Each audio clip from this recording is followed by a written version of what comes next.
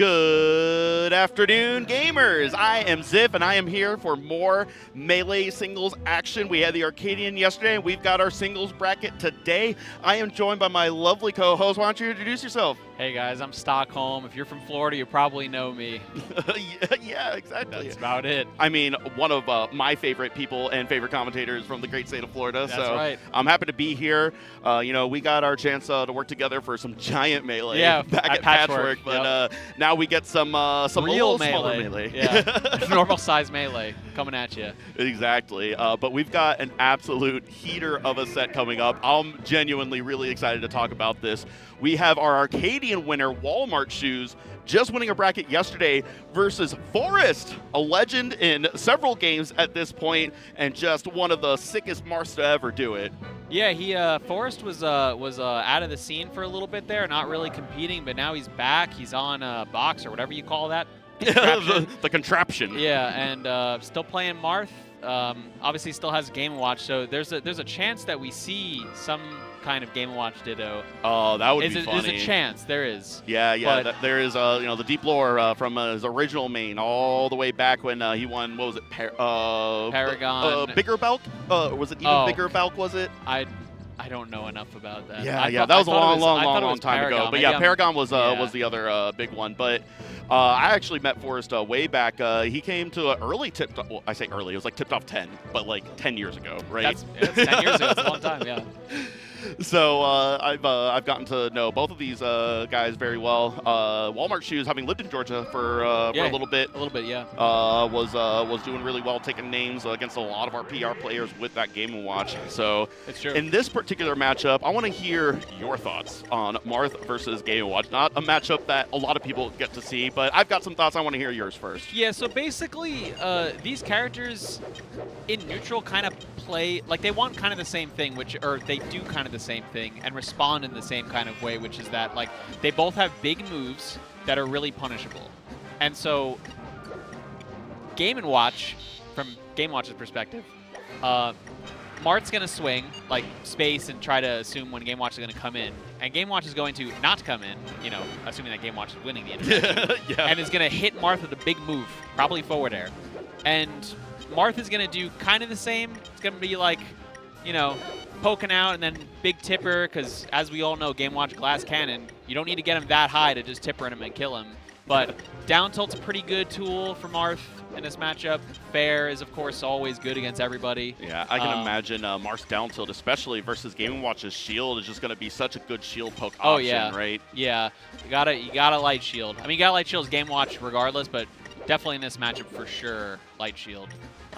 Yeah, which also it just sucks still. Like, even though you do cover more of your body and it does compensate for some of the weaknesses of your shield, there are trade-offs for doing light shield. You end up in so much more shield stun from these different attacks. But we are going to go into our first match here, and I think you're absolutely right. I do think it's a lot about big spacing, disjointed hitboxes that, if they mess up the spacing, are very unsafe for both sides, right? It's true. The problem is that Marth is better at that game plan in almost every aspect.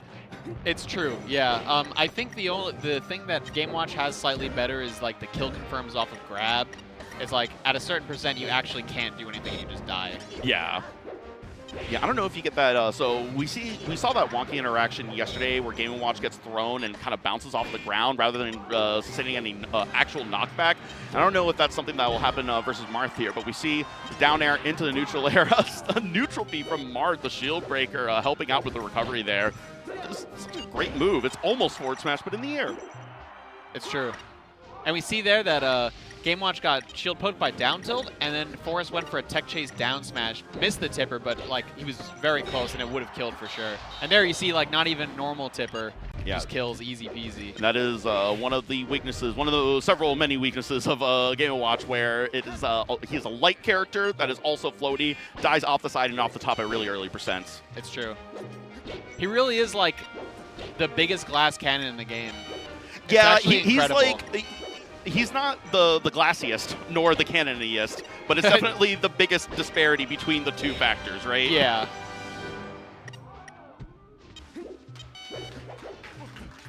Oh. Yeah, you got to be careful about that. One DI incorrectly on those Marth throws and you're cooked. That doesn't work. Yeah. That just doesn't work. That only works if Walmart Shoes miss spaces. Yeah, but I mean, right now we're 2 minutes in, and in this edge guard situation, this matchup is looking pretty even. Forrest went a little too low on that recovery, rubbing their hands a little bit, trying to warm up. Yeah, I was definitely feeling the cold in the venue yesterday. Yeah, it has been, the air conditioning has been putting in good work, because it's still like relatively warm and humid here in Florida. It was raining a lot before, but that down tilt edge guard going to do the trick. A little bit of a trade there. Not good enough for Walmart Shoes to make it back 2 stocks apiece. Yeah, went a little too high that time.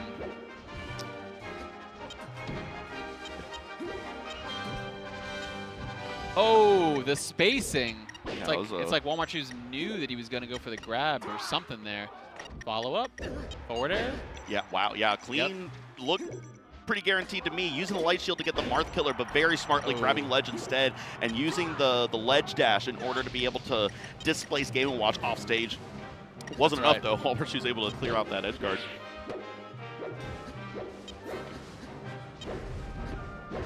Yeah, you gotta be very careful here. Tipper will kill you. Oh, wow. Barely missed the grab, but a jab grab is going to do it. Now another edge guard situation. Wasn't able to grab ledge in time. Smartly going for the quick up B on Mark's recovery. Forrest did.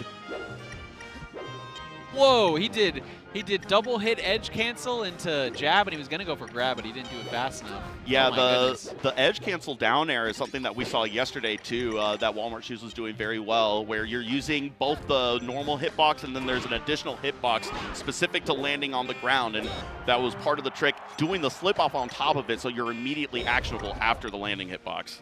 Yep. Yeah, he does that to me a lot. Walmart Shoes and I play a lot. I didn't mention that at all. So I know him well. I know his habits and this character, unfortunately. Boy, beautiful spacing on that recovery, and that's going to do it. Yeah. That is just, I don't know if there's... That's the difference. Yeah. That's the difference that I was talking about. That's how Game & Watch wins this matchup. It's like, yeah, the neutral might be a little bit harder. Yeah, maybe the edge guarding's like whatever, but the guarantee kill off of the grab at like reasonable percent, like manageable percent, is like, that's what Game & Watch needs to get to. Yeah, Game & Watch can definitely explode at very early percents, but to your point, it's not a setup that is like easy to initiate and is like guaranteed like that. Exactly. Mark generally has to make a read or two before that happens. You got to get a mix-up or a DI read. mix-up, something like tech that. Chase. Okay, so Walmart Shoes thinking that Forrest is going to go low because he had been going low every single time there. That time, Walmart Shoes not DIing correctly, and then that's how the tipper happens, which is basically what we were talking about 2 seconds ago. Yeah, and that's a kill on Game & Watch at like 50% sometimes, Pretty right? much, yeah. I mean, look at that. I mean, he's in a terrible spot, and he barely got hit. Yeah, again with the high recoveries, having to go for the high recoveries now that Martha's able to grab ledge. Still in this edge guard situation, but barely got that forward air out in a beautiful sweet spot. That's got to be such a... It's like a trust fall where you're in the magnifying glass. You can't really like accurately space it. You just have to trust like the timing and the vibes of that. You know that you've done this recovery 8,000 times, right? Oh yeah, absolutely. I don't hit those. Yeah. Yeah. It's a nasty, nasty forward smash tipper. Oh yeah.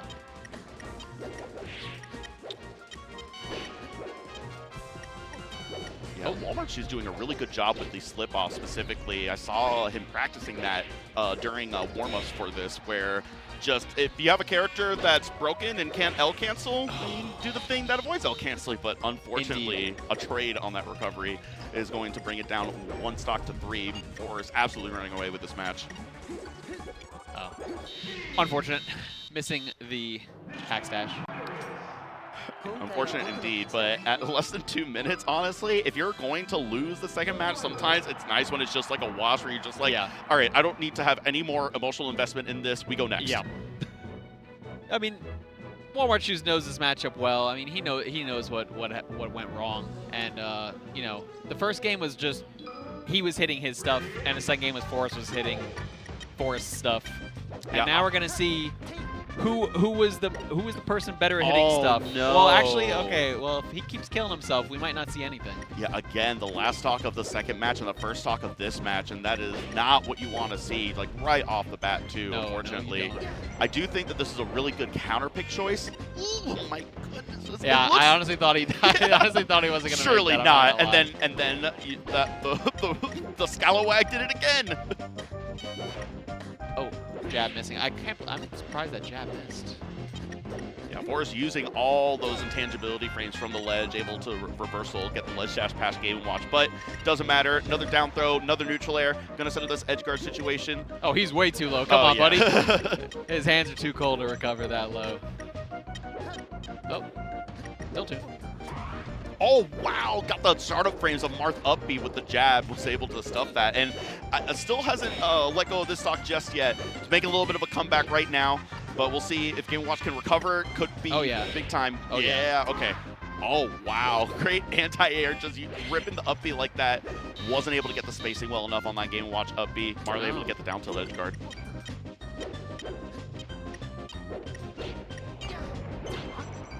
Yeah. No. Oh, he just killed himself. Oh, again. No, again. Yeah, this is unfortunate. It's just been SD after SD for Walmart Shoes, and we'll see if Walmart Shoes can make some sort of crazy comeback here. I mean, to that point, we talked about the guaranteed kill confirms. Going for a back throw instead, trying to set up early edge guards. I think that's the right choice. You have to make plays right now. You have to, yeah. He doesn't want to go back to neutral. He just wants it to be over fast. Can't risk it. Yeah. Yep. Okay. That was good. We see those big swings when they're not spaced well can end up getting punished real easily on shield like that. Yep. Yeah. Oh, wow. I'm surprised that hit so high. Oh, Game & Watch shield coming in clutch. Yeah, that would have been crazy, but able to get that down air edge guard. 92%. It's still not a great look for Walmart Shoes, and certainly not during this edge guard situation. But we will see. We will see Forrest take it 2-1 over Walmart Shoes. Unfortunately, a couple of unfortunate SDs on that final match there was going to seal the deal, and Forrest able to take it away. Looking a little sad that it went like that, but you know. I mean, yeah. I mean, nobody wants that. Nobody wants to. But I certainly, a guy like me, I'm happy to be moving on in the bracket.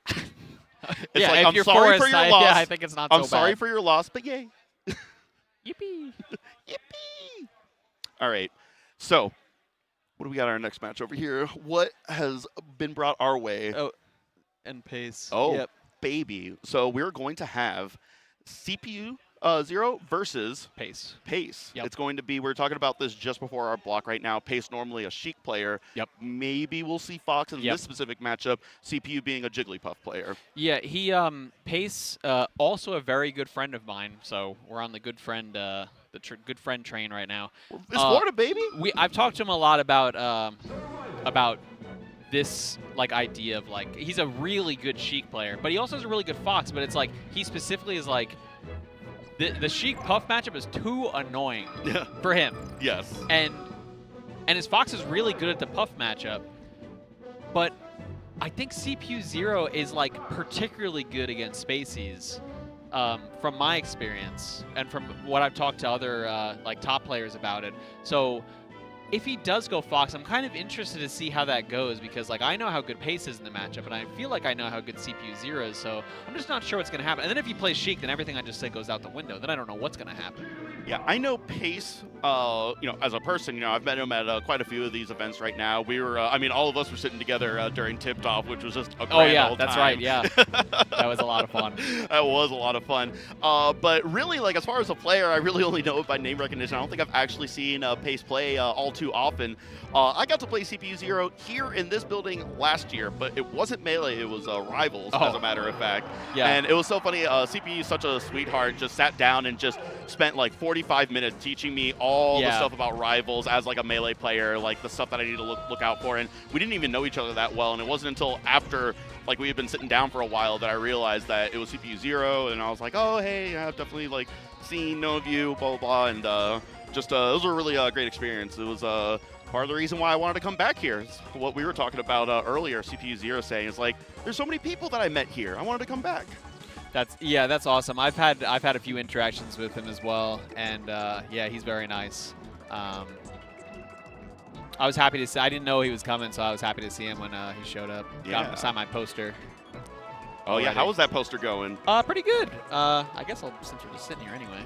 Yeah, actually, you know, the match hasn't started just yet. You know, production they're moving stuff around. Ohan's showing up. It's Ohan's a whole over there. ordeal now. Why don't we bring it back over to production? We can show off this beautiful poster here. Why don't you Yeah, this is so this is like my thing. I do this at like every event. Oh, it's not focusing. I don't know. I have to bring it closer. Yeah, all right, that's better. So I do this for like every event that I go to, and I get a bunch of people to sign it. I mean, like HBox, Moki, Don't Test Me's on here. I specifically asked him to sign as Don't Test Me. Yeah, Ziff is on there. I got a bunch of people to sign, but this is like my thing. I frame these and hang them up, and it's just like my way of kind of remembering my experience at the tournament, who was there, and it's like a fun, like people can sign however they want. It's just like a fun little. You know, I would encourage anyone that's watching at home right now that has any plans on going to an event that has Stockholm, please make it a point to sign that poster. I think it's the coolest idea of creating memories and doing something cool that like memories, community. You know, that's just and wall decorations. And wall decorations too, exactly. My wall looks really cool where all these posters are. There's so many cool designs and stuff. Yeah, all different artists and stuff. Yeah, it's great. I love it. It's so cool. You know, on the first one, I was like, yeah, this is cool. And then I'm on like number 10 or 11. I'm like, oh, I'm like the poster guy now. Yeah, I mean, that's a great bit to have, honestly. Yeah, it is. That's like, everybody likes the poster guy. And now like higher level players and top players and stuff, when they see me, they're like, oh, you got it? I was like, yeah, I got it. What do you mean? Of course I got it. Anyway, so we are seeing the Fox from Pace. The thing I wasn't sure that was going to happen, but he is doing it, which is awesome. Very cool. Yeah. Oh, wow. It's dead puff time. Yeah, that was a very aggressive rest option there, and didn't pan out for CPU Zero. Pace able to take that first stock, and the Fox looking clean so far. Yeah, CPU Zero known for his crazy, never before seen rest setups. That was almost one, but he missed. Yeah. Oh god, that forward smash is. That forward smash is barely weaker than rest. It doesn't make any sense. I hate it. That forward smash needs to be on Kirby. Yeah, probably. I mean, like that would be nice. Swapped around, yeah, Kirby's F smash like. is bad. Yeah, it's because 64 or whatever. Sakurai nerfed. Yeah, paying for the sins of Smash 64. Up throw into a tech chase. Oh. Missed the tech, and CPU Zero reacted almost immediately. But an up smash on that left platform, 76% gonna do it. 2 stocks apiece. Pace has talked to me a lot about he's like, this matchup is so easy because Puff is only good in these kind of ways. If you just avoid these kind of things and do these things at the right time, like you kind of just own Puff. And so I don't know if he's doing, oh man, that's the same setup as before. I think it's going to be a dead Puff still though. Oh, barely. Yeah. And I don't think that might have been the last frame of charge that you could have gotten away with before Puff could have cut the shield, but an up air just in raw neutral is going to do it. 1 stock apiece, a minute and a half in. Yeah, CPU Zero playing with fire, jumping over Fox like that, and Pace, oh boy. Yo, we live in one amazing DI right on center stage. Oh my god. Yeah, he air dodged and still made it back. I've never seen Pace, someone more. No! I thought it was going to happen again. I thought it was part 3. We saw a horrible timeline for a moment. Oh no, again, just missing all of these techs right now, and somehow hasn't been punished for it. 95%, Puff at 0%, but still very, very, very scary for both players right now. Oh wow, great slip off, great recovery, great ledge dash. Oh wow, nice. Okay. That was. I really don't think Pace played that too bad. It was just the rest. It was really, really good gameplay from Pace, and then every missed tech was a stock. Yep. Except for that last stock where he got away with murder, but wasn't able to get it done there. Yeah, FD, that makes sense if that's where we're going. Yeah, this is going to be a best of 3, I believe, still. So Dreamland likely the stage that is banned here. We're going to go to Pokemon Stadium, which is also a very good choice versus Puff. Still a very low ceiling. All the transformations are to your benefit, except you could say grass transformation is kind of good for Puff because of the weird grass traction, right? Makes rollout actually really fast and hard to react to, but that's kind of memes, right? But we see an up throw rest right at the center there. and Oh, just trying to figure out. Input. Yeah. Oh, this Up could be air. the kill though. Yep. Yeah. Yeah. Okay, nice. That was good. Took a little bit of time to try to figure out which punishment to go with, but ended up picking the correct choice. Yeah, it looked like he was going for up smash, but he full hopped, so I imagine he just like hit the stick at the wrong time or something.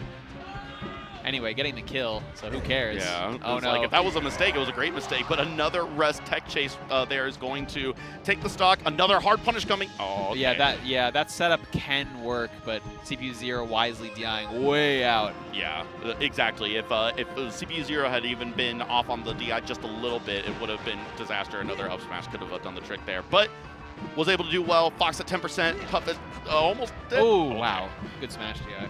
Yeah. Oh wow. But CPU Zero flying above pace again. Not a care in the world. Dying for it again. Yeah, you don't see raw up air like that a lot in neutral, but Pace is just so willing and so quickly letting that rip. Yeah, he's just recognizing it like instantly. All right, I would just. Oh, okay, never mind.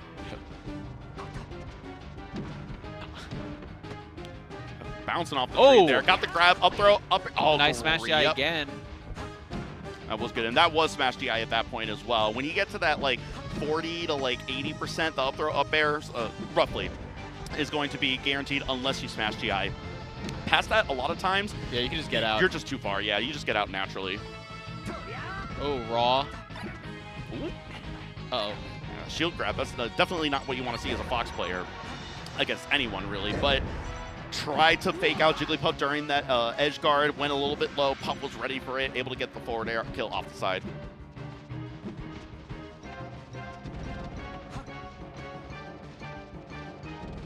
Okay, Pace just waiting for his time to shine, and by that I mean up smash, and there it is. It's like you can see the future. Yeah. It was so great. I mean, it looked great. CPU Zero was slowly encroaching on Fox's territory. You saw Fox's dash dance slowly move to the right as he was doing that neutral and just rip that up smash at the perfect time. Now Puff at 60%. Pace is on the verge of taking this to a game 3. It's close. It's close. Oh, that's it. No. Yeah. Wow, man, he's too good at that. Great tech chases, and I think that may be it. But yeah, it's supposed to be, unless this is to get out of pools. But yeah, I this don't could think be it the is. next round, but we want to.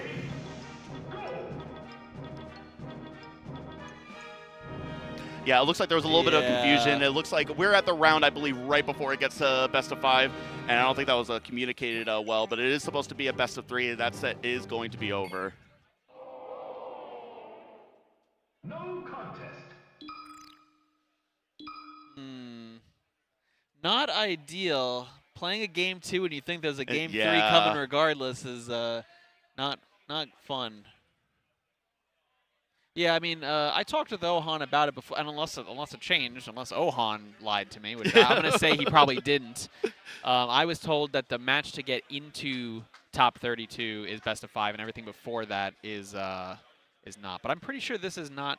This is like the first round of the pool. Yeah. Pretty sure. Maybe there is a buy in there. Maybe there is some sort of maybe, miscommunication. But you know, it's certainly something that has happened before.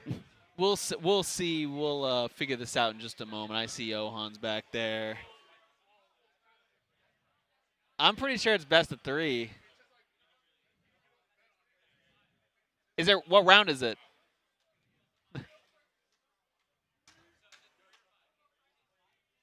Oh. It's a best of 5. It is a we're best still, of 5. We're still going. Yeah, we're in it, we're baby. Still we got going. more melee going. Surely this won't affect Everyone either is breathing player. a little sigh of relief right there. I think we're all happy with that outcome. Okay, I mean, cool. It would have been fine if it would have been a best of 3 if we had known beforehand, right? Yeah. So, like, certainly in this situation where, oh, man. Yeah, best of 5. We are in a best of 5 territory right now. CPU Zero up 2 matches to 0. We're going back to Pokemon Stadium, and it is time for Pace to lock TF in. And that's not how it starts, unfortunately. But we'll see. This punish got a really hard punish right now. Looked like he was going to cook another hard punish there, but unfortunately was able to get another tech chase rest. Man, he's just hitting all of those. Yeah, it's just so automatic. Oh, okay. Or at least we get that. At least we get that rest punish. All right. That's a tough one. We're back in it. He's just airing at him. Menacingly. Oh, my. Oh, you're dead. Oh, boy. Yeah. That's unfortunate. That might have been a real momentum killer there, and that is unfortunate. But we will see. I mean, hey, this is an explosive matchup, right? So we could really see things just turn around in an instant. We saw on that first stock, it was 64% to up airs. Puff died, right? It's true.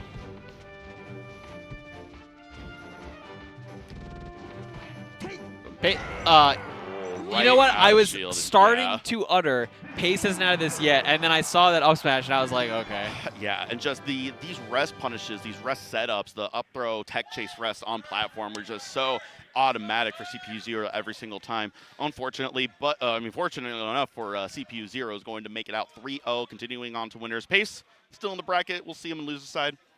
Unfortunate for my friend, but fortunate for My CPU. condolences. It's fine. It's fine. It's fine. No, it was a good set. It was that's just how it goes. CPU Zero showing that he's got the Still tech got the chase sauce. rest on lock, or yeah, he's still got it for sure. It was good stuff. I'm happy that Pace went Fox. I think that was good. That was, yeah, probably. I mean, I don't know how the Sheik would have done, and I haven't seen Pace play Sheik in that matchup. And I certainly don't think that it's a super doomer matchup like a lot of Sheik mains will tell you, Sheik versus Puff. But certainly not a great matchup for Sheik, and Fox is objectively the better choice. Oh yeah, it's just I think Pace is, and I agree with them. It's not like that Sheik Puff is like particularly bad. It's like bad, but not super bad. It's just annoying. Yes. It's like you're like better in neutral slightly, but then if you make one mistake, you just kind of die. You just kind of like get up air and boom, you're dead. Yeah, we got Moki and Forrest coming up. Ooh, that's probably going to be a best of 5 as well. We are on to that next round.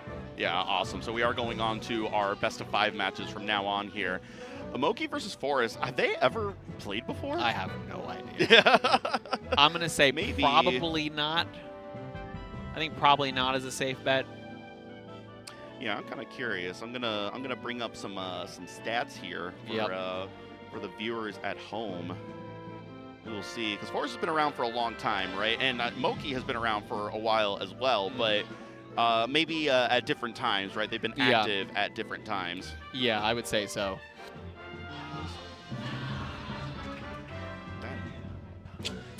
You're notable, baby. Look at you under notable wins.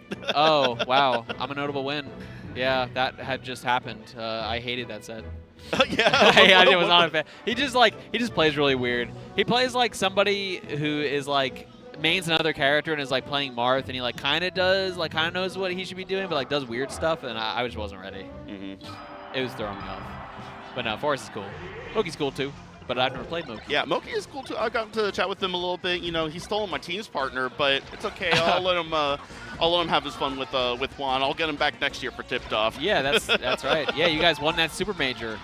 We That's did. Right, yeah. We did. But he's gone on to win three majors with Moki at this point. Now, you guys would have won those too. I mean, come on.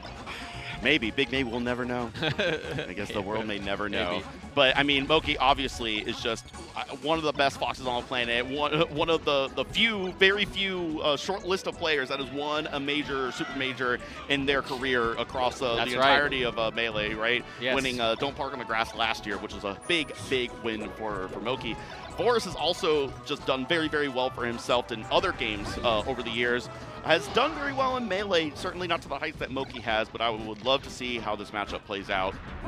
Yeah, at CFFO, we had an unexpected, I think Forrest 3-0'd, I could be wrong about that number, but 3-0'd Panda, who was one of the top seeds of the event, and that kind of changed the whole landscape of the whole tournament. Yeah, and that is on there. That is one of the wins that I see there. He's beaten Panda a couple of times, as a matter of fact. Has a set win over None, and a couple of other really big names up on here. So, and a bunch for Scrudo as well. Yeah, certainly no slouch. We'll just see how cold his fingers are this set, and then see how that plays into the Marth stuff. Yeah. How do you feel about the Fox Marth matchup? Is it truly the 6-4 Marth favor? Nah, I don't think so. I think Fox players just kind of like sucked back in the day. I think like the punish is like way easier for Marth to do. like, sure. But it's like, neutral's still hard. And Fox has all the tools to compete. He's got the speed. He's got the gimps. He's got the combo game.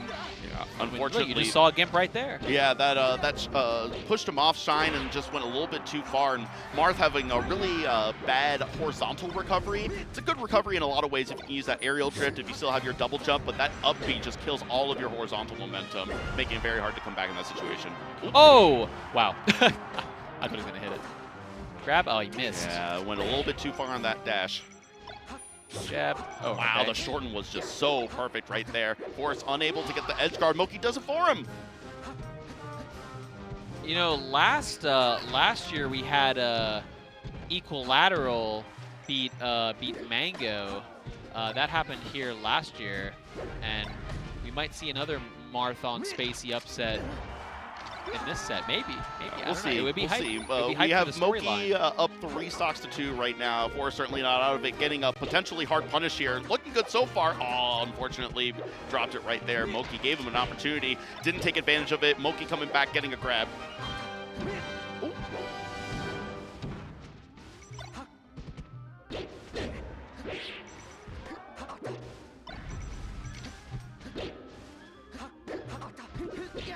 What the heck are we talking about? What the heck? See, that's what I'm talking about. It's like, how do I be ready for that when I play this guy? You gotta be ready. It sounds like a It's U in the problem. game. Oh, It's in the my game. God, Oh, the he's first dead. hit of the side B. Yeah, that's it. Just dead. completely turned that around. You see Moki lean forward a little bit, trying to get Whoa. back in it, but Forrest just throwing themselves I off thought stage. I don't know what he's doing out there. So I do feel like Forrest is playing pretty decent. Like, he's getting his little thing. Oh, get us something. Oh, he did it. Wow, that was perfect. Oh my That God. was crazy. And now all of a sudden a complete turnaround. Forrest is up 2 stocks to 1. Moki down the last stock on game 1. Both of them smiling at that really unique interaction. Yeah, that was a unique interaction is an understatement. Yeah. Last stock. This is already pretty tense despite being game 1 right now. Oh, that was so tricky. Oh, wait, I don't understand. It doesn't make sense, Zip. Oh no, he's off stage. Okay. Big damage coming. Yeah, this is tough. Yeah. Still hasn't been able to get a double jump, but still was able to make it back. Big punish though, 70% on Oh Marth. my God. Oh, wait, he could die. Side B. What? What is happening? What is this edge guard? What? Oh, he got that's it. Oh my yeah, God. that's gonna do it. Forrest up 1-0 Wow. versus Moki. Forrest looks a little bit surprised with Holy. himself. I mean, thank like, I you, did Panda, that? for all the practice, you know, taking that first game. Oh my goodness.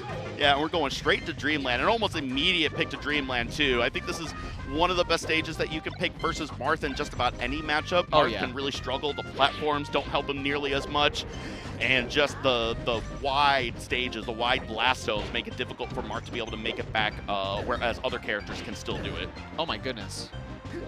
Looking like a Twitter. Oh, counter? Yeah, Yeah. the angle didn't matter. And Oh my God, the reverse. That was freaky. that was hot. That was freaky, That was Ziv. hot. Missed the tech chase on the top platform and crouch canceled the Fox forward smash. I don't know how he came up with that option in that situation, but ended up working out. What an air dodge. Oh, he's dead. Oh, he's not dead. Oh, he's dead. Okay. I was right the first time. I should have left it at that. Believe in yourself. No, it was pretty good. Pretty good for both players. Yeah, this down smash has been doing really well. I just don't get it. I've never seen a Marth do it, man. Oh, Forrest no. is just a different animal. Oh, Mars down smash is really good. It's like 5 frames of startup. It's really, Really? fast. Yeah, No it's way. almost as fast as Peach's down smash. The front hit, right? The problem is that the behind hit takes a Oh, lot okay. longer to Okay, come out. I can believe that. That front hit though comes out real fast. Okay. Oh, Oh he just boy. killed himself. Yeah, just went Yeah. off stage. All and right. Moki looking down, trying to figure out what's going on. Got to collect himself. Got to get back into this match. No way. Oh, wow. Yeah, that was such a smart Wow. idea from Forrest and an even smarter recovery from Moki.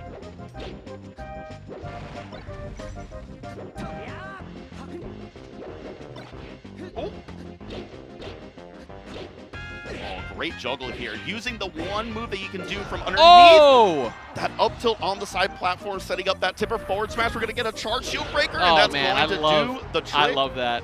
That's going to be, I I mean, love that. Forrest on the verge of going up 2-0 versus Moki right now. One of the best foxes in the world. A major winner. A major winner. I'm hearing noises and I don't know what they are. Is that an airplane? What is going on? We're not by the airport. We're at a beach. We're at the beach. We're at the beach. So one of those little Cessna planes, the ones that fly the advertisements with the big Maybe. old banner in the back. Yeah. Yeah, and the banner says, "Let's go, Forrest." Let's go, Forrest. We got a chain grab. Well, we had a chain grab up Oh! on that top platform, but a good tech chase here. Oh, he's And dead. down there. No, got an edge guard here. Able to get Okay. the ledge tech, Insane. but still punishing right now. Got Fox off stage. Beautiful recovery. The sweet spot double jump with Fox. Forrest is so good at this matchup. Oh my god. Oh, no. I had no idea. Oh, he's Yeah, dead. oh, the reverse. I thought he was gonna go for like some down smash. So Type scary stuff. right now. Oh, something? Oh, Yeah, good DI on that yeah, up air. really good. Crucial. Oh, great jab to keep Fox off of Marth right there. And that. Count. Oh, yeah, I've never the super, seen that before. That's crazy. the super duper duper angle. Oh, the crouch cancel still not doing it. Able to sidestep. This is unbelievable. This is marthritis Oh, boy. to a large extreme here. Oh, choice counter right now. Still able to get the. Oh, what do you get off of Yeah, that? the Nothing. you can't combo right now. Yeah, you just got to down throw and hope no. that it works. Again, got the forward throw, trying to set up this edge guard. Oh, was that wait. a little too low though? No. Oh, but he's it's got just it. Like, yeah, just hold Wow. on to a ledge. What an Holy. incredible comeback by Moki. It was looking dire for a moment there, and Forrest just wasn't able to close it out. To your point, one of the most intense cases of arthritis Yeah. I've ever seen. I mean, that was an entire stock comeback. No, I mean, Moki was at like 160 for what felt like an hour. Yeah. But we're going to go to our game 3 right now. It is 1-1, and Forrest maybe was looking for that clean, easy 2-0. Moki not going to give it up that easy. Almost getting Battlefielded right now, somehow able to make it back. Yeah, I almost wonder if the end of that game could potentially have frazzled him at all. Forrest, that is. Oh, because Moki's starting off hot. Yeah, I think this game it three. might be a combination of things. It might be Forrest a little bit rattled, and Moki turned on the jets right now. Yeah. Okay, tech chase. Missing his jump there. Falling off the platform too early. Yeah. Oh, yeah. Wow. Twitter combo. Somebody clipped that. Yep. I've seen Moki post like 100 clips just like that. Yeah. Single hit up air into, up tilt. That I'm weak Moki. up air was just so ready for that. Shield drop up air, though, is going to get Fox up and off the stage right now. Forrest still working this edge guard. Barely missed the forward smash tipper. Yeah, that one's tricky because the forward smash has a hitbox on the top of it, and Moki just barely avoiding it. But Forrest getting the kill anyway, so I feel like job's done. 1 degree behind Marth's forward smash, though. You will like avoid it. It's Oh, like yeah. directly above Marth. Exactly. Oh, yeah. And a lot of things that were working in that first match and the first half of that second match have now stopped working all of a sudden, and Moki has just locked in on all these different things that Forrest is doing right now. Oh, no edge cancel. Would have been insane. Yeah. Oh, great fastball in order to grab ledge there really quickly by Forrest. Okay. Okay, yeah. Grab ledge, do this edge guard. No, gonna go for a little juggle off the top here. And Oh! yeah, okay. Love those. 2 stocks to 1, but this is definitely one of those matchups where you could just get one hard punish, kill Fox at 75%, and Down be throw, right down back tilt. at it. But right now, Moki absolutely cooking right now on the left side, and that's probably going to do it. Yeah. You just grab ledge, and that's going to be it. Moki takes it up 2-1. Moki up on Forrest. Yep. There is at least one more game ahead of us. At least one. It's true. Going straight back to Battlefield, too.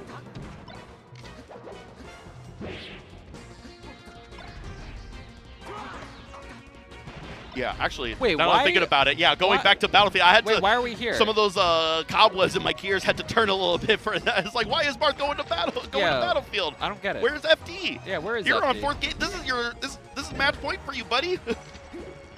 Oh, And man. we see a shine way out there, Yeah. and Moki at only 13% and is just completely taken over this set.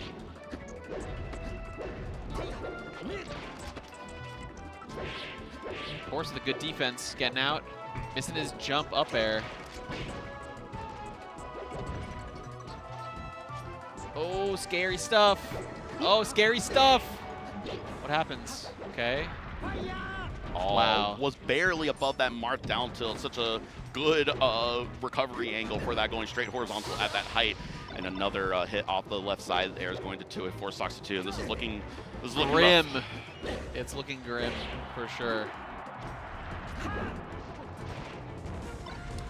Oh, got knocked down because ended up getting displaced backwards off the Oh, platform. no. We see it again. If you get pushed off a platform like that and you're facing backwards, you go into tumble. You have to either eat the hard knockdown or tech. Oki not getting the short in that time. Oh, man.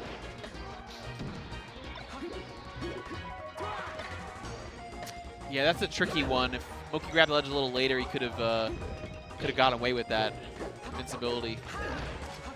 Uh-oh, going for the tech chase on the top platform. Wasn't able to turn around for that. Ripped all 3, well, not all 3, but ripped 3 hits of the Mars side B, and that was able to help out, but not good enough. Moki's still keeping his absolute pedal to the metal. Oh, yeah. Oki just not letting Forrest get basically anything this game. I don't know what that grab was, Yeah, but it was great. That was kind of crazy. Oh, scary Uh-oh. stuff. Down tilt? No? Yeah, just so automatic with those double jump sweet spots. You really have to be good at that with Fox and Falco for that matter. Indeed. Oh, no. Hold on. Oh. Oh, that's. Oh, wow. Weak kick? Okay. Okay. Yeah, able to get the grab there. And Oh, the down finally. smash, you see that? Finally. Yeah. That's a good down smash. It's strong. I mean, Yeah. you see, killing Fox off the top of 133. Not everyone can do that. Oh, you're dead. Yeah. Unfortunate. That's going to be it. Moki takes it 3-1 over Forrest. And a set that went, it was if you would have looked at this and saw 3-1, like Moki over Forrest, you would have been like, oh, Forrest got a game. That's cool. That does not tell the story Yeah. of this set. What a That- silly set. That easily could have been game 5. Easily. No, absolutely. But, arthritis moment. What are you going to do? It was a arthritis moment. And Yeah, it did that's kind of tough. take the wind out of Forrest's sails Yeah. there. Moki just figured it out. He was just playing so good. He just wasn't letting Forrest get anything. I mean, that's the difference, Brutal. right? That's the difference between a really, really good player and the best players, right? Absolutely. Magi versus Mono. That's going to be Okay. a fun match. I know, you know, Mono a little bit disappointed with his performance yesterday in the Arcadian. Is going to try to make it happen where it counts here today in Melee singles bracket, right? I was a part of that disappointment. It's okay. I apologize to Okay. Mono. It's tough out there. You have to beat a Game & Watch. Game Watch is hard, yeah, it's true. How am I expected to do all this? No, that's a lot. Yeah. It is a lot. No, genuinely. I mean, Game & Watch, it's scary, right? Because it's like, it's not just, man, I don't want to lose. It's like, I don't want to lose, and I also don't want to lose to this 2D character right now. Yeah, for how much people on Reddit like to talk about Game Watch being bad, man, he sure did win a tournament yesterday. How about that? Shout out How Walmart about Shoes. that? But we are going to have Mono, who was in the Arcadian yesterday. Magi, who is definitely not allowed anywhere near an Arcadian. Definitely not. She's been at the top level for quite some time now. Oh, yeah. And we're going to see her Falco go up against Mono's Yoshi. This is definitely a matchup that we have seen a lot of. Magi had a match with Amsa, was it? At Tipped Off? Am I remembering that correctly? Yeah, she did.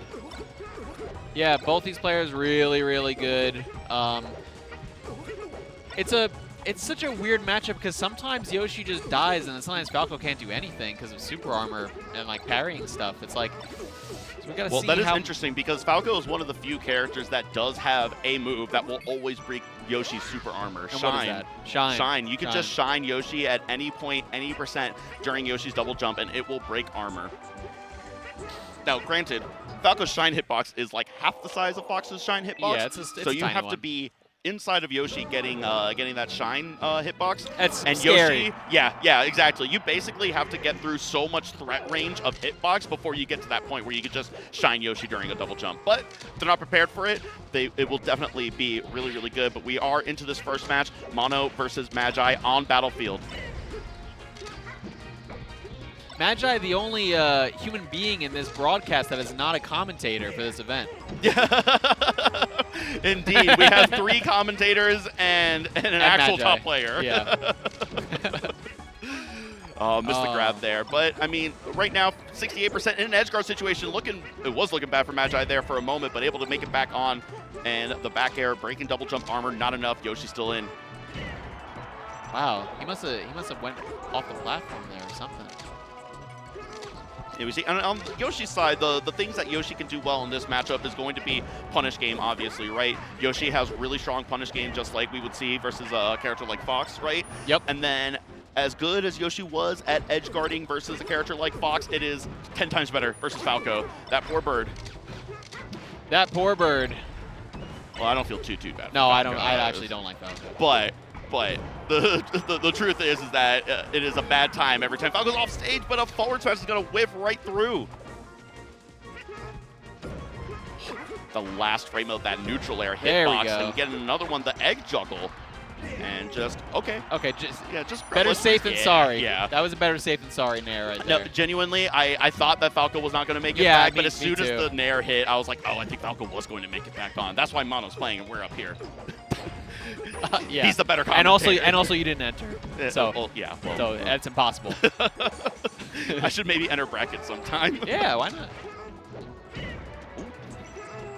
Back air, Yoshi off stage. Oh! Complete reversal. Yeah, he did that to me too yesterday. Yeah. How does it feel, Magi? I don't know what it is about that Yoshi forward air, but it's just, you see it coming, you know that you want to do something against it, and you just flub the meteor cancel or whatever. But now Falco off stage, I don't know how Magi lost the jump there. Yeah. I think she got like down tilted or jabbed or whatever, and then like she didn't think that was gonna happen, so she went to normal jump, but then she ended up double jumping, and then she got hit by down tilt or down smash, and then she didn't have a jump. It must have been something like that. It was so fast. Yeah, but I mean, Yoshi on the verge of saying, oh, beautiful parry right there. Getting the knockdown with down tilt, that's so strong. Yoshi's down tilt fixed knockback does not scale with percent, but has a very high base knockback to compensate. Mono trying to come back with the nair to fight back, but then Magi just eating that with a back air. Jab, jab, jab, jab, and all these parries, all this pressure on shield right now. Falco took a little bit to get out of that situation, but now Yoshi really bringing on the heat, trying to get this Falco off stage.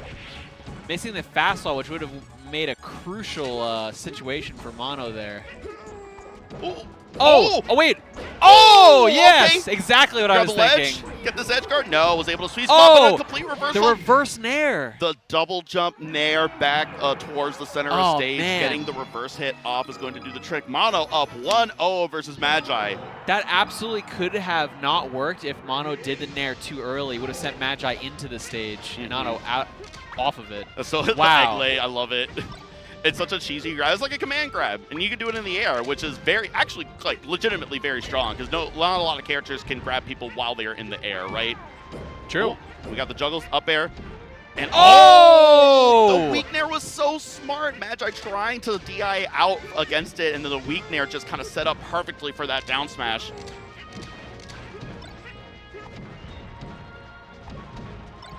Eating that.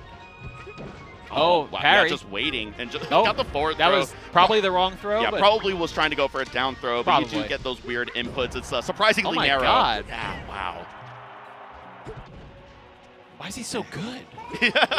Oh, wow, the little stall in the air with the down B was able to grab ledge in that situation, but a well-spaced back air for Magi is going to take out that stock.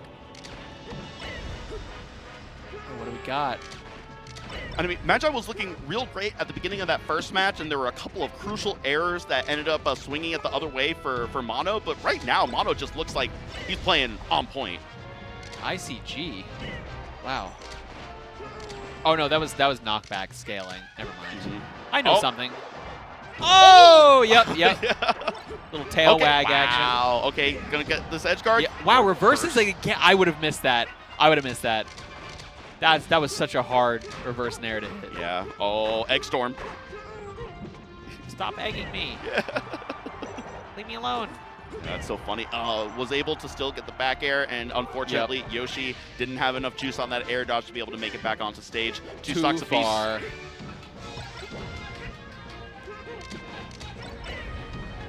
We saw right there the double shine. The first one broke the super armor, and the second one actually applied the knockback for Yoshi. He almost got away with that. Oh! Home run contest! So much 100%. That was the home run contest, genuinely, though. Yeah. Shout out to Typo HRC. True. Oh, what do we got? Ooh, okay. Oh, no back air. Oh, maybe was trying to go for a short hop forward air, got the full hop instead, but yeah. Unfortunately, Magi was able to get this back air, and that's probably going to be it. Oh, yeah. Yup. Not much Yoshi can do in that position, recovery-wise. Trying to get the roll forward in. tilt popping Falco up, but Magi, she was ready for that DI. DI way out for it. Ooh. Oh, what do we got? Wow, okay. Yeah, and then, yep, that's going to be it. One stock apiece. I don't know if she had the opportunity to detect that in air. She might have went directly over the stage. I'm not sure. It looked like it. Yeah. Oh, no, he misses the F tilt.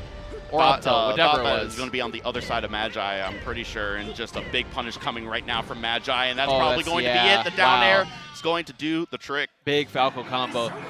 Now, Mono's a guy who I have found to be somebody who loves platforms, and considering that was both FD, the one without platforms, and Magi's counter pick, he did really good on that stage. Yeah, no kidding. And like to your point, I mean, Yoshi is a character that can certainly take some advantages of a stage like FD where you get some really hard up air juggles and whatnot, but Yoshi absolutely prefers to have platforms. Your shield is just so strong on platform between shield dropping, parries, and the light shield and everything else.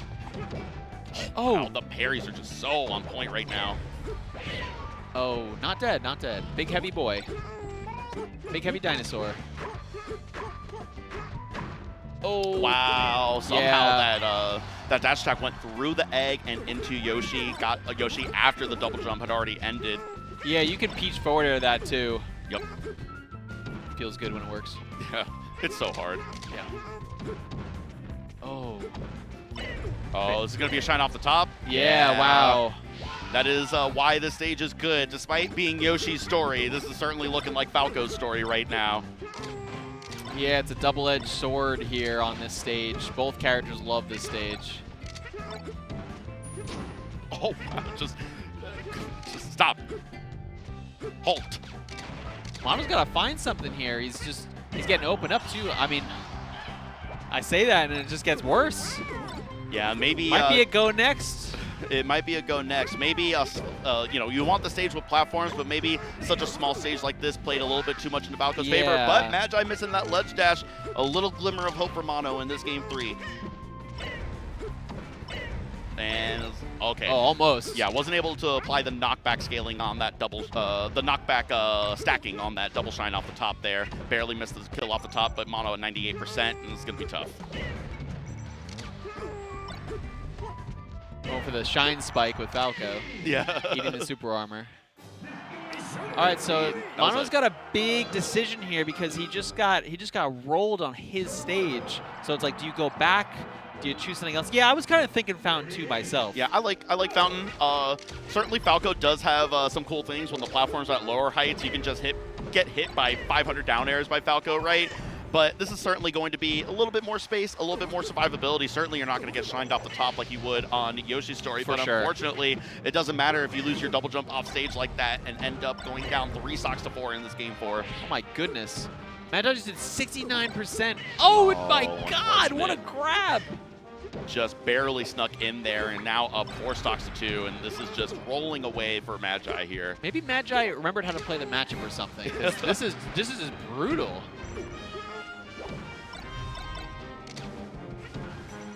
Oh, that's a big one. That's a big one. All right, so 3 stocks to 4. Still not out of it yet. Can still get some hard punishes. And we certainly saw in that first match, Magi was looking real good then too, but a couple of crucial errors was able to bring Mono back into it. Oh, that was could have been bad. That could have been one of those crucial errors. Yes. From downtown. Oh. Okay. Yep, combo time. What do we got?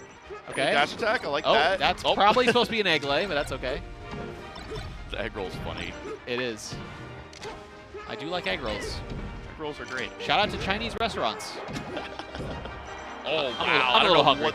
I'll say. I don't know what that UNC neutral area is, but able to get Falco off, but at 89% on the last stock. Mono's got to make something big happen. Oh, was that the down air? It was the down air. Beautiful. Wait, did that Phantom? Oh, the forward air Phantoms. Dang, that's crazy. Unfortunate. That's going to be 3-1 for Magi over Mono. A valiant effort after looking real good that game one, making a little bit of a comeback after a couple of flubs by Magi, able to capitalize on it. Unfortunately, that game two was so close, but just not good enough for Mono. And then Yoshi's story just ended up biting him in the rear there. Yeah, it was like Magi read a bunch of notes between game 2 and 3. It's like, oh yeah, this is how you beat Yoshi really bad. It's and tough. then It's, she's just playing insane. It was we were talking crazy. about this at Supernova, trying to play against Rat Monster. You have to like download the antivirus definitions, but for like the Yoshi, like Luigi, like matchup, right? Yeah, it's true. Ooh, so up next we are going to have Lowercase Hero versus Gatsu. Yep. Why don't you tell us a little bit about Gatsu, So- Lowercase Hero, and this matchup? Yeah, so Gatsu, long-time Orlando Falcon. Long time. Very patient, is a rectangle user, has been for some time now. Very patient, very smart. He kind of just, from my, how I look at Gatsu is archetypically, he's the kind of Falcon who, he's not going to do super crazy stuff like a lot of our Falcons. Like Salt will do crazy stuff, None will do crazy stuff. Gatsu will do the smart stuff, and when he hits you, like, you will die. It's from that 20GX kind of style of that philosophy. That's exactly that it goes back to that some in the chat may be familiar with. And so it's going to be a lot of patience. It's going to be a lot of he should hit you, and he's going to tech chase you, and you're going to die. That's like kind of the vibe with somebody like Gatsu. Optimized Captain Falcon play, and that's exactly what I was thinking, is that he is, I mean, genuinely, he is one of the original faces of the 20GX movement. Yep. It was the Orlando Falcons. It was Wizzy, Gatsu, and Gravy. Yep. Those were the three. And it's so funny because you talk about Gatsu being a patient player, and it reminds me of my favorite Smash tweet of all time is Gatsu posting, "I'm not stomping on platform. I'm not stomping on top platform. I'm meditating." Yeah. Gatsu's had some pretty fire tweets. I love that. It's just such a great way to put doing something like that, right? That's how I feel when I'm peaching. I'm down smashing on platform, right? I'm meditating. I'm meditating. No, when I'm down smashing on platform, I'm saying, please, please, please, please, please. Please, just this once. Please, I'm doing a mix-up. I'm not spamming it, I swear. I promise. I'm doing this on purpose, all right? This is actually Galaxy Brain. You're just... Yeah. You just couldn't comprehend. Oh, Whoa! just stopping right off stage there. I don't know what Gatsu was doing, but Lowercase Hero is going to get the shine real early. I mean, it happens. I mean, sometimes you just jump off stage and kill yourself. I mean, what are you going to do, right? Sometimes Falcon is the projectile, right?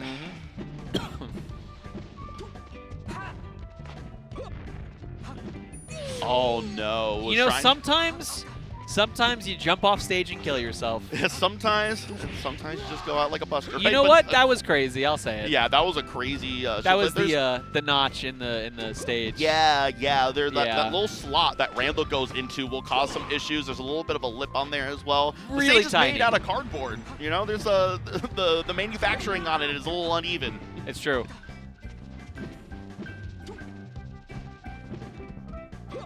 Oh, he had it. He had the read. He knew.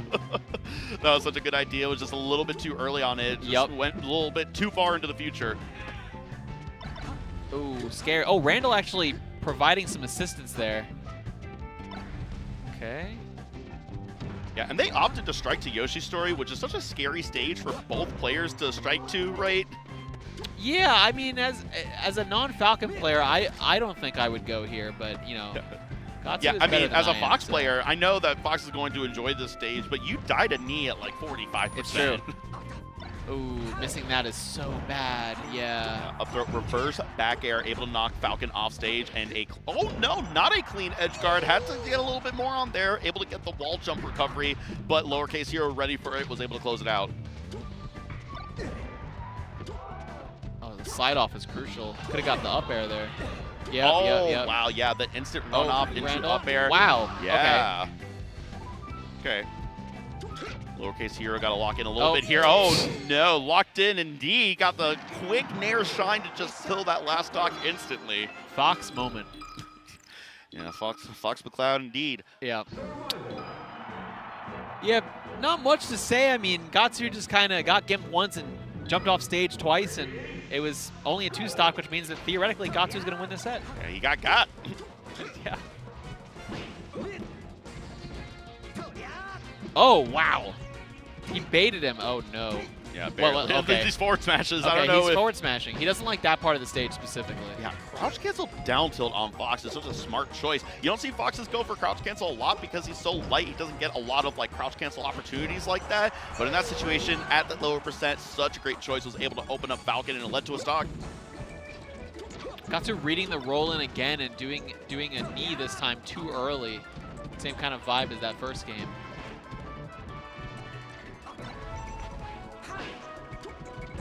Lowercase Hero really just kind of hitting his punishes better than Gatsu, I would say, so far this set. What do you got, Gatsu? It's a tricky spot. Yeah, went for the double jab, trying to set up a shine off stage, but Gatsu was able to DI in, able to grab the ledge.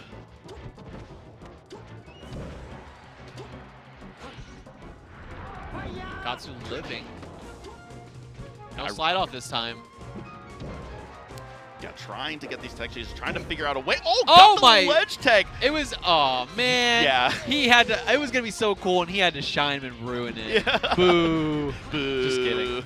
Nah, I actually, I was actually just thinking about it. I love that shirt that Lowercase Hero is wearing right now. It's a cool so one. Cool. Yeah. The wave dash and Fox. Ota. Wow, I can't believe that grab worked. Oh, how did that not work? I don't know. What the heck? Yep, Oh, jab. yep. Back air and then Grab ledge. Yep. I've seen that one before.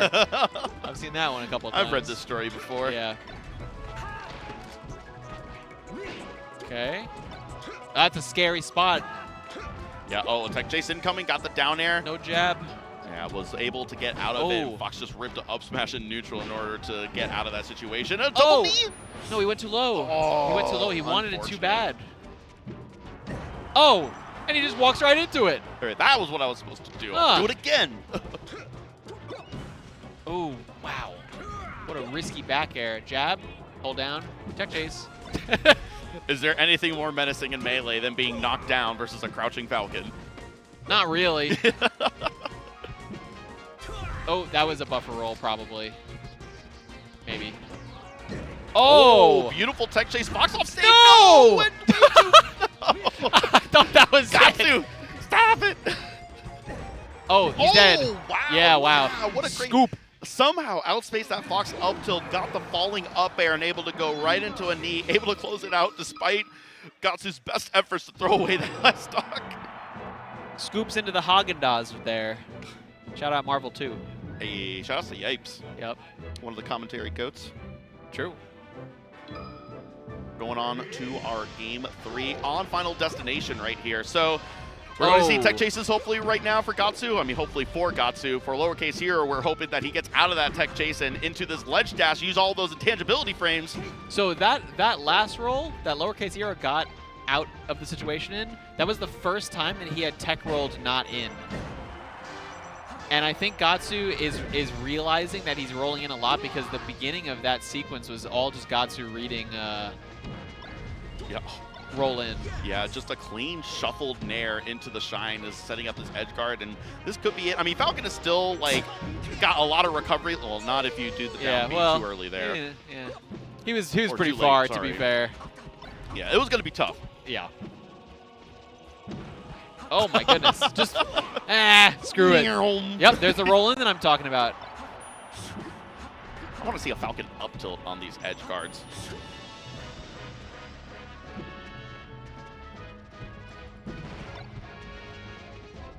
A lot of empty short hops here, trying to bait some sort of reaction out of Lowercase Hero, I think. Lowercase Hero holding in there, which is why that knee worked. Wonder what he was trying to do. Oh, Gatsu jumped. Oh, these guys jumped back. It's unfortunate because a lot of the time the DI to do versus the thing like down throw or up air is the exact opposite of how you want to DI a knee and vice versa, right? So you're not always going to be ready for the correct DI. You're not always reacting, right? A lot of times you are hedging your bets on a likely option for your DI. Oh, wow. Just completely stuffed that approach. Was so ready for the knee, and lowercase hero just ripping off up tilt.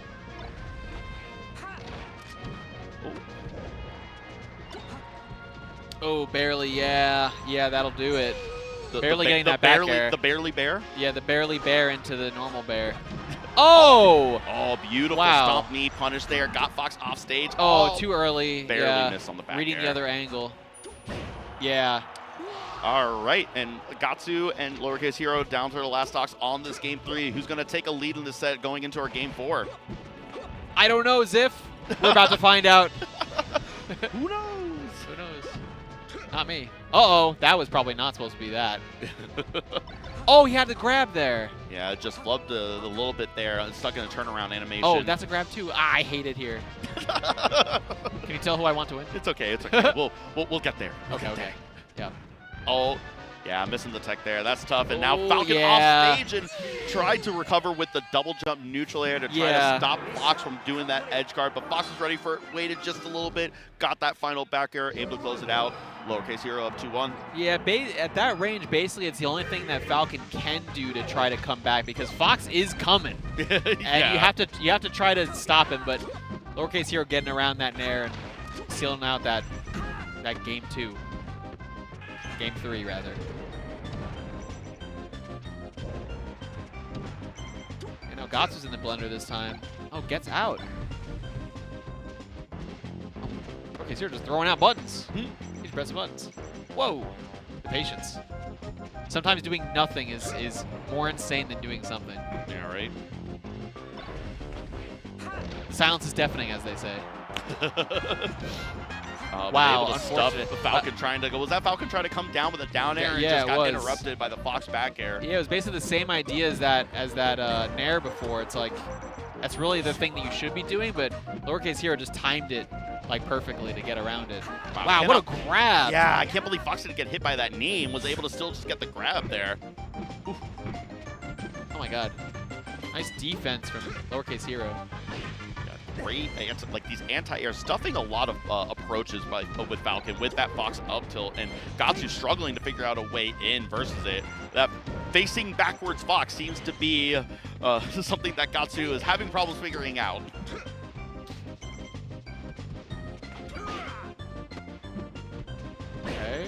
Okay. Oh, barely. That's a kill. Yeah, oh, a beautiful run off. And that's hard too, because getting that up air, It's scary. you know, you don't want to get the tab jump or anything like that. Gatsu playing on Fox, I suppose that's less of a concern. Yes, probably. Hard to mistype that. Yep. So lowercase hero still looking relatively in control, and Gatsu looking a little tough. I don't know if I don't think that forward smash was on purpose anyway. No, probably buffer roll again. Yeah. I would have to imagine. Oh yeah, you can do that. You can hold shield and use the C stick to Yep. get frame perfect rolls. Yep.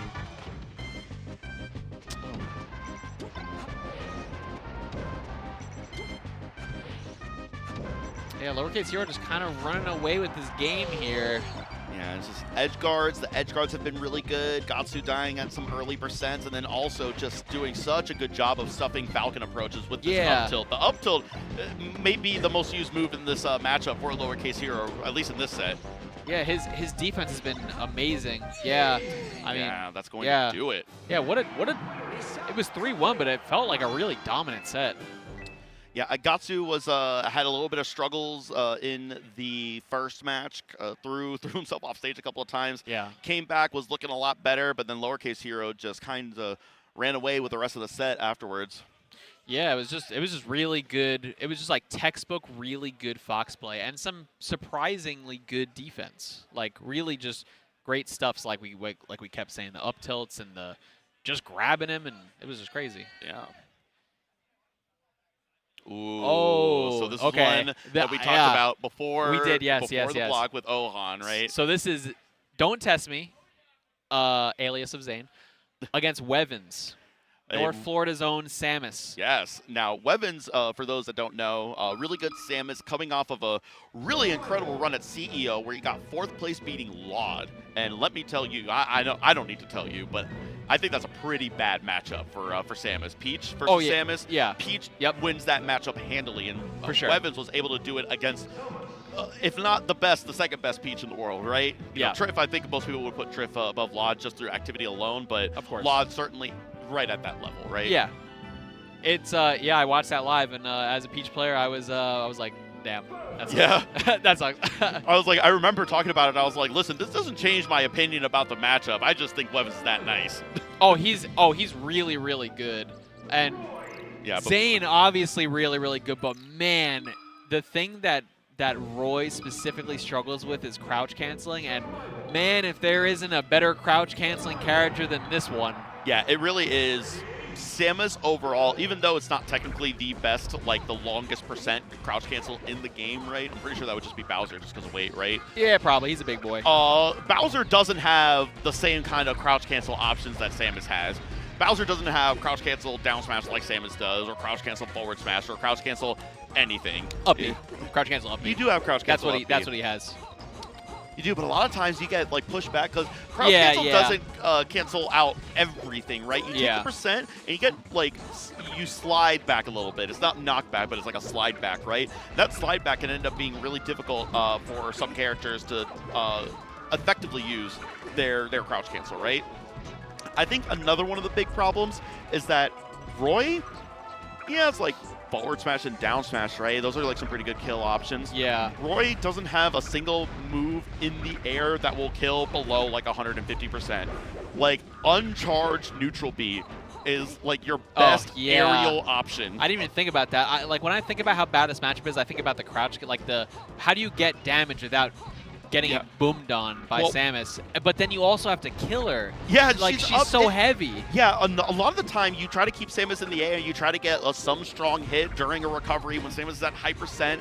You know, Peach is like getting Samus to like 160% and killing with strong neutral air. That's not even an option for Roy. Roy wishes that he could kill at 160% with an aerial. I actually don't even know what he does to like kill Samus. It has to be besides like, get her to 250%. Yeah, in the air, it's that. You can do neutral B, like I said. Neutral B can sometimes, if you charge it for like a little bit, you get it like towards the edge of the stage, you can get away with something like that. Yeah. But other than that, like you kind of have to let Samus get back onto stage and go for things like down smash and forward smash, right? Yep. Starting FD, interesting.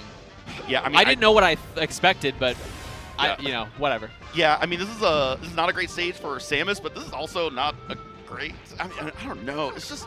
I don't know anything. I don't know. I mean, I know Roy well enough. I know his tools, but I can't say that I know the minutia of this specific matchup right now. We see the crouch cancel from Roy actually versus Samus doing really well there, and a trade with the neutral air, and that's the trades may look like, oh, Roy is doing something, but trades are always going to benefit Samus. Much better recovery, much heavier. Yep, it's true.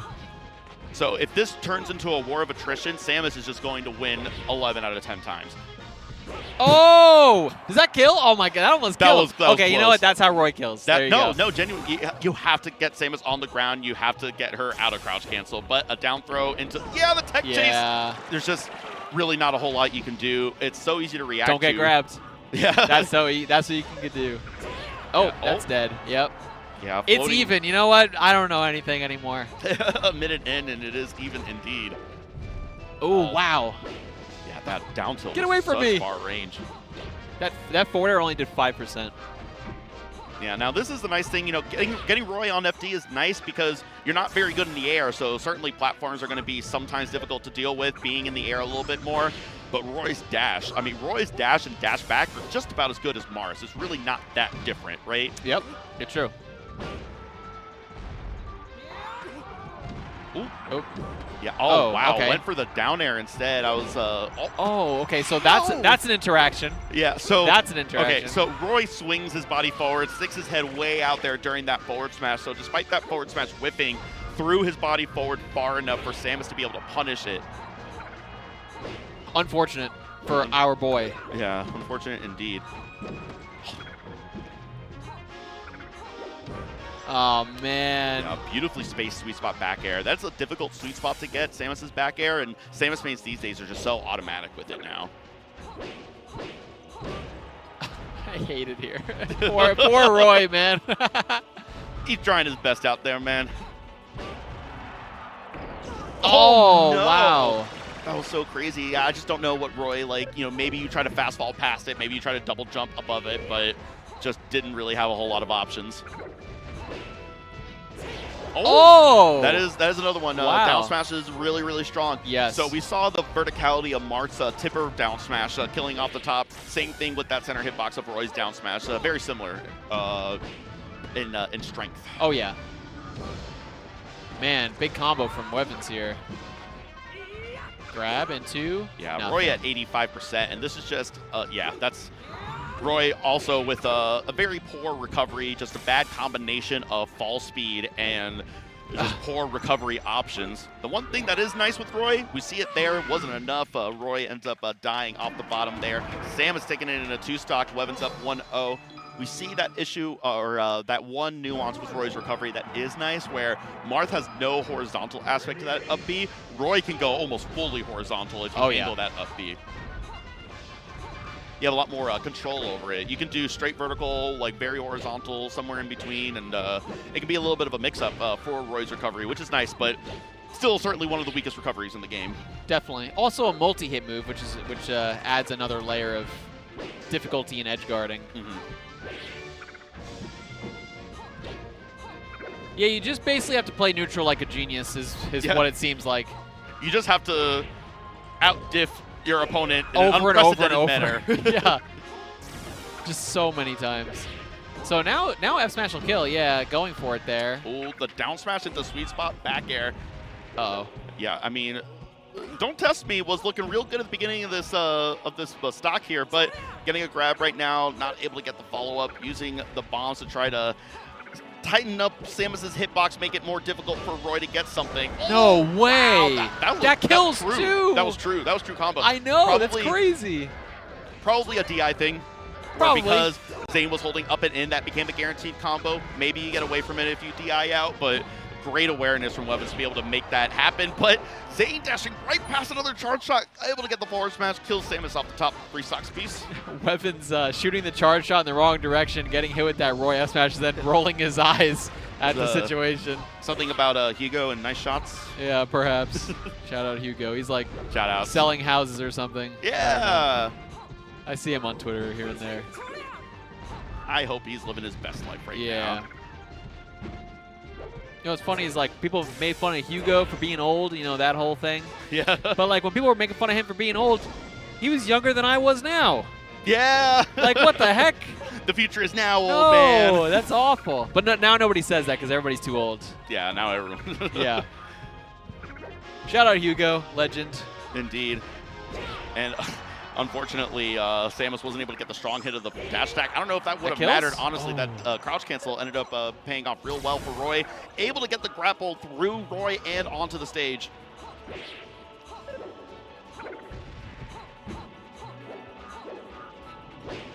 Oh my god, that's so scary. Samus crouch canceling that at 100 billion%. Yeah, now one genuine kill option, I forgot to mention this. Yep. This is something that you can do. Up throw. Up throw will end up killing off the top at like 180, something like that. You see, that's what he's going for right now. Oh! Yeah, that is exactly. I didn't think that it killed that early. I knew that was the thing, but I didn't think it was that early. Yeah, so Marth is at 200% or something like that, right? Roy a little bit stronger on that up throw, able to get that kill off the top. That is a genuine I didn't actually kill know that. option. That's awesome. Good for Roy. Yeah, he has something. Yippee. Yeah, it kills at 160. Actually, to be honest, that's pretty good because Peach's F throw kills everybody on the side of the stage at 155. Yeah. So that's like... It's about the same, It's about the same, so what do I know? Thing is that you can really mess up Peach forward throw DI and die at like 100. That's true. That's true. And that's not something that happens with Roy. Yeah, you're right. Ooh, that back air could have led to charge shot. Yeah, trying to let this rip. You saw the trying to figure out a way to get this stock here. I mean, Don't Test Me has been in control of this second match here for pretty much the entire time.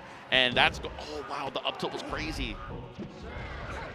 It's a really good move, just really strong. A lot of disjoint on that hitbox. That is something with Samus in a lot of moves that Samus has, is a lot of disjoint.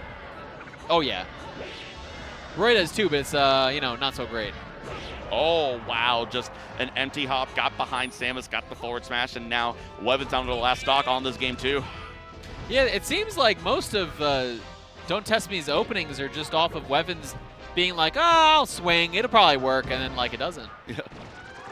Yeah, we see one of the tools that Roy is using very effectively versus Samus. Every time Samus is trying to hang back and shoot missiles, Roy just faces away and uses shield, and it makes that power shield that much easier because it allows the missile to travel that much closer to your body, but somehow that charge shot missed. And the F smash too. Noodle time. Ooh, okay, yeah. Yeah, it does that. The Roy aerials all hit like pool noodles, right? They sure do. Oh, running them down. Yeah, just absolutely not letting Weavins breathe right now. Trying to find some sort of opening. Okay, we finally got a trade right there. Clanked with the Okay, missile. that's never been seen before in this game. Oh. Okay, yeah. Okay, Noodle? Yeah. Uh-oh. Oh, boy. And that charge shot is online right now, so It sure every is. single hit like that pops Roy up is very spooky. Oh, no. Down throw, going to be a tech chase maybe? Oh, tried to get a hard read and just completely flubbed it. Oh! Oh, God. The humanity. Okay. Noodle? We see it just Samus goes nowhere. Is that like Yeah. 144% against Roy's forward air? Oh, ooh. So scary. Both of them, like a down smash is probably going to kill, right? Yeah, pretty much. With bad DI, Roy will definitely die to down smash for sure. Oh, big missile. The missile recovery. Jump scare missile. So scary. Getting so close, but a that's shield it. poke, that's a bad DI, and just grab the ledge, and that's going to do it. Weavins somehow managing to clutch that match out, going up 2-0 versus Zane's Roy. Mr. Don't Test Me himself. Are we going back to the, we're going back to the right flat back to one. FD. This has got to be Roy's best stage. Like guess we were so. talking about, those platforms, putting Roy in the air, having to force more aerial combat is just not a good look for Roy. So keeping it on the ground, using that really strong dash dance that Roy has is going to be as helpful as you can be for this matchup. Oh, nice. Yeah, Whoa, did that kill? Oh, nah. Would have been nice. Good DI. Good DI by Weavins.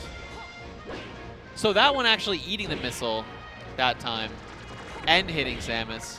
I just don't get it. See, that one not doing that, so I guess it was the weak hitbox that time before. Yep. Yeah, oh, wrong way. Probably wanted the reverse there. Oh, down throw is going to be a neutral. Oh. Smash. Okay. Okay. Probably, probably not that. A little bit too low, wasn't able to get the automatic sweet spot, had to wait a little bit to set up that grapple tether wall jump, but another forward smash, 166%, Samus is dead.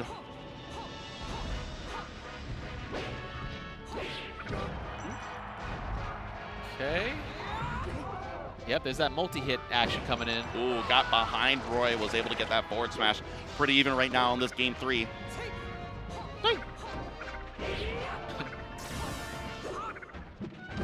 Oh, man, Samus down smash moment. Oh, wow! Beautiful down there. Wasn't ready for the meteor cancel. And Zane, a little bit disappointed looking in that player cam. Has to come back, try to get these 3 stocks here, bring it to a game 4. Oh, not too soon, Zane. Too soon. Oh, Oh, wow. Big Yeah, down tilt again. Again, speaking of disjoint, that one is completely disjointed, almost. Zane has called out every single one of these dash attacks. Well, he called that one out, but he missed. Yeah. I'm still correct. Oh, he's dead. Wow. Yeah, just This is that bad. recovery. The recovery is tough to deal with. And again, a forward smash at almost that exact same percent, just barely not enough to be able to get the kill. But that time? yeah. That time. Yeah, all right. Okay. So Samus's charge shot is pretty weak all the way up until the full charge, right? You know, like Samus's, or not Samus, DK's giant punch. You know, it's actually pretty strong on like the second to last like part of the charge, right? Yep. Samus's charge shot is not like that at all. We saw it right there. Roy just able to crouch cancel it, easy. Uh-oh. Oh boy, yeah, down it. air into charge shot is going to do the trick, and Weavins takes it 3-0 over Don't Test Me. Just a matchup that was a little bit too difficult to overcome. Yeah, when I was talking to Zane about this, his projected run or yesterday, he was like, man, I got to play this really good Ganon into Wevins into Hungry Box. And he's like, well, why am I the least scared of Hungry Box out of all those? I was like, dude, I don't blame you. Like, somehow Puff is easier than Ganondorf oh my and God. Samus. Yeah, actually. Like, how awful. In that specific matchup, yeah. And, you wouldn't think Ganondorf, but Ganondorf just, like, Roy just, like, can't exist in the vicinity. It's the same thing as that matchup. Samus and Ganon just hit so hard, and they're both heavy characters. So, yeah, the nice thing with Ganondorf, at least, is that Ganondorf is going to be on the ground a lot more, but, oh my God, forward air. I just don't know what you do against Ganondorf forward airs, Roy. You space it and you bait it out and you grab it. You cry. Yeah, you cry. That too. Spark versus Prof. Okay. So this will be Prof, both another one of my very good friends, coming back to the good friend angle. Yes. I've known him for forever. He is a Marth Sheik player, and typically he only plays Marth against Spaceys, and for some reason, I don't understand why, Sheik. And so he plays Sheik versus everybody else, but plays Marth versus Sheik, which is a thing that I wouldn't fit. Like, if I was in his position, I wouldn't be doing that. I would just play the Sheik Ditto and just, whatever. Yeah. But he likes it for whatever reason. I haven't talked to him specifically about why, but that's what he does. So probably that's what we're going to see is Marth Sheik in that respect. Interesting. So, yeah, I like that. So Prof is a South Florida player that came up after I had left South Florida. We were talking about that before, before this block, how the two of us being combined. Yes. Yeah. Basically account for all history of South Florida, but in the form of two peach mains. Two peach mains, yeah. Two peach mains, yes. I was in South Florida for a number of years, like about 5 years, starting around 2004. And this is my come up. This is when I started maining Peach after like 6 other mains over the course of 2 years, and I started going to my locals and getting involved with Smash boards and writing guides on game facts.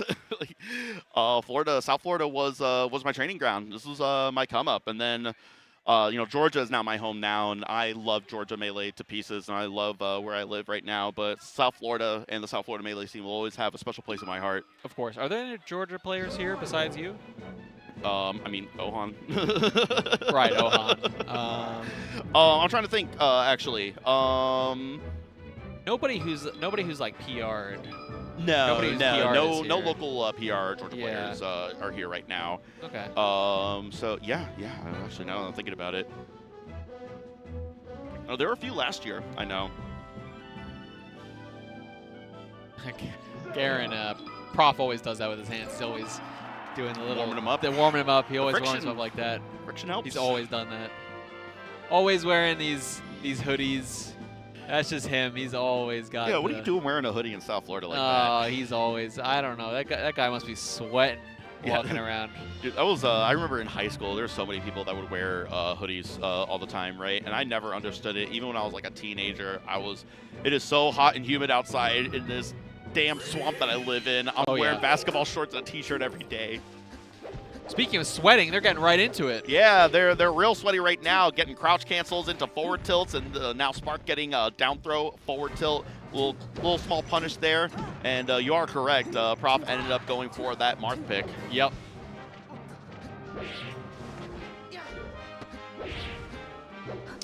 I haven't watched Prof play this matchup a tremendous amount. I just know that he does. So I don't know exactly what to expect. I do know that he is good at this matchup, but I don't know how to like archetype him. Tell me your thoughts on this specific matchup. So because I know for the longest time, way back in the day, this was like considered the Sheik counter pick versus Marth, right? Like you pick Sheik versus Marth, Sheik does well in the matchup. And then I think for a little bit, it was a little bit more nuanced. It's like, no, Marth is really good. You have up air juggles, and you can outspace Sheik, punish recovery, blah, blah. And then I feel like we've gotten to the other end of the bell curve where people are just like, nah, Sheik just kind of low-key counters Marth. You just grab and tilt him, right? Yeah, I think that it's kind of one of those matchups where it's like, Marth can win by doing a lot of, Marth can, beat a Sheik player by doing, X, Y, and Z things. Oh, he just killed himself. Yeah, just unable to get that recovery. So one of the ways that you do that is by waiting for the Sheik player to kill themselves. That's a good strategy for Marth to employ. that does help. But no, it's like one of those things where, it's hard, but Marth has the tools to like win neutral and like yada yada yada. But the punish game is way favored, I would say, as a Sheik player. I think it's way favored on Sheik's side. Like, it's easier to execute, basically. But Marth still has a really good neutral, so that's kind of like the difference is that I would say, like, Marth's neutral's a little bit better, but Sheik's punish game is easier. I think Sheik has, like, the upper hand a little bit. Not, like, tremendously, but yeah. Yeah, exactly. You It's can not get a chump tremendous checked. advantage, but it is low-key an advantage. It is, yeah. And you can get chump checked really hard if you are a Marth player who doesn't know the matchup. And Yes. I think when those times happen, it's easy to be like, oh man, Sheik just destroys Marth. Yeah, it certainly feels like even though the matchup is like not that bad, like at worst like 55-45, right? The Marth is forced to play so much more precise, but we see 2 precise down airs there, able to close out that stock. Yeah, that was awesome. On the first downer, I'm not sure if Spark dropped his shield at the last moment, or if Prof just hit that really low shield pokey kind of down air. It was awesome. Yeah, but we see another Ledge Hog there was able to get that 3rd stock away from Prof, and we saw that I want to say a stock or 2 ago, where just these early Ledge Hog kills are paying big dividends for Spark. Yeah, this is the kind of situation where Marth gets his money also is the edge guard. It's just like Marth's so good at pushing somebody back off stage over and over again, and Sheik's recovery not the best, so if you force her onto the stage, she just gets boomed.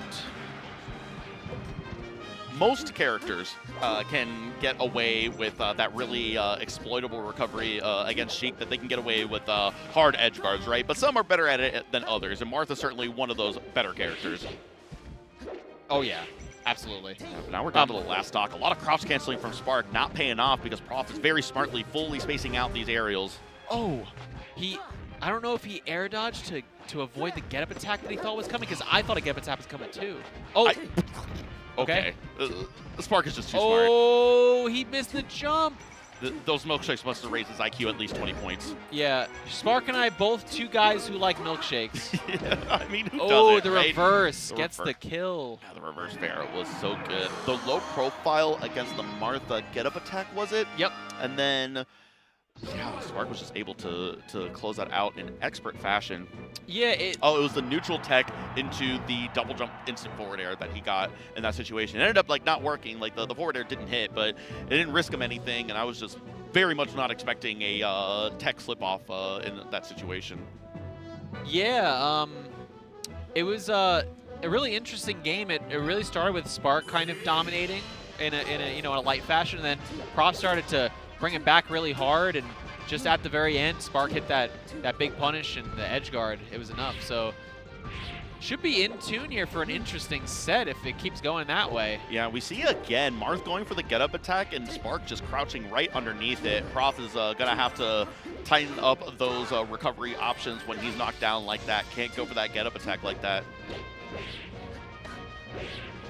Ooh, wow, just barely got the juggle, barely got the backwards hit of that up tilt at a low percent too. Still continuing this edge guard. Oh no. Okay, so Prof randomly goes behind him. It works, misses the punish, and then Spark randomly grabs and gets a grab behind him, Yes. and it works. Just, what a weird sequence.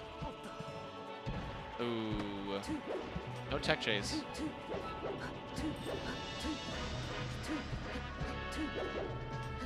Spark just looking for a poke here. Prof doing the same thing. Yeah, beautifully spaced forward airs by Prof. If you're not going to do Oh, anything, yeah. I'll come to you. No problem.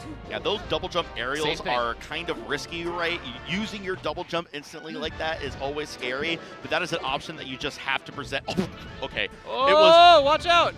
It was dash, crouch, canceling the dash into jab, and did it again, twice in a row.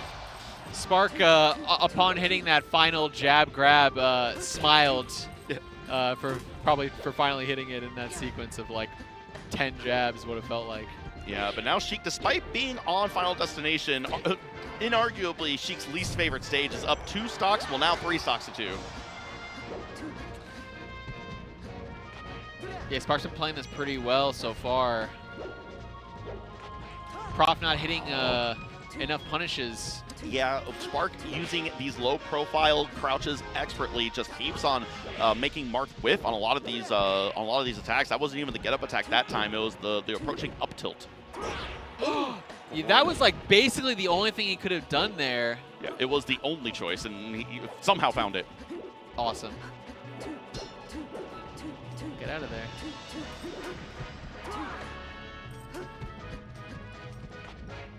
Okay.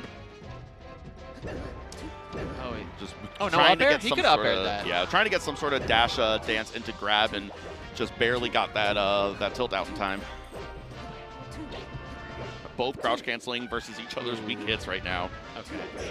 Oh, Spark. Can't be missing those. Okay. Oh, big up Anti-air tilt. still alive somehow. Holy. Oh, Okay. yeah. For a moment. He's like, you got it, you got it. Oh. And came right back down, and I got it. Prop just standing there for no reason. I don't know what he was waiting for. Ooh. Wow, what a crazy punish. 64% already. Now going to cook an edge guard. Oh! Got the Onslaught tech. Spark was ready for it. On the verge of closing this out. Wow. Yeah. That was a clean last stock. 0 to death. Just absolutely cooked on that last stock. Spark now up 2-0 after winning on Final Destination as Sheik versus North. I think you don't go back. I agree. I don't agree. know, but I don't know where you go instead. What was the first stage? Doesn't matter what the first stage was. Go to Battlefield. And you're going to Yoshi. Sorry, close enough. It's got 3 platforms. This is what I was actually thinking, but it's just like so scary. Just like exploding off the side, but Marth better at doing that than Sheik, I suppose. Okay, not getting the reverse there. Letting Prof live for a moment. Okay, nice, yep. Ready for the up tilt, eating it and getting turned around on purpose.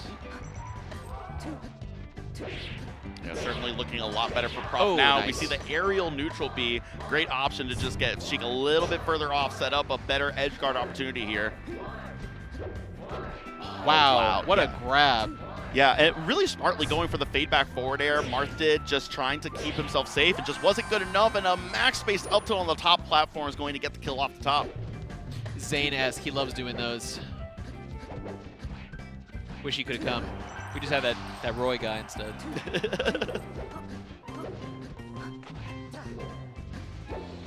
Anyway, looking a little bit better for Prof on this stage. Yeah, absolutely. Yoshi's story ended up paying off really well. I think that was part of the issue. Spark has been living to some pretty high percent, so trying to get some early kills here, especially against a character like Marth. We've seen the Marthritis strike.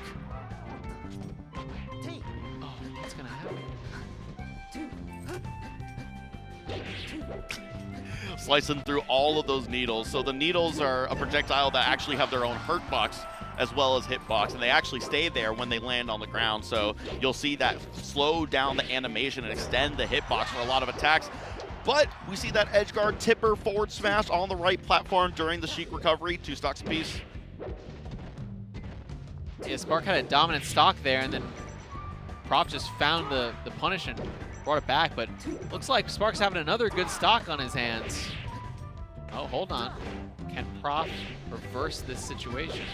A lot of percent Prof's done. This stock, what's the read? Yeah, it's still so even right now. 2 stocks, both of them are really high percent right now. A great crouch cancel. Again, these get-up attacks are just, it looks like the get-up attack is a mistake every time for Prof. Oh, that's a kill? Yeah. There's that upper hitbox F smash we talked about earlier in this block with whoever it was. Yeah, these like instant crouch cancels, Spark is doing such a good job just crouch canceling for only the necessary amount of frames and immediately becoming actionable with a dash or likewise. Wow, I can't believe he had enough time to get on the ground there. Nice. Oh, okay. There are instances where sometimes you're in the air and you end up getting the ASDI to hit the ground, right? So even though you're not on the ground, you use the ASDI to end up landing on the ground after a hit, right? But in that case, jump. I think it was just the crouch cancel. But Prof on the verge of getting this. Man, wow. not enough. Oh, you can F-tilt that. Trying to bait out the empty hop wave dash back, and unfortunately got a little bit too saucy on shield. Yeah. Spark getting the neutral air out of shield, the fastest out of shield option that Sheik has. Spark takes 3-0. Yeah, I think that Nair was like a good idea. He just went a little too far in. I really feel like he was trying to bait something out of shield there, and he just went a little too far forward for what he was attempting. You saw him doing it throughout that last stock, trying to bait out these options of Sheik, doing those empty short hops into wave land back, right? Yep. So I do think, to your point, that it was likely a flubbed bait opportunity that Prof tried to establish there. Yeah, well, it was a good set. I mean, even though it was a 3-0, it felt like it was back and forth. It was good melee, back and forth. They both had certainly their that time. last match was very close. I mean, right down to the wire, right? But Spark will be moving on in our winner's side bracket. Prof, we will see more of on the loser's side. Of course.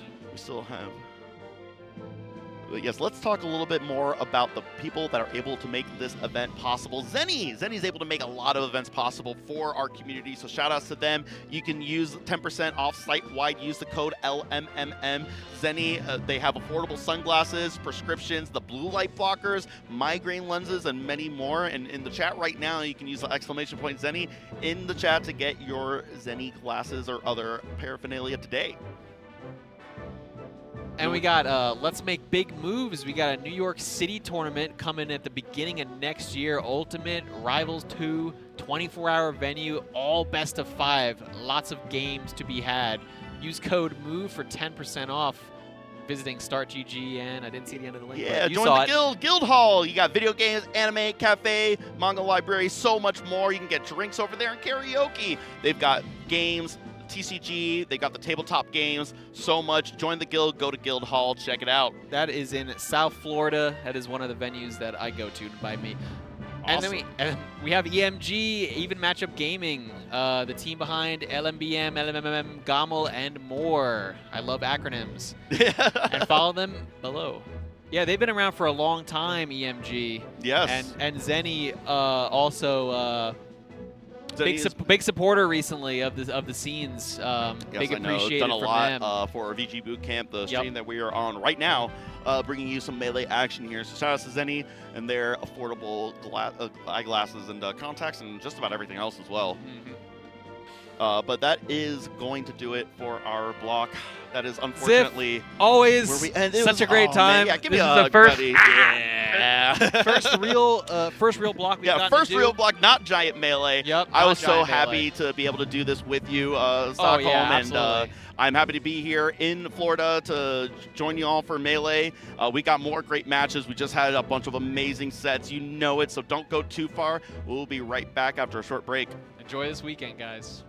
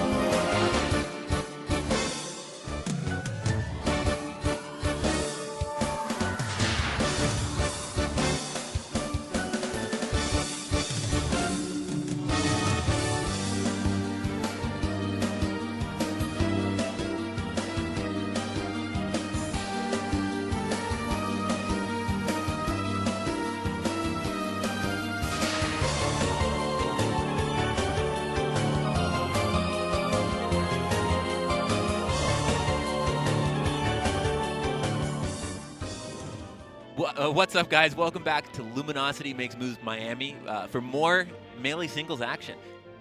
Hey, I'm so excited for today. We had a great day of doubles, and I can't say anything less about the Arcadian. It was one of the coolest showings. We had an Ultimate player get second at the Arcadian. I mean, honestly, man, I wish you would say a little bit less about the Arcadian. That was not my finest hour, dude. #1 seed. And not #1 placing.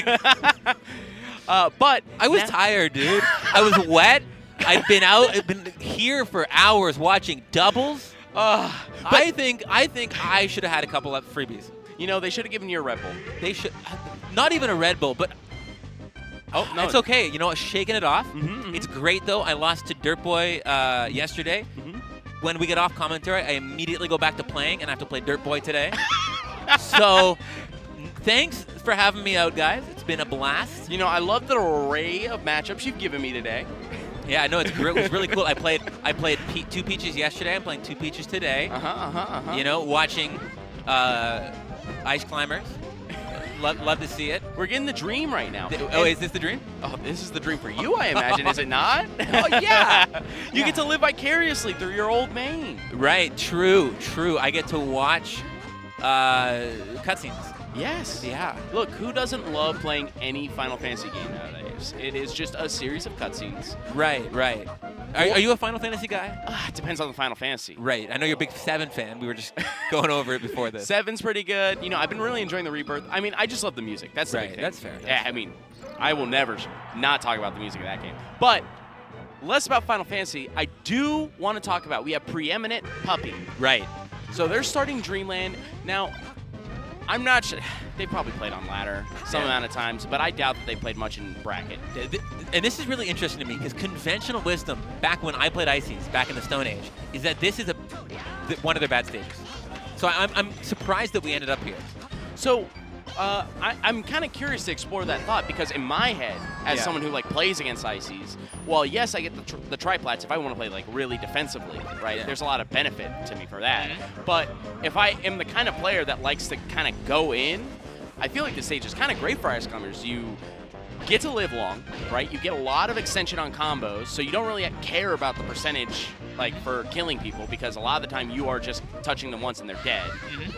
So tell me why you think this is not a good stage for Ices. I think that the Ice Climbers have a really difficult time contesting the top platform. Sure. For one, you're always a little bit further away from the corner, which in the post-wobbling world is disadvantageous. Sure, you don't get shined off necessarily, but you also, have to work more for your punish game.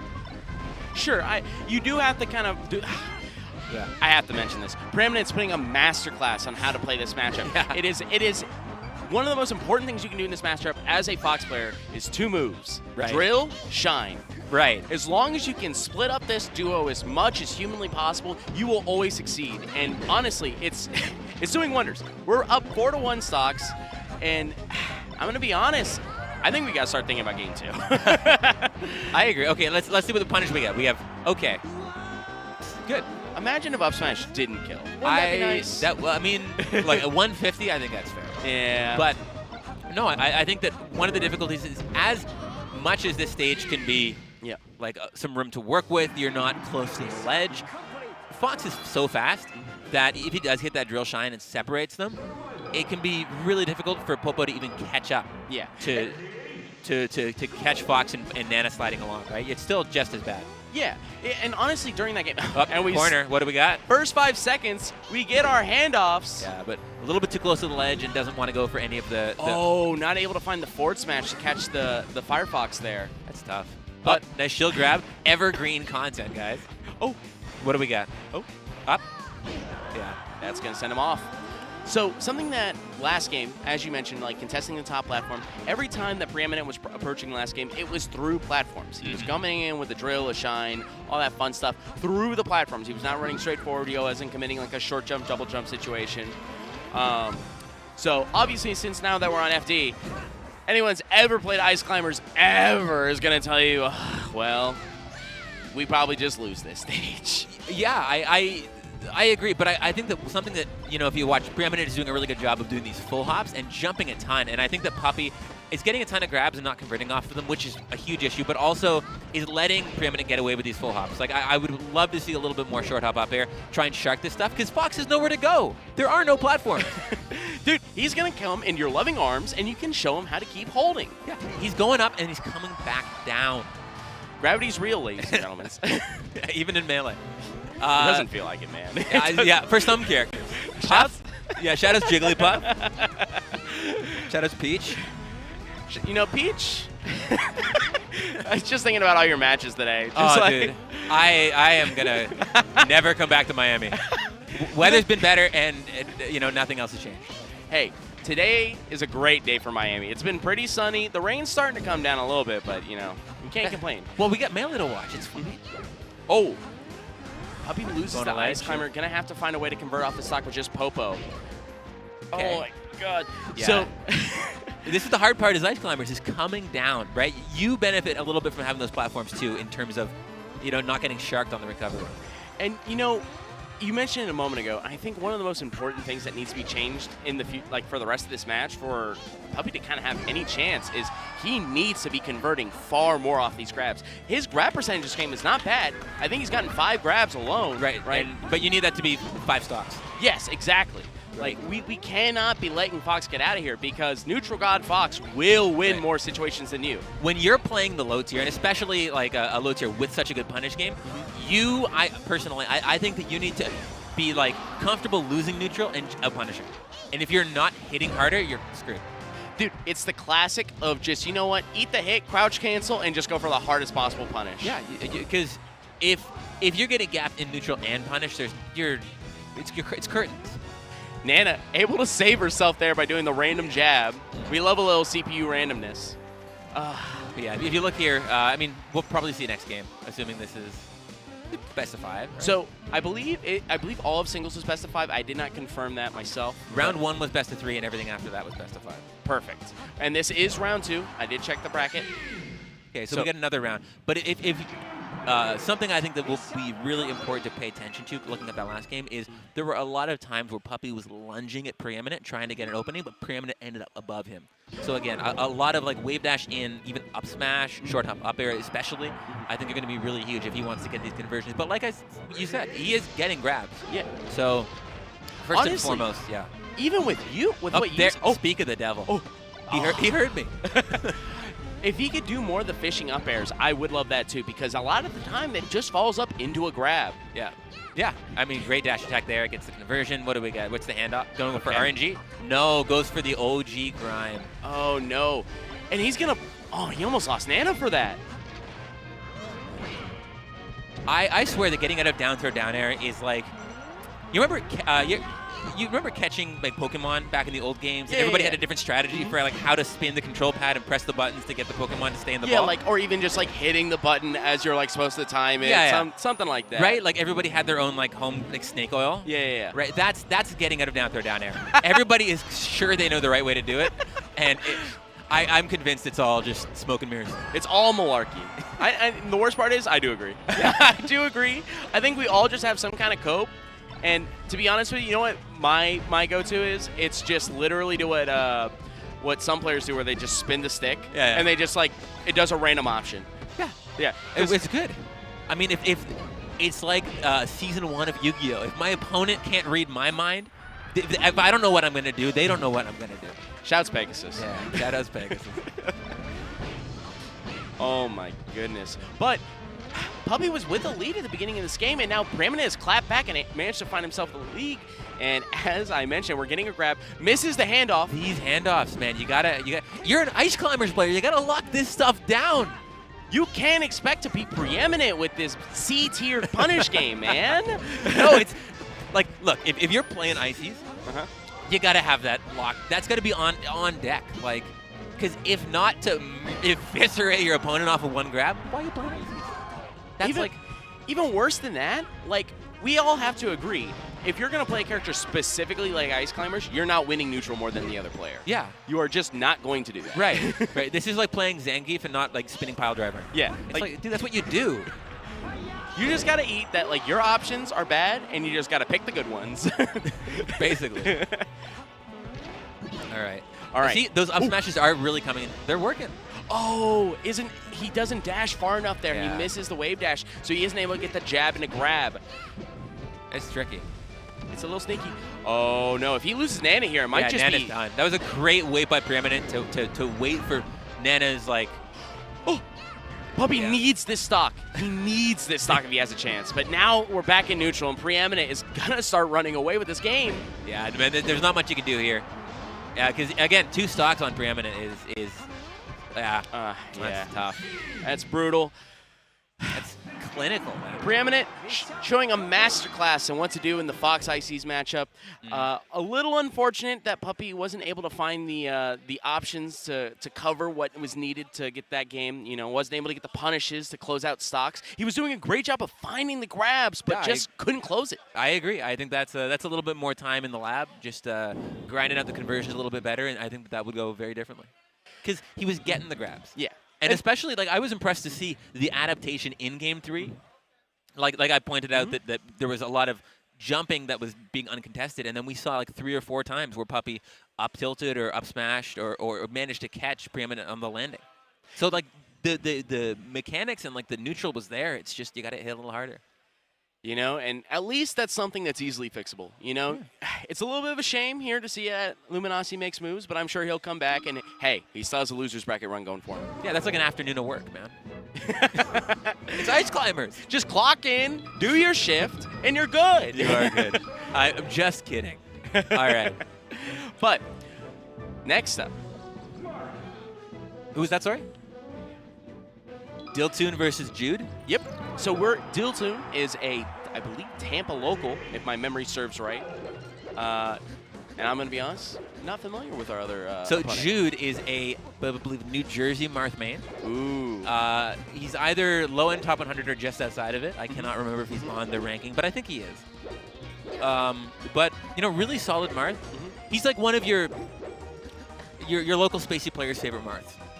You know what I mean? Like, he's like he's one of the good ones. So you're saying he's like the silver for Samus, you know? He's exactly. Yeah. Exactly. He's like, there's like 5 or 6 Marths where like the Spaceys are like, yeah, okay. You guys can come hang out. Yeah, you're cool. We'll see you at the bar after. Yeah. Yeah, and that's Jude. Jude plays a very honest Marth. Now, the part I didn't mention is that this is a Marth Ditto. So any honesty out the window, I retract every statement I made. I'm sorry. I think this is honestly, in all opinions, if you remove chain grabbing for Sheik, this is the most jank matchup. That's a bold claim. I disagree because there are things like the Ices Ditto. So you want to know why? I would love to hear why. I think that the Marth Ditto plays so differently from every other matchup that Marth has. That's why it's the most jank. I think that's the Marth special, though, right? Like, isn't Marth's whole thing that he's good at every matchup, but they all vary wildly? Oh, it's not about being good or bad. I'm talking about the overall game plan of, like, all right, no, that's we're what gonna I play mean. for this. Yeah. Sure, but what I mean with that is, like, specifically, combos on Marth and the Marth Ditto are almost non-existent. It's a lot of CCing. It's a lot of, like, trying to go, like, fair and fair. There's not a lot of guaranteed stuff in this matchup. It's all DI mix-ups, right? And with that, every other matchup in the game has some kind of B&B you can do consistently to, like, punish, right? Right. And this is the only matchup that Marth has that isn't like that. Yeah, so I guess we'll see. So it's just going to be raw, neutral, and jank, and okay. And we're going to see the first stock get taken by the Randy F Smash. Yeah, well, you know, sometimes you got to swing the sword, dude. Hey, like, man. there are so many Marth players who have made a career out of just spinning that yellow stick. Shout outs Ken for coming back. Dude, that man loves his side B. Dude, he so loves it. Dude, I saw a clip where Zane was watching him, and he did the Ken up tilt special where he did 5 up tilts in a row on a Grandmaster Falco. It was cracking me up. Oh. Jude looking pretty solid there. Yeah, so unfortunately that was like one of those situations where he hard DI'd in, kind of like predicting alternative options because, you know, if you hard DI in, you can try to double jump in and get a counter initiation off. And because he was able to start by accurately predicting and continuing the prediction, he was able to get a fair down air. Yeah, that's pretty classic melee stuff. I think that, like, I don't know, like just don't hold in. against anybody, man. Get out. Be free. Yeah. Escape your bonds. Dude, he's got a sword. It's sharp. Don't be close. Break your bonds. DI out. Take the risk. Let's see what we got here, though. Good edge guard opportunity, but managing to get back to the ledge. Do I have to say anything? Yeah, this is some. Dude, I said so many nice things about you, brother. You gotta. What are we doing? Can we? I'm having to eat my words here. I'm sorry to the Marth community. He's not your hero. He's no longer invited to the cookout. No. He is nobody's favorite. Okay. But this is what I'm saying. This matchup is so jank. No, it is. It is. There's so much just like fair F smash. Even when you're doing the safer options and you're just kind of trying to racking up percent, a lot of it is just calling out the opposing options. Oh, but that's going to be the stock. That was nice. Okay, we're back. Yes. You're cool again. You're cool again. We're back. We're back. That's perfect. Awesome. But that is the matchup where it's like if you decide to even just play safe, you're just playing raw neutral over and over and over. So it feels like doing the jank is a lot of the time worth it because you can just find free 30, 40%. Yeah, I mean, I think that like adjusting to playing neutral against another character with a sword, honestly, like who's also trying to play this like spacing neutral, has got to be quirky, right? I think that's why a lot of Dittos people find it really weird, right? Because you're both like your good spots are also your opponent's good spots. You're kind of playing for the same conditions a lot of the time, and so there's a lot of like weird friction of like, oh, we are trying to do the same thing, but for some reason that guy's beating me, and I don't understand why. I've always appreciated the mirrors for a large degree, just because a lot of the time it's just who can maximize like specific things in that matchup. Like for the puff mirror, everyone hates it, but it's one of those where it's like it's all spacing, right? Right. And for Fox, it's almost all punish, right? Like that whole matchup, like in the Ditto, is just like pure. If your punish is better, you'll probably win, True. right? And that's my problem with the Marth matchup. It is like entirely like neutral heavy. But you are more rewarded for doing dumb neutral. Right. So you are almost incentivized to be like, whatever, man. Because what is the punish? Because you can't F smash and F smash. Right, because the risk reward on doing just the Randy F smash is so much better than it is otherwise. Because there isn't a better option. It's just infuriating. It's No, so I hear you. But I love that we went to Yoshi's. My choice of also the most jank stage. Well, you know what? It's like a hat on a hat, dude. Like we could have gone like somewhere normal, but you know what? In for a penny. In for a pound. Let's just F smash and see how it goes. Let's live our best life. And honestly, Jude is living his. Jude is we cooking. we got the F smash left and right. We are just ripping down airs, and whenever we get he's gone for like 3 down airs, and like only like one of them's hit, but he's just throwing them. It's like, what's the punish? What are you gonna do to me? Yeah, no, he's going for some funny stuff, like the just went for down air up B a few times. Yeah, You know, it's like that's what you get whenever like the matchup is so unpunishing. I love it though. Like I love how this matchup has been going out because, as I said, even if there is jank like this, we are still seeing that the same person's winning, the same reasons they're winning. There's a reason why it's happening, right? It's not like nothing's being displayed here. Yeah, no, it's a funny one. It's just chaos. It's just chaos. And now we're on the opposite. Well, you know, small didn't work. Let's go big. What was the first move of the match? Thrown and hit. Wave dashboard. F smash. I'm gonna scream. Well, because I don't know, dude. It's fun, you know. Oh, I like it because it's a little bit of karma. You know, like that's what I love about a Sheik Ditto too. It's like this is what you get. You are so okay chain grabbing me. This is what you deserve. And these guys are fine standing on the fucking other side of the court, whipping F smashes. It's like, how does it feel? Juice down 2 stocks already. All right, big stage was the call. Big stage was the call. It turns out if you give your opponent to jump off a bridge, it will work in your favor sometimes. All right, that's good advice. Let's see if that pays off in future games. I can take that on. Keep bringing more bridges, man. You got this. All right, what do we get? Dash attack, up tilt. Yep. Back air. Okay. What were we talking about holding in? I thought we were talking about this. That was okay. That was pretty good. That was a DI-in combo. That was a homie combo. That was a homie combo. It's gonna end up in somebody's combo video. Oh my goodness. Yeah, this is like best friends play Melee right here. Honestly, this is great. I love it. I love jank Melee, man. This game ended in a minute. I think I want to spot the damage taken so bad. Damn it. I think that game was shorter than the Yoshi's one. I think that Jude took less than 180% that entire game. Because he died at 30% 2 stocks. Maybe this is just like there are no combos because you just explode. Like it's not that you can't combo, it's just like why bother? Why bother? When you got the sword, you gotta use it. Dude, it's a good sword. I wish I had a sword in Melee. Dude, what's stopping? I think sunk cost fallacy, maybe. You know, definitely. I think if I could go back and pick a different character, I would. See, I always entertain that thought, but especially because I played Puff originally, but there's just something about that dopamine you get from hitting no rest. That's fair. I mean, I get it, man. I get. It feels good to just watch your opponent explode, but you could do that with a sword. And more specifically, it feels really good whenever a person you don't like gets tilted because you did the easiest thing in the planet. That's a good point. That's a good point. I hadn't considered that. You know, 'cause everything I do is impossibly hard. Yeah. I'm just that good. Oh my goodness, I knew it. That's why I lost the Arcadian, man. I was working so much harder than everyone else. But I have to mention it. We watched last game go the exact same way, but in reverse. Yeah. No. This is Jude really.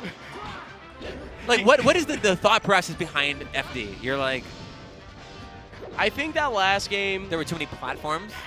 It's one. I think there's a couple things. One, you can't get pineappled on FD. That True. helps. That does help. We won't have that issue again. Big up. Option 2, it did feel like that Jude was kind of he felt like he almost had too much room, and like the platforms were getting in the way. I can see that. Because it felt like in a lot of the other games when the stages were smaller, he was able to do a lot more wave dash in F smash. And now that there's no platforms, he can still do that because his opponent can either double jump to get over it, shield, and both options can't punish F smash at all. Like they'll get a minor punish, but they're not getting anything that's like worth writing about. But Jude's gonna be able to take that game 3-1. Yeah, dude. Off of a wave dash and F smash, no less. You know, it's you love to see it. Some things just work, dude. Old reliable is always here. Faithful. 25 years of Melee coming up. Oh, God. Still the best move in the game.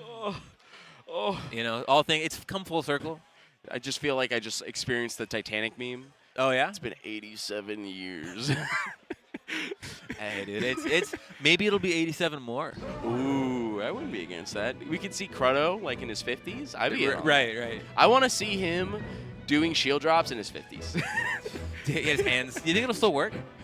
Like shield dropping or his hands? Yeah, his hands. The latter. I don't know. I was thinking about taking them. I want them for myself. That's good. Oh, like the devil. Yeah. I want to do like the robot devil where we like swap hands. Exactly. I think there's something there. I think surely that's all. That's the only reason he's good. It has to be. Right. Well, he is handsome and talented. True. Those help.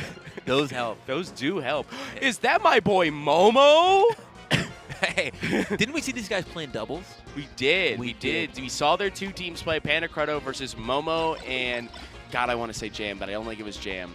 God, who was it? Who was memory. It's fine. It's fine. I'm out. Right, because I think that was the set where you were ADMJ. It was ADMJ. ADMJ. And because that was the set that you were talking about how Panda was playing so aggressive, and Cruddo was just sitting back in the cuck chair and just just taking pleasure at everything happening just before. Like, oh, keep going, Panda. You're so good. Yes. But now he's going to get to business himself. Thank you. But I am so excited to see Momo versus Cruddo. Momo used to be way back in the day. I want to say this is 2019, 2018. Momo was a top contender. He was going to regionals. He was winning stuff. And then like late 2019 to like 2022, he fell off the face of the earth. Yeah, I think that we could safely call King Momo a hidden boss. Yes, he is. 100%. He's a very strong player who you don't see a ton out of region.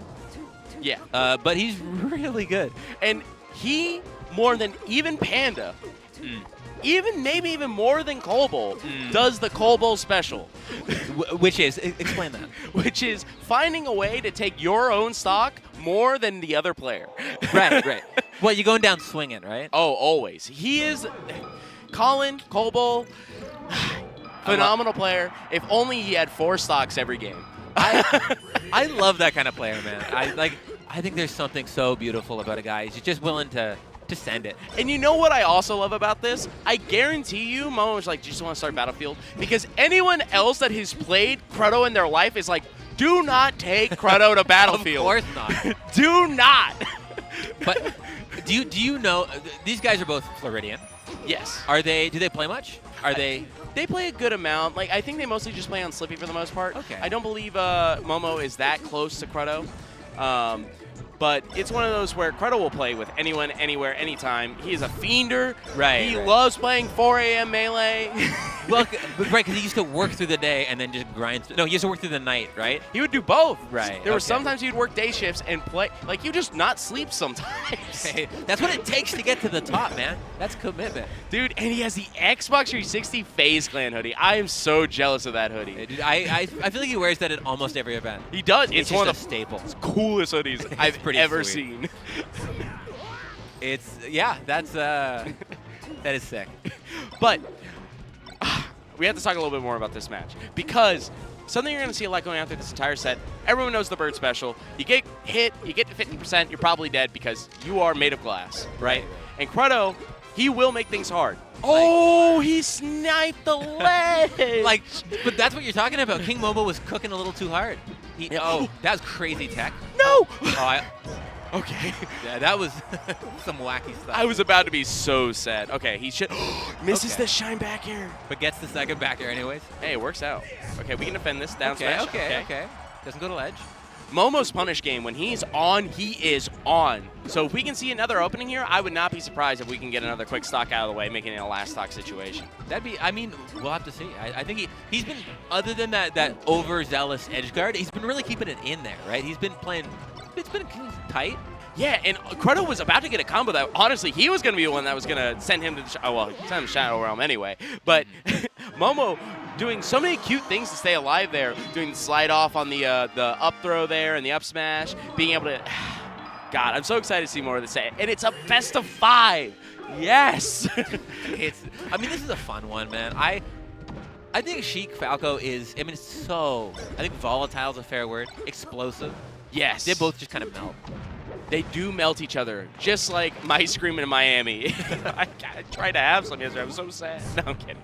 But Momo able to find the first stock here. I'm kind of surprised he went FOD. Why's that? Because he is a Yoshi's fan. Okay. Do you think do you think it's a player? I think it's one of those where he doesn't want to go FD, right? Right, of course. Because while it is horrible Sheik to go FD, I think you got to read the player too. He hates FD. Oh, fair. Well, because he looks like he's a scrapper. Yes. He looks like he wants the chaos. Yeah. So this is kind of the best of both worlds, right? Where like sometimes you get the no platforms, and you also get the benefit of getting your pillar combo sometimes, right? Because we get the top platform, you get to continue your extensions there. I think it makes a lot of sense that he wants to go to FOD, but I'm still shocked he doesn't go Yoshi's. That's it. Yeah, that's fair. I mean, maybe, you know what? In order to win this, you're probably gonna, you get 2 counter pick opportunities. Hey, let's explore. Let's do some science.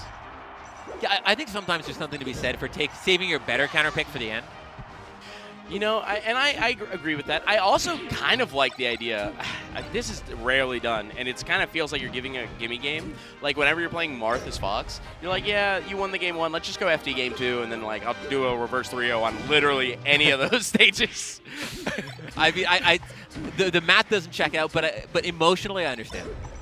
Dude, if you're like a weak mental player and you're just like, I cannot take the idea of being down 2 games and having to go to FD to win anything else. Just get rid of it. No, that's fair. But yeah, this has been a pretty close game so far. I mean, Momo up a little bit too. I think that. Able to sneak underneath the needles and get Firebird on the stage. All right, dash attack, up tilt. Misses the up air. Not able to get a continued follow-up, but is still putting Cruddo on the back heel. Great jab.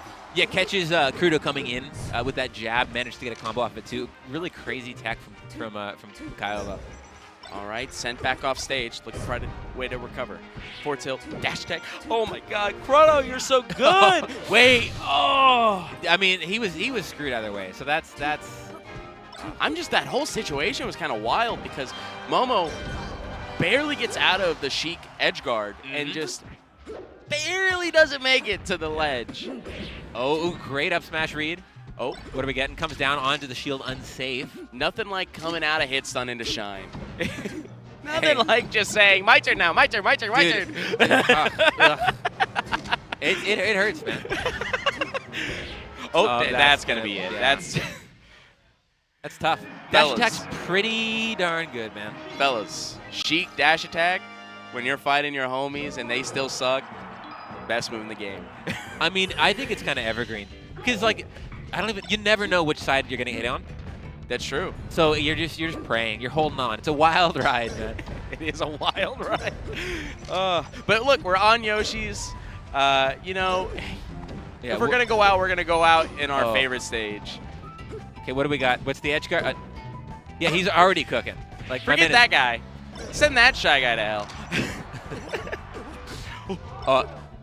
Both of them aware of Randall there.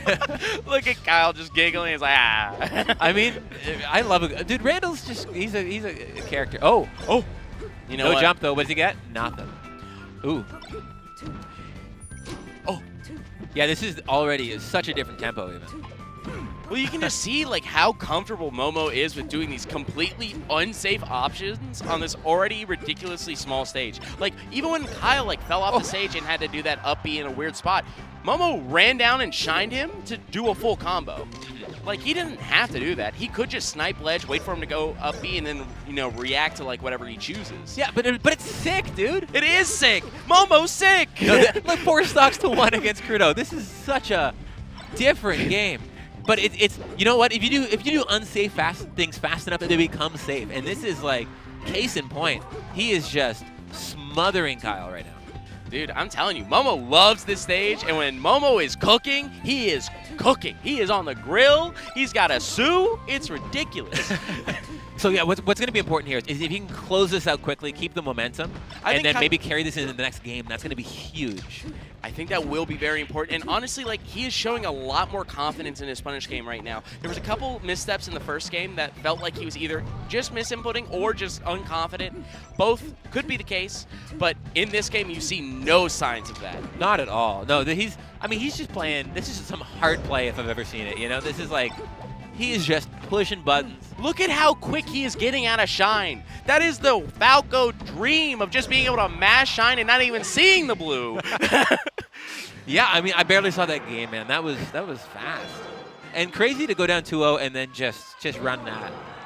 You know, if I'm Momo here, I go like, yeah, I got you on Yoshi's. Just to try to get Kyle to go back to Yoshi's. Because Kyle also loves Yoshi's. Yeah, but I mean, we've gone to the polar opposite stage. I mean, I feel like Yoshi's and Dreamlight are opposite stages. Is that? I think that's fair, and I think this is honestly probably your best pick, right? Because it's between this and Pokemon most likely. Because even if you know your opponent hates Final Destination, you know that if you take them to the final and they just go, all right, if you really want to play here. Right, exactly. I think that sometimes taking them to the lame stage gears somebody up to be like, oh, we're playing that game. Yep. Whereas here, if you're Kyle, you're saying, okay, we're going to still pretend that we're playing. We're still pretending that we're scrapping, but I'm going to have a little bit of space to slowly cut you out and to really, not sound off the alarms, not make you think, oh no, I gotta mix it up. Yeah, you gotta work twice as hard if you're gonna want to send me off the stage here. Yeah. It's honestly, I think it's a good pick. I don't like Pokemon in this matchup, but I think it's one of those where it's like between this and Pokemon. So you gotta choose your battles. It's just crazy because normally Battlefield is the counter pick for specifically also Cruddo. So it's so funny that they started there. It's a good stage, man. Who really doesn't like that? Oh, gets caught by the phantasm. That could be big. I mean, this is the momentum shift here has been huge, man. Even the punish game from Kyle's looking a little bit like sloppier. Oh, gross. Hey, fair. Dude, he's the only one who does that, really. Like, you see like a J-Move can do it occasionally, but that tech chase fair is so hard. It's so hard. You have to any other player would have to read it, and it feels like Chrono is reacting. He is. No, it's one of those things that is like possible, but it's just tight. It's so tight. Like, dude, and speaking of tight conversions, we are seeing. Oh. That's some Momo. That's some Cobalt. That's a Cobalt special right there. Dude, Cobalt, best player in the world if he had 4 stocks. Honestly, Momo, second best player in the world if he had 4 stocks. That's hey, look, that's high praise, man. But you can see it. He's just going for these little overextensions, like a little bit greedy in these spots. And look, my favorite kind of melee.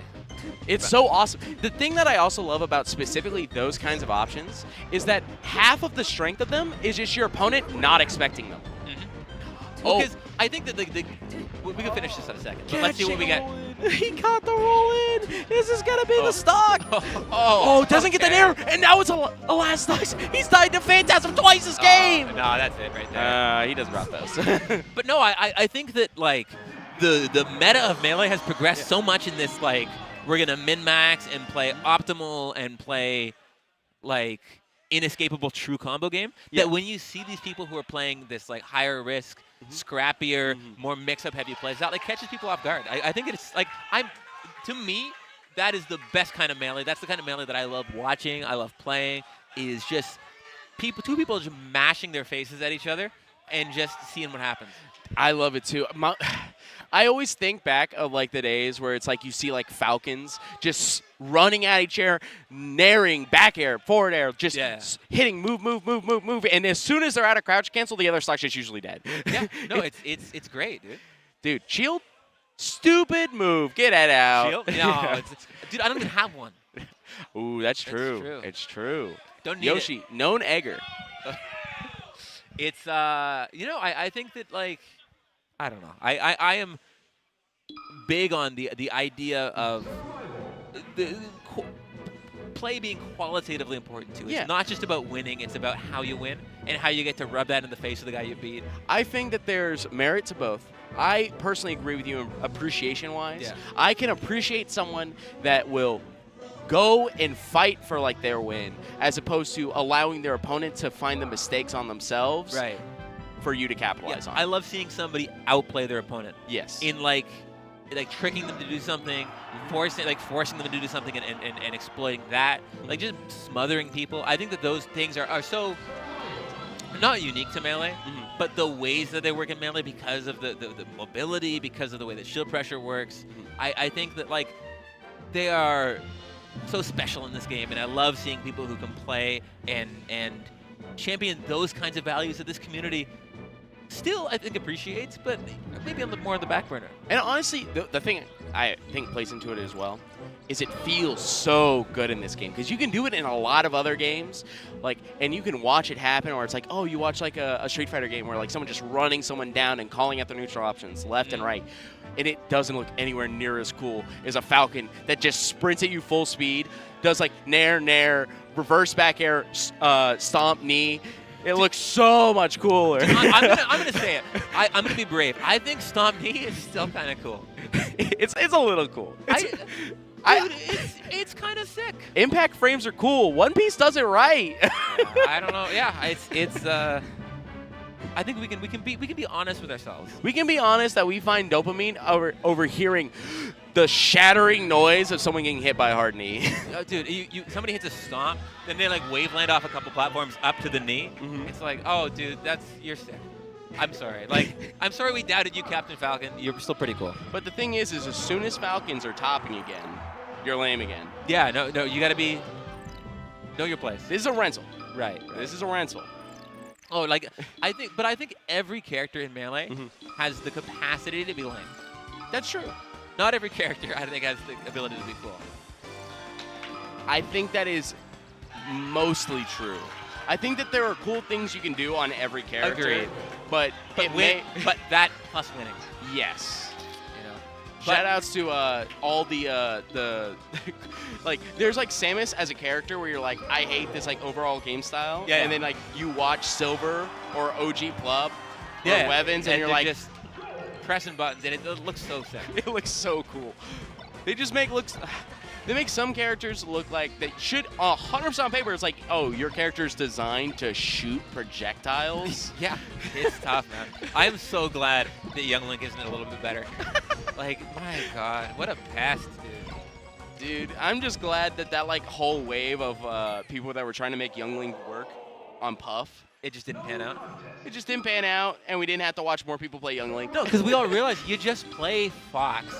You just play this matchup, man, because Fox is pretty good at beating Puff. I think he has a pretty good, strong, like vertical hitbox. You know, I think One or that- two, Yeah. or three or four. You know, he's good, man. Speaking of the devil, Oh, what a crazy segue. so we're gonna be having Kem versus Zaza, and we have Zaza on Puff and Kem on Fox. Oh my goodness, this is a tried and true matchup of the Melee era. We have seen this matchup so many times, just in terms of like Fox Puff, because they can do so much. All of them revolving around their up throws. it is a grab-heavy matchup for sure. But And- I also think that like I've come to peace with this matchup. You know what? Like for a long time, I kind of grit my teeth through watching it. I kind of love it now. I think there's a lot of cool things that go on in the matchup when you actually start like practicing it. At like layer 1, it's one of the like cringe, lame things because on paper you're like, oh, fish for grab, throw up, rest. Right. As Fox, fish for grab, throw up, up air. Right. That's layer 1, and you're like, this is so boring, dude. You're really just gonna make me sit here and play like grab neutral. And then you get like to layer 2 and 3, where you start playing like mind games, where it's like, okay, they're gonna do spot dodge here. I can rip like an F smash to punish the spot dodge. That's probably gonna either lead into a crouch cancel, to lead for like maybe even like a, because they'll go into knockdown because it's Puff and they suck. They're just gonna like bounce instead of like actually teching. Yeah. And you can go for like an up air and to like jump onto a platform up tilt. So many cute things you can do, and then like as the Puff player, you could add like options that aren't better than grab on paper, where it's like up tilt, up air, and like you're like calling out like certain like aerials. So like it's a lot of like fishing on paper, but it has a lot of cool Yeah. stuff. Speaking of fishing, looks like Zaza's closing this out. That's big. That was a very rest-heavy game. I think that Yes. was 3 rests. Maybe? 3 rests. Yeah. 3 rests. But I think that Kem generally is a very strong player in this matchup. Kem's a guy who's and we'll see. He's a very like textbooky player. He's a hard studier. He's like a big like student of Sammy, of like the drug Fox way of playing. But I think that like Zasa's been doing a really good job of just finding those little situations where maybe Kem like is like overextending a little bit or not comfortable. Like if you look at this, like they're playing chicken on the side plat, right? Yeah. But you make like one bad miscalculation and you just lose the stock. Yeah, and that's one really cool thing in this matchup too. There's a lot of reward for going for specific reads. Like obviously you're What a gonna read. get that. No, I mean, hey, up throw's good. There's a lot of benefits, right? And there's also a lot of like, because like let's say you do miss like the grab or you miss the up tilt, and the Fox doesn't even get put into like hit stun. They can just go for a grab, up throw, up air, run up, up smash, and that's a lot of times your stock is the Puff too. Sorry, Knight's RTC. Like it's. I think. Sorry, continue. No, you're good. You're This is such a like we are seeing such a fast game. We are 1 minute in 4 stocks. I've already been taken. Yeah. Well, this is it. Like this matchup can be tedious and slow, but these guys are kind of really scrapping with each other. Well, Kem is forcing a lot of aggression right now, and Zaza doing a great job of catching movements, finding the grab, getting the up airs needed to get the rest that they need to extend their lead. What's really cool too that specifically like I'm seeing Kem go for is he is not relenting. He is forcing Zaza into the RPS over and over and over. And the thing that's scary though is that when you're playing RPS with Puff, they get 2 lives and you get 1. It feels like.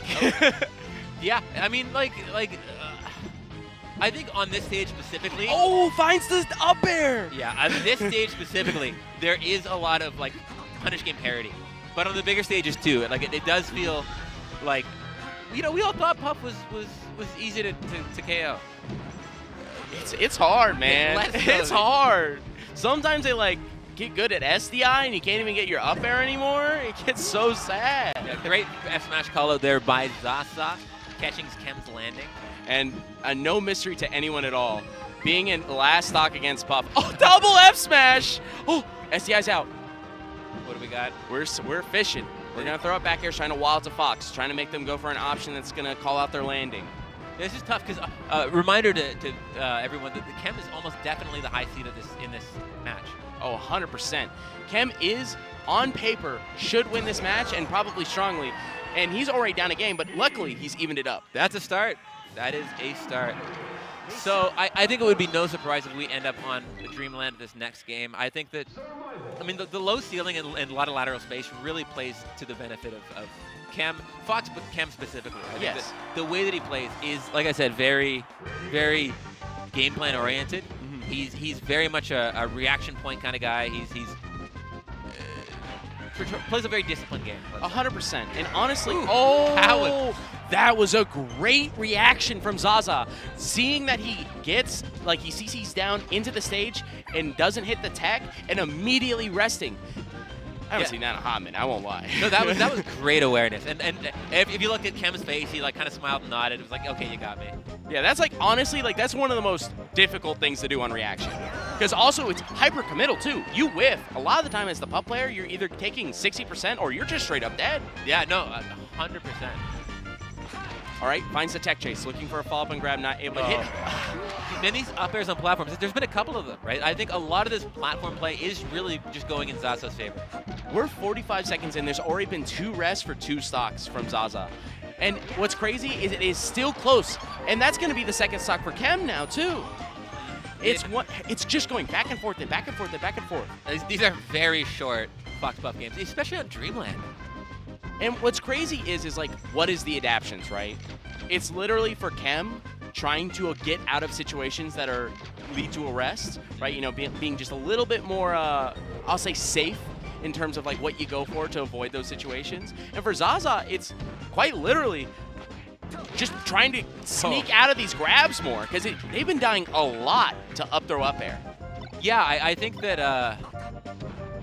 Oh, another up air! It does rest! No, Kem is getting caught a lot in the air. There's a lot of jumps getting called out, because I think what we're seeing a lot is if you look, Zaza is playing air-based neutral in like a mid-range, and then retreating as, like, on a reaction as Kem comes in. Like I said, Kem is, like as a very reactive player, is trying to wait for something to happen and is not getting a lot from Zaza.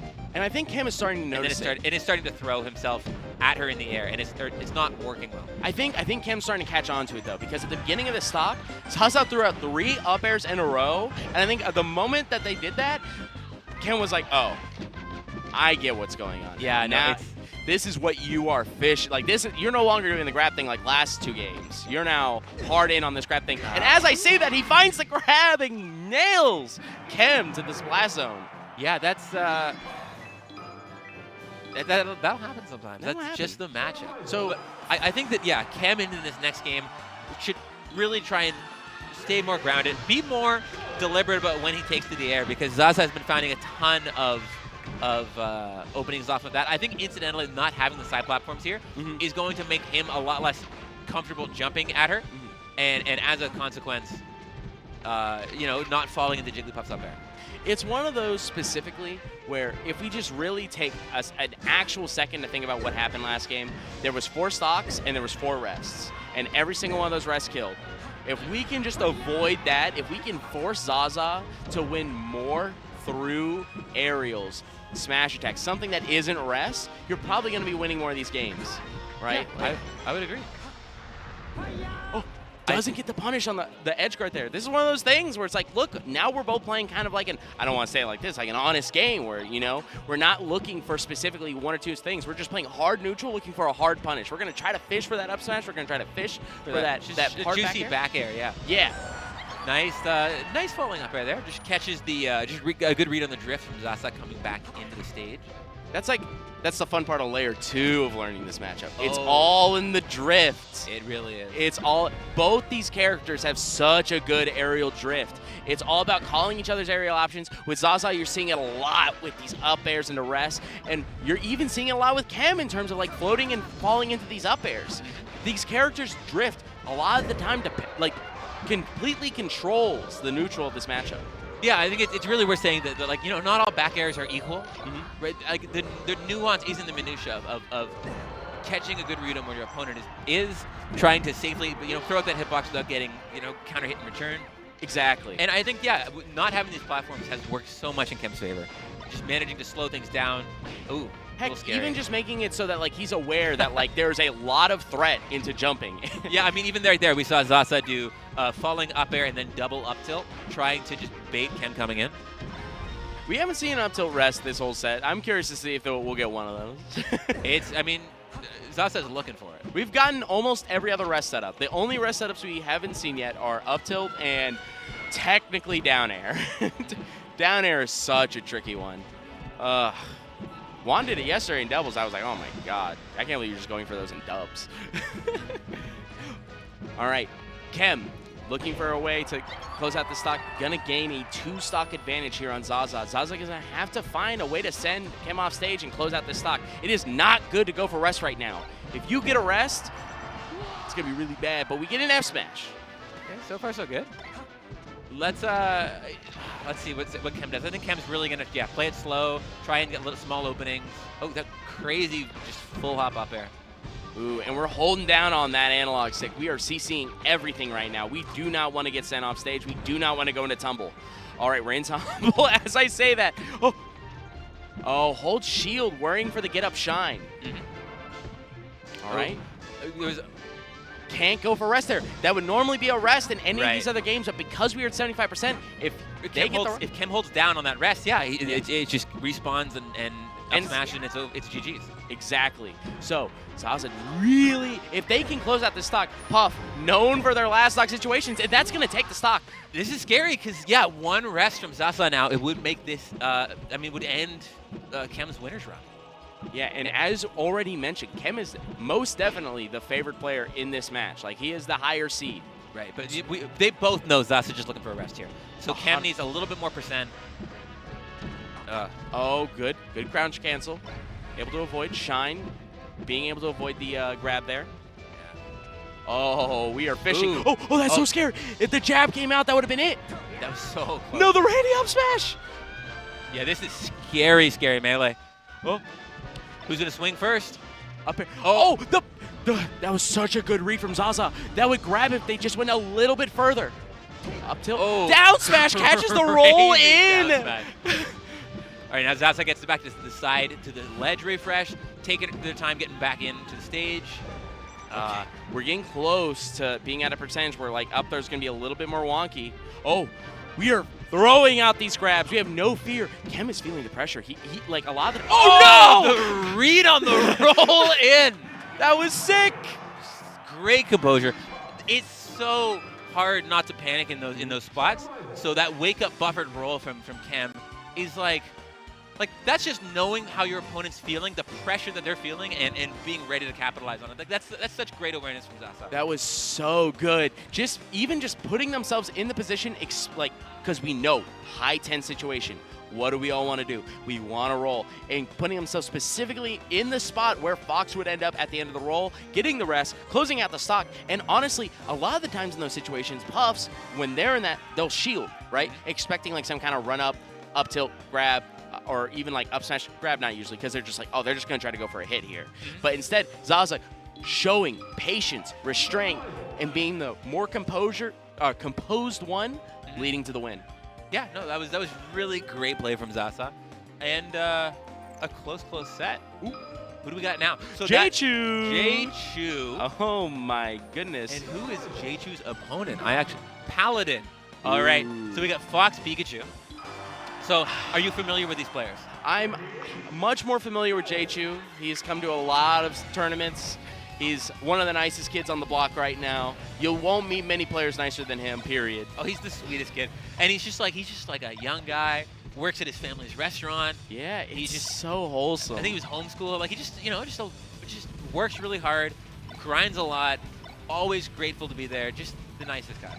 There's nothing but more positive things could be said about him. Unfortunately, I don't have as much experience with Paladin, so that guy must suck. I'm kidding. So Paladin, forgive me because I don't know where Paladin is from, but Paladin has been a massive grinder for several years. Sure. one of the craziest things about Paladin is just the execution. His tech skill is wacky. We love a tech fiend. Yeah, no, it's so clean.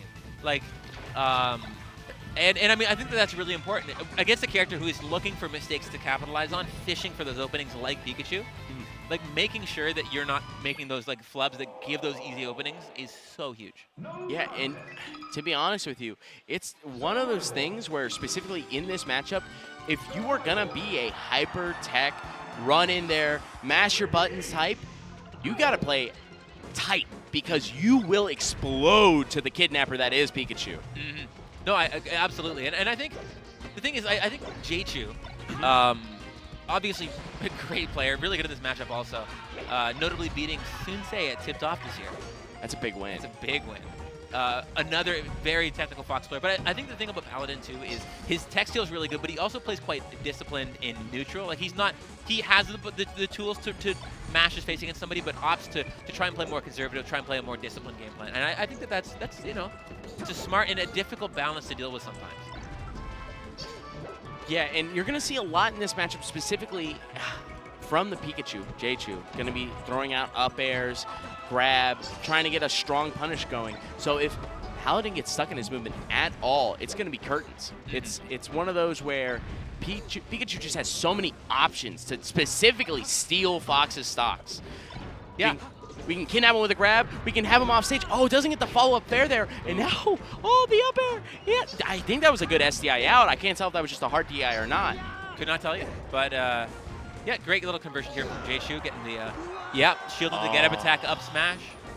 Being able to react to the get-up attack there and get up smash to close out that first stock. And honestly, it's been a minute and 20 seconds, and that's the first stock in this game? Yeah, this is a very different pace, even than our last set. Yeah. Crazy the last DI there from Jeichu. Yeah. Holy. You can see that. Ridiculous. And he still died, but you respect the effort. Oh my goodness. But yeah, both these guys are like, you know, online grinders, so I'm sure they've played before. I wonder, I have no idea how that would inform their match, but I think both these guys are quite specific in the way that they play, and I think that having that experience can really pay dividends. Yeah, and I think what a lot of this is going to come down to is who's specifically, like you can say this for a lot of matchups, but like punish is going to be all that this matters, right? Fox has a ton of ways to just rip percent into Pikachu and throw him up off the top through up air, some kind of up smash, any kind of those setups. And Pikachu, if they aren't closing out stocks off of grab, off of like a Randy up air, something like that, like they're just going to lose more than they're not. No, I agree. I think, yeah, one thing that I think is going to be interesting to see too, because also Jeichu very technical, but I think that Jeichu has a tendency to just full send after a couple seconds if nothing happens in neutral. And I wonder if that's something that we're going to, great. Oh, follows him down and gets the up air, nailing the first early stock of the set. Every stock has been like around 100%. But that's the Pikachu difference, right? Like, Pikachu is another character where, you know, sometimes... Oh, and we get another one! We get another one! Back to back!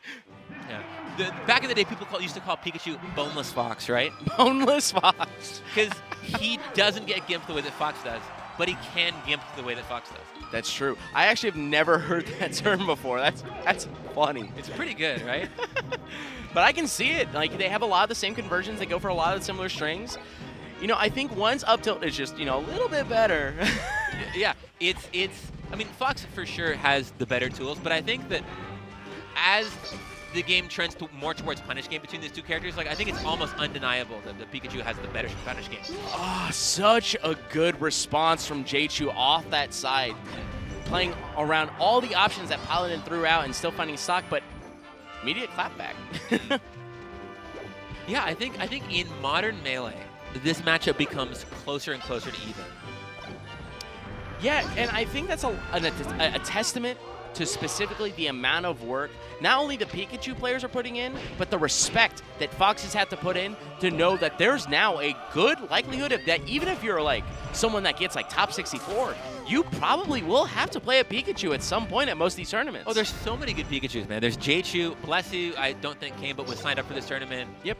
You've got Axe. OKP, Axe, of course, Okamine. Swift is coming out of retirement in a few weeks. Oh, is he actually? Yeah, he's going to Fastball. Oh, Shout out that's- Fastball. That's awesome. Yeah. Oh, I forgot. Yeah, he is going to Fastballs. Yeah, he's coming back. Hell yeah. Gunning for that Japan trip. I know I would be. Oh my goodness. You get a Japan trip and you get to play Melee? That's too much. It's pretty fun, man. But yeah, there's so many Pikachus. Like you, as a Fox player, if you don't know the Pikachu, like you could be ignorant before. Like I'll say it, you could have been like, I'm not seeing a Pikachu, and even if I don't, they all suck. But now you go to a tournament, you're like, oh man, I gotta play J-Chew in bracket. Dude, it's scary. Because he hits like a truck. Like, okay, what's he doing? He's in the corner, looking for that big old cheesy opening. He knows he's at 87. Any good hit's gonna take him down here. Dude, we're doing those figure eights on the platform, just trying to like, get Fox to throw out an option so we can do something to try to punish it. Finds the kidnap, looking for an up air. Oh, finds one. Yeah, baits him to go high. Oh, gets the grab. We're just going for a full combo here. Not able to get the follow up off of the tech though. Where's he going? Ooh. Oh, This is oh, that's tough.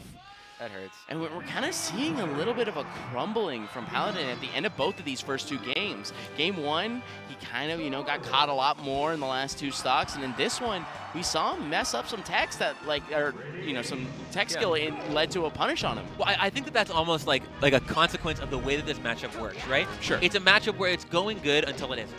Right? It stays competitive because Fox can stay in there, but then if you get gimped, it starts to snowball.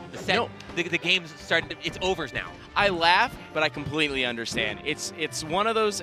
There are some matchups in this game that are so snowball heavy that it feels like every time there's even just a stock advantage, like a healthy stock advantage, it's like a Mount Rushmore. Right. It's if you don't have a healthy lead, you're always at risk of being behind. So you need to be up. And if you're not up, you're even.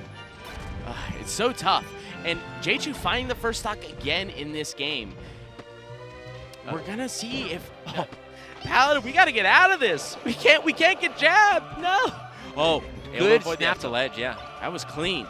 Able to avoid getting sent further off and most likely losing his stock. But gets grabbed again into the up throw, up smash, closing out his second stock. Yeah, no, so J-Chew, he really is just running Paladin down a little bit. I would love to see Paladin start to throw a few more walling moves, some more back airs and play some more up tilts, but he just can't seem to get J-Chew off of him in this game. Well, it kind of feels like we're seeing a lot more of similar to that Crotto and Momo match where they're just kind of mashing into each other. I wouldn't mind a little bit of a break from Paladin and be like, look, this hasn't been working. Let's see if we can just recenter, force J-Chew to maybe throw out a couple options. But instead, we're just seeing J-Chew get stock after stock after stock. And another one here, probably. Oh, dude, he's so good. Yeah, it's when you can't get the Pikachu off of you, when you're not setting up those establishing barriers like those up tilts in neutral to try and catch him naring in at you, right? Because look, J-Chew just keeps naring at him, right? Oh, good spot dodge on the get up to avoid the grab. Okay, great. Okay. Playing some neutral, but immediately Paladin's conceding that space. That drill was really good, well placed, catches the startup of the nair there. I have to mention it. J-Chew had such good DI on that up throw that Paladin had to work so hard to even try to get the up air. He wasn't even able to get it, but he went deep. It's so hard. J-Chew playing so incredibly tight right now. Yeah, and I think Paladin is kind of gifting J-Chew some openings here by just naring in, letting J-Chew counter hit him with either a short up air or there were some up tilts a second ago. Yeah, doing the net play special, trying to get the jab up smash, but unfortunately, J-Chew takes it 3-0. And it's tough when it's 3 stocks to 1. You feel like you have to make something happen. I don't blame him for just swinging because you're down. Playing it conservatively hasn't been panning out. You got to try and find some way to reverse the momentum, but it's a little too late, man. Yeah, and honestly, he put out a great effort. While we would have liked to have seen more, maybe even seen some different direction in his gameplay towards the last 2 games, he still put out a great showing. He was working hard. He was showing a lot of the options that you can do on Fox, and honestly, he was doing some crazy stuff. The fact of the matter is, he was still going for some ridiculously difficult stuff. It's just J-Chew punish is too good. He kept finding those openings. Yeah, and you just can't give him to Pikachu because he will take them so far. J-Chew's punish game is so developed. It's just like a blender, right? You just don't want to fall into it or you're getting sent to Margaritaville. Oh my goodness, it's truly something. Every time there's a Pikachu on screen, it feels like I'm just like watching like a Twilight episode for like Fox players. They're just like, I'm supposed to win this matchup. I'm supposed to, like, this is winning for me. I have heard several very good Fox players be like, I think Pikachu Fox might be even, or I think Pikachu might win. I believe you. I'm not going to say who, and it's probably not who you think, but I've heard it several times. As long as it isn't Cody, that's all that matters. Because if he said some stuff like that, that'd be so funny. Losing the fifth. That would be a left and take. That would be a left. You know. I'm not just divulging my sources. I'm not asking for him, but I will say I get it. I will say I can understand the sentiment because man, is it frustrating. Well, when it feels like you lose your stock every time you get hit, it's like, what do you do? Don't get hit. That's all you can do. All right. We have a fun one coming up. A matchup we saw a few sets ago. Yep. You know, very different players though. But we have Fudge and Ben sitting down to play. Yeah, it's going to be a lot of fun. You know, we've been seeing a lot of. I don't know about you. My two favorite sets that I've seen so far have definitely been Cruddo Momo and Zaza Kem. They were good. But I think this has a lot of room to be a great set. I completely agree. I think that Fudge is like a pretty underrated Falco player. Exactly. And I think Ben is so good, but always a little bit under the radar because he's good and he's consistent. I know he made a tweet like a couple months ago about how he's been juggling, melee and work, and finding that balance has been, hard but rewarding. Yeah. And I think that like he's so quietly consistent and strong that I feel like he doesn't get his flowers sometimes. I think that's fair. I think there's a lot of players that don't get their flowers. I think it's one of those where if you aren't always in these top 8s, it's very easy to forget. There was a long time where people just kind of didn't even know who Dreffin was. It was just like people that were actively competing, seeing Dreffin get like top 64 after top 64 after top 64. And now Dreffin, like well-known player, gets top 16 at almost every tournament he goes at the minimum, right? So it's like, it's one of those where it's very easy to forget about everyone that shows up. Yeah, I mean, Dreffin's one of those guys where, like, if you stick to the bit for 20 years, I'm going to start respecting it. That guy has been playing goofy forever. And I love seeing that guy. He's one of my favorite players to watch. I know you love seeing that hat, too. The hat, the pumpkin delights, man. Do you know about those? I don't. So he will go around at majors with just multiple boxes of these pumpkin cookies and just hand them to random people. I've seen him so many times. Why have I not gotten one? Dude, you got to get in there. It's just a little thing he does. I got to ask him next time I see him. I'm gonna be like, look, ask him if he's got any of those pumpkin cookies. You got any of that good stuff? You got any of that on you? He's a lovely guy. Dude, he's so funny too. I love watching at Tipped Off. You know how there was like the viewing area on the second floor? He was just yelling at Cruddo, trying to get him to understand. And he did for a solid minute. That's great. What a guy. But, we are talking about another chic player right now. We get right into game 1, Ben Fudge. So, I'm going to say it. Why are we on Battlefield again? Oh. This is the online warrior coming out. Is people think this is, it's fine. I just go Battlefield. I thought we all came to an agreement that this stage is not favored for the person fighting Sheik, especially if they're a shield drop fiend. But then what's the stage then? I feel like it's either Pokemon, which is not a starter. Yep. Oh, that's right. We're on transformations. You're right. So if that's the case, then it's either Dreamland or Yoshi's. Not Yoshi. Sorry, not Yoshi's. Not in the Falco matchup. For Falco, it would probably be Dreamland or I don't want to take him to FD. FOD would be fine. Yeah, maybe he just wants the consistency of the. A lot of Falco players don't love the platforms. They can make the punish game kind of weird. It is a lot. The thing is if you don't specifically grind, it's like Yoshi's and FOD. If you don't specifically grind those stages at random heights, sometimes you're just like, you're going to get cooked. I just missed my combo because stage was just a little bit lower. Yeah. And when you're doing these vertical pillar combos, not having the side platforms does weaken your punish game quite a bit. But hey, worst case scenario, we get Battlefield out of the stage pool. I do think that there are more stages favored for the other character, like, you know, for, in this case, it would be Falco, because a lot of times I feel like Sheik doesn't want to be on FT, doesn't want to be on Yoshi's, but that needle's going to catch That was Fudge. gross. The awareness on the short hop, I think it was the short hop fair on the mistech. Yeah, that was brutal. And Fudge, he's probably trying to figure out what happened this game. What's going on? Yeah, that was almost really bad for him, too. Ben full hop up airing, probably a misinput up smash he was trying to do. So he had the read, he just flubbed it. That could have been the whole game right there. It's a tough mountain to climb, though, so we're going to have to see if... I just kind of want to see Fudge make some like adaptations in these last couple of stocks to move into the next game, you know? I wonder if he's going to try to go in with maybe some more... It seems like he's focusing a lot more on the gun. I think we've evolved to use the gun. I think, yeah, I think that what he's starting to recognize is that Ben isn't moving forward a whole lot. Yep. Ben, pretty conservative, pretty defensive Sheik player at times. I think I'm willing to agree. And so what I think we're going to see is, right, like you said, Fudge is going to be trying to be a lot more deliberate for his openings here, trying not to just jump into Sheik's arms. Because you cannot box Sheik straight up, right? If you are playing move to move, Sheik's going to win. And so what you need to do is make her do things. But Ben is kind of a master of not doing things unprompted. Hey, I wish I was a master of not doing things. Same, honestly. it's like having that kind of discipline is hard to come by. I mean, we see it getting rewarded actually game after game today. We saw it even in the Zaza match, and heck, Ben's doing a great job showing like what patience can really get you, especially in a matchup against Falco. Yeah, it's he's been hitting really hard. And we're doing the Sheik special. We are holding down. We are holding down the fort. We're dodging the lasers. I wonder if he's going to start power shielding soon, because it feels like, have you ever noticed that?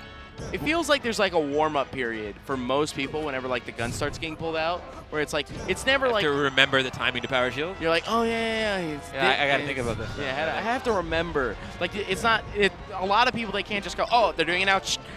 They have to give it like a 15, 20 second to be like, oh, he's doing that now. Okay, I can hold down. Yeah, Fudge having a really hard time here finishing his food. Just not able to close the stock out. And several times here, not getting the edge guard. That was a really spooky Firebird. If Ben had just like immediately fast-falled and made like Fudge go for a hard commit on something, it could have led to a very high damage punish there. Because it was just such a late Firebird. Oh, gets a fair. I love a sneaky little fair that sometimes works, you know? Yeah, it's well, you just don't have that much punish game or like combo game a low percent against Sheik, so you know these like triple up tilts and these fairs are just meaningful damage. That's so interesting. There was a moment there in Fudge's combo where instead of going for an immediate follow-up and like potentially getting caught by Ben's like counter option, he waited, and then Ben went, "Oh, you waited? Cool. Drop down fair." Yeah, really tough spot there. Fudge flubbing the edge guard and then trying to make a hard read to compensate it, but letting go of an advantageous position. I think when you flub something, it can be so tempting to overcorrect and try and like force something to happen to make up for the flub you made, but you got to stay composed, man. 100%. And honestly, Ben is doing a great job of holding down the stock. This stock alone was at 100%, 80% ago on Falco. Ben racking it up and making this game get closer and closer every stock. Yeah, no, Ben's survivability has been really impressive. But Fudge is not closing out these edge guards. Oh, yeah. But we get the tournament winner. Yeah, that's a gimme.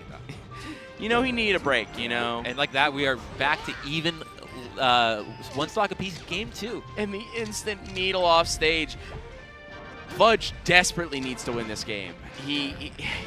It feels horrible to lose on FD as Falco against Sheik. Yeah, but you're not going to get it by getting CC grabbed. So we got to do something here. See, Fudge really having difficulty getting out of the corner because Ben really content to not give up any space, just jumping in place, really. And we have to be really careful because we're in tumble now. Oh, God. That's going to be it. Yeah, so a lot of the mileage that we saw Fudge getting, was because Ben is just jumping in place so much. He's doing a ton of like full hop or short hop fair. Fudge got a few times got laser up tilt or just like an approaching up tilt that netted him a lot of low percent opening. But when he has gone for pretty much anything else in neutral, he tends to get swatted away. Yeah, it's kind of tough. You know, it's one of those where you were up that game. I don't think the game plan wasn't working. We just weren't closing out stocks. So I kind of like the idea of let's just go. Ooh, What a great double shine, too. oh, my goodness. And it's already paying dividends. I like the idea of going to Yoshi's and just being like, look, if you're living 100% every stock, we gotta pick a smaller stage. Yeah. No, I think this is going to really play into Fudge's favor. I think that not having the space to back up on a wall for Ben is going to really help Fudge get those openings, force Ben to feel claustrophobic and jump, and give him those chances to get under Ben for some big openings. 100%. And even Ben is kind of having just difficulty doing his normal game plan here. A lot of the time he was playing a lot more passive, kind of letting Fudge make the plays, but Fudge finding a flub there to lose his first stock. But he's not finding the openings that he was in previous games. He's not being able to exhibit the patience that he was showing. Yeah, I also think that just having Fudge a little bit closer makes it harder to play reactively, right? So I think, you know, Falco's a character that can really abuse your mental stack, right? It can just smother you and force you to do less than ideal options. But hey, and a great edge guard there, you know. Hey, we finally get a good edge guard. Yeah, about time. We've been waiting for it. I was so excited for this past 2 games, and I was waiting for it, and I'm happy to see one. Yeah. Oh, no, that's a brutal air dodge. That's tough. Oh, that was so tough. And this game went from like firmly in Fudge's favor to now being incredibly close. Yeah, but if you look here, like Ben is backing up. All right, see, he reads him backing up again, but he elects to go for the up tilt, calling out the approaching, probably aerial from Fudge. And you got to stop teching in place. It's so tempting, but he's been reading these up smashes. Oh, and we went from Fudge being up essentially a full stock to all right, and dead even. Now it's dead even. Yeah. All right, great double shine there, catching Ben trying to move out of shield. Ben's been doing a ton of wave dash back in and out of shield, trying to just create a little bit of space to capitalize on Fudge trying to hit him. Look again. He is finding so many grabs off of just wave dash back. Fudge needs to call this out more. Yeah, Fudge needs to try and cut the space in half a little bit more before committing, trying to get Ben. The double jump there was so good. Being able to because Ben went up to punish some kind of like double jump different option, but because he double jumped earlier, he was able to get the dare in onto his back air, and still lives. Yeah, he's just giving Ben so many chances. That should be it, though. Yes. But yeah, he's just got a great showing getting on the board from Fudge here. He just has to close out these edge guards a little bit better. And I think be aware that Ben is just holding his arms out and saying, come here, come to me, please. And so I think being aware of that and trying to bait that motion and get Ben back into a corner a little bit is going to be really, really good. And I think Fudge has already, called out a roll out of the corner a few times from Ben. So I think he's aware of that. But again, this is all easier said than done, right? This is actually, to me, a fascinating pick. I know that some Sheiks really like FOD, but over Dreamland? Yeah, I actually think that this will probably play into Fudge's favor more than Dreamland would have. Yeah, but we'll have to see. Yeah, I'm interested to see how Ben plans on taking advantage of the stage. Maybe it's one of those things where they're like planning on like, hey, worst case scenario, I lose on this stage and I get to go to my favorite stage last. That could be the case. Or maybe he just thinks that, maybe he perceives like a different thing than what we've been 100% feeling. Oh, but the sneaky down air finds the first stock. Yeah, that's really important here. Now, if Fudge can try and maximize that opening, I mean, that's huge. But all right, taking his time, playing some more space. I really like this from Fudge. Oh, great grab. All right. Fudge doing a great job playing around these platforms. And, interestingly enough, when we saw this last time with Momo and Credo, this was Momo's counter pick. Mm-hmm. So maybe we just are uneducated.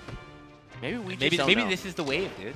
Maybe Sheiks always win on FOD. Yeah. Oh, nice little dash attack extension there, getting the DI mix into a stock. Up a full stock game 4. This is way better pace. And again, I think that not having this space for Ben to play with has actually paid more into Fudge's favor. I think this is the biggest lead Fudge has had this set. For sure. Wake up down tilt is interesting. Oh, that roll. Fudge has got to stop rolling out of the corner, man. He's almost got caught for that several times now. Oh, gets the down air and forces the tumble, and able to get a follow-up. Ben with this back air being able to force Fudge back. Yeah, see, Fudge with the lead, Ben feeling like he's more forced to Good awareness That on the percent. killed. You gotta know your Wow. percents, man. I'm shocked. I mean, I am too, really. But good awareness from Fudge, just know that that was gonna kill. And Um, Fudge yeah. extended his lead for a moment there, but hey, we now have 2 full stocks to take Ben's singular stock. And this is not looking like it was a good counter pick for Ben. Yeah, see, but I think Fudge is feeling a little bit comfortable now. Probably he's starting to Ben is playing a little more passively now. And Fudge is now kind of getting put in the washing machine. He's Yes, going he for a is. spin cycle.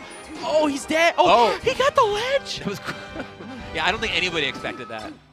Okay, Oh, this is so scary. that's gonna be the stock, and we are 1 stock apiece. This Ben- could be. Only took 3% for that entire stock. It's like a jab or a laser. Like It had to be a laser, right? Like, there's just no way it's like single jab and no follow-up. you never know. You never know. But let's. Okay, there we go. Those Oh. up tilts are huge. He's been getting a lot up there. He tries to go for it again, but the weird platform height there meant that Ben got to the ground faster, so the up tilt didn't connect properly. Right, that's a FOD situation if I've ever seen one. Catches the down air.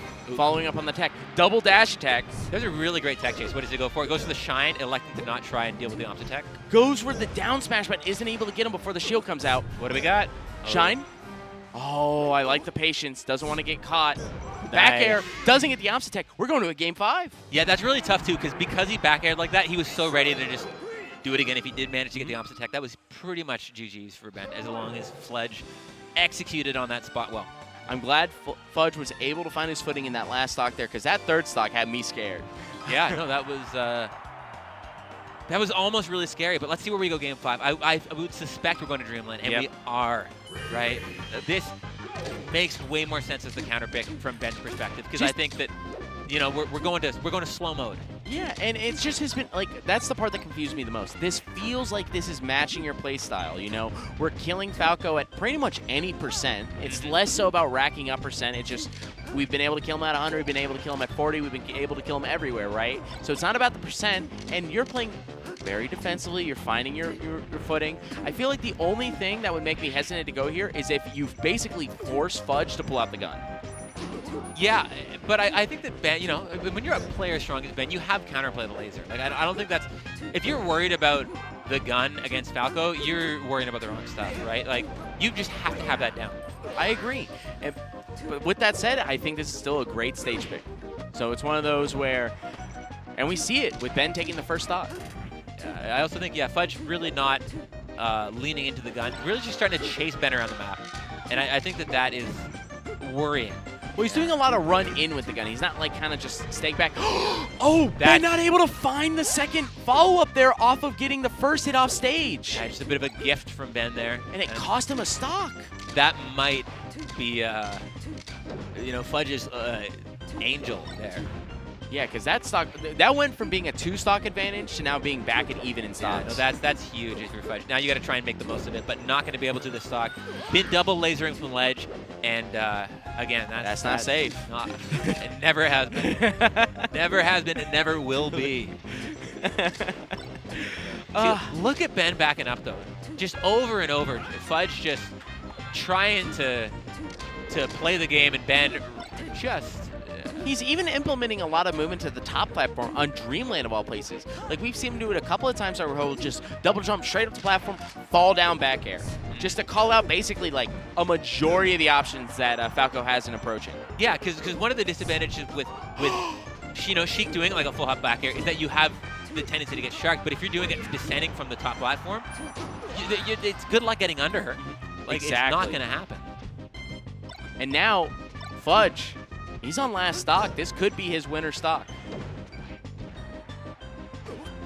Let's see if he can make it count. Doesn't get the edge guard. We need to close out this stock. We need to get the follow-ups there. Oh, now able to find the opening on the missed up smash. Go for the jump read, a little bit too late. Oh, Ben's able to get the first opening. Up smash, forward air, That's back it right air. there. That's the stock. Yeah, and that's you know, it is really hard to contest any character backing up, but especially Sheik, right? Such strong walling moves. And it felt like you know, Fudge was really just trying to make something happen, and Ben was really content to just kind of just laying them out, man. Yeah, I mean, we can call it what you want, but it's... And I will. Oh, you will. But it's one of those where, frankly, it felt like that Fudge was dropping the ball in key situations. You know, there was multiple times, especially in that last game, where he had the ability to continue an edge guard. He had the ability to continue them recovering. And he either missed it, was just a little too late. And as a result, that last game just went super into Ben's favor. Yeah, it's tough, too, because I don't think that – the interesting thing is that I don't think that games 3 and 4 were Fudge's win because he had solved the problem of Ben backing up. It's that the stages that he and Ben had picked had kind of solved that problem for him.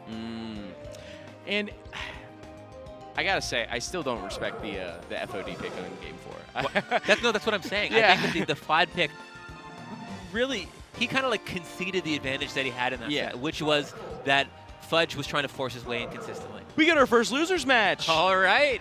Oh my goodness! Sorry to cut you off. No, by all means. We got the return of Momo, and we have Stockholm Syndrome. You guys were listening to him a couple of hours ago on the mic.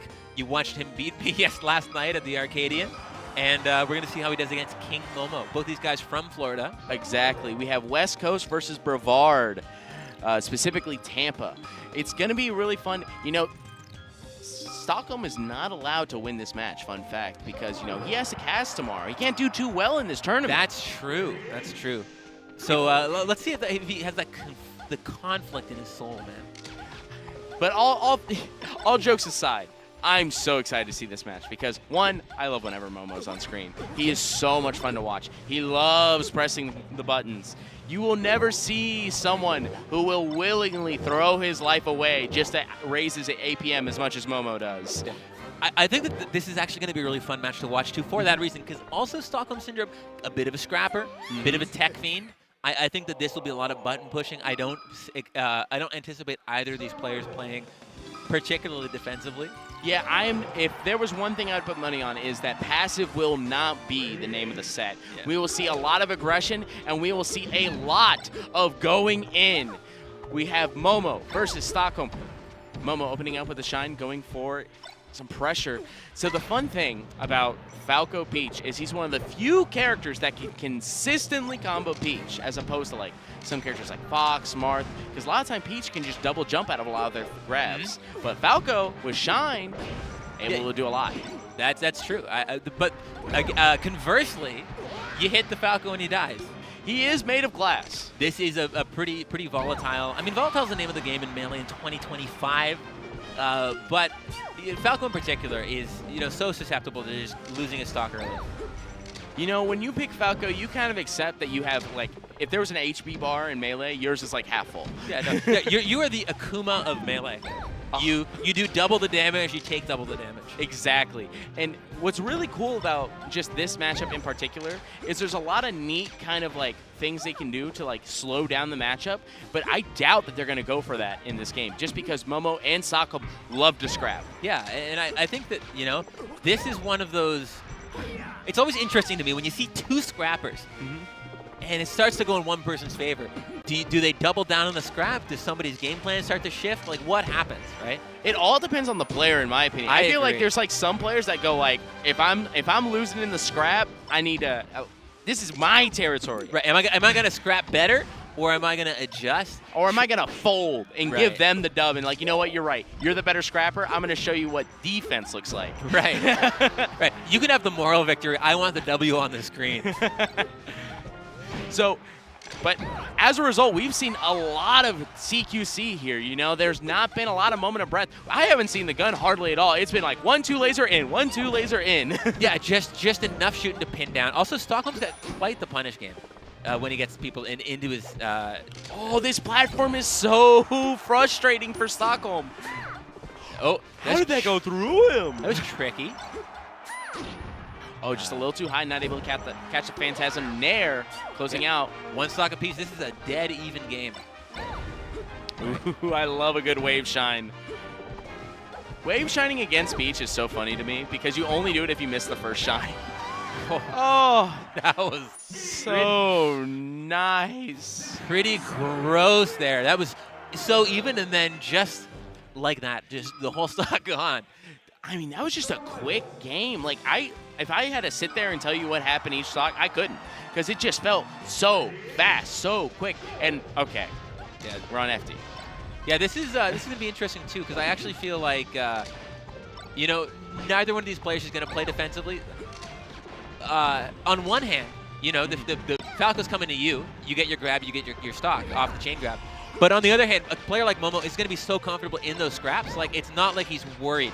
I have to talk about a situation we just had. In the top, on the bottom right there, in the edge guard, it looked like Momo was going to go for a regrab on ledge with Firebird. But whether it was intentional or not, he was a little bit lower to ledge, and so he Firebirded up. So when Stockholm air dodged, expecting him to either latch or just try to go for like a back air off of ledge, Right. the Firebird still hit him. He was like, what the? You could see it in the VOD. He just goes, what the heck? Hey, dude, there is...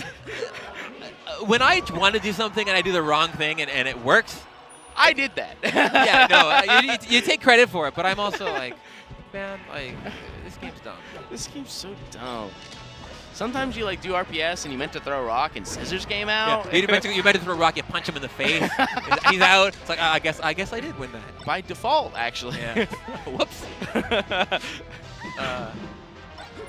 I didn't know we were playing last man standing rules for RPS. Well, you know, it's a no contest. I thought that was a tie. I mean, yeah, as soon as he gets up off the ground, maybe. We're just gonna be like watching like slap fight, like on a. Hey, dude, that sounds like fun. That sounds like fun. You know, CFL for a while we had a melee boxing. Really? Yeah, we would go once a month to this this Taekwondo studio, and one of the melee players was a teacher there. I don't want to say master. I think there's an in-between term. Yeah. Right. And we would do boxing. that explains a lot about Florida Melee. Oh, come on. You're going to sit here and tell me that if you had the ability to box your boys? Right. It's like, hey, bro, come here while I knock you senseless. It's all for the love of the game. You got to get the hatred out. No, hey, you can settle it in Smash, man. You ever heard that? Have you ever played against your boy and they're playing like the lamest version of their character and you're like, you know what, man, I think you need to learn outside of Smash. That's true. You can settle it at the bike racks. But looking like Stockholm's got a bit of a lead here. Looking to take this to 1-1. Oh. The immediate Phantasm to stage able to catch. Dude, I love watching Stockholm's camera whenever he's playing. He's an animated guy. He's a very animated guy, and he has so much fun when he's like having like a game. Such a good tech! And Stockholm dies just thinking he was dead. I get going for it, right? Like, you know, if you close it out there, you got a stock to play with, you feel a little confident. But this is where things can start to spiral, right? If we've seen King Momo's punish game, not going to matter this game, but if he had gotten, you know, one good solid opening, that could have been really bad for Stockholm. Hey, sometimes you just got to throw out the peach nair. It is so good. That move is so active for so long for its strong hitbox. It's ridiculous. I mean, thank God Peach is slow. Thank God! Dude, Peach's hitboxes on a faster character would be so offensive. I would... just the idea that she would also have a float, too. No, disgusting. Oh, my... Just coming after you at Captain Falcon Seed with no ending leg on your aerials. I'm seeing her, like, driving like a car, just speeding at you. Basically, it's her floating. It'd be terrifying. And, like, instantly one of the best characters in the game. Oh, it has to be. But Momo, I love it whenever he goes on Yoshi's. He just acts like such a freak on this stage. He puts on a show. Nice, it was a double jump land there. Strong up smash, almost killing that. I don't know your percents. All right. Oh, some rough DI there. The Nair not catching in the Firebird. We got some shield pressure, double shines. And Stockholm's just kind of getting caught out here, just left and right. Yeah, big overextension from Momo there. Closes out the first stock for Stockholm. Okay. Get those guys out of there. They don't want to belong anyway. All right. We're fishing. I say fishing. They're throwing out hammers left and right. There's no fishing here. They're just throwing dynamites in this lake. Yeah, this is tough. Oh, Shine catches the grab option. Dude, look at that smile. Look at that smile. I mean, who isn't having fun with this kind of melee, man? This is like friendlies melee in bracket. Dude, I have to say it again. Playing Momo, even if you're losing, is so much fun because you're just like, how'd you do that, man? Like, no, I look. This to me is like the best kind of melee. 100%. None of them are even like willing to take a moment to like just force the other opponent to be the only one who approaches. Both are running in. Both are throwing out options. Both are on the aggression. Oh, And that was close.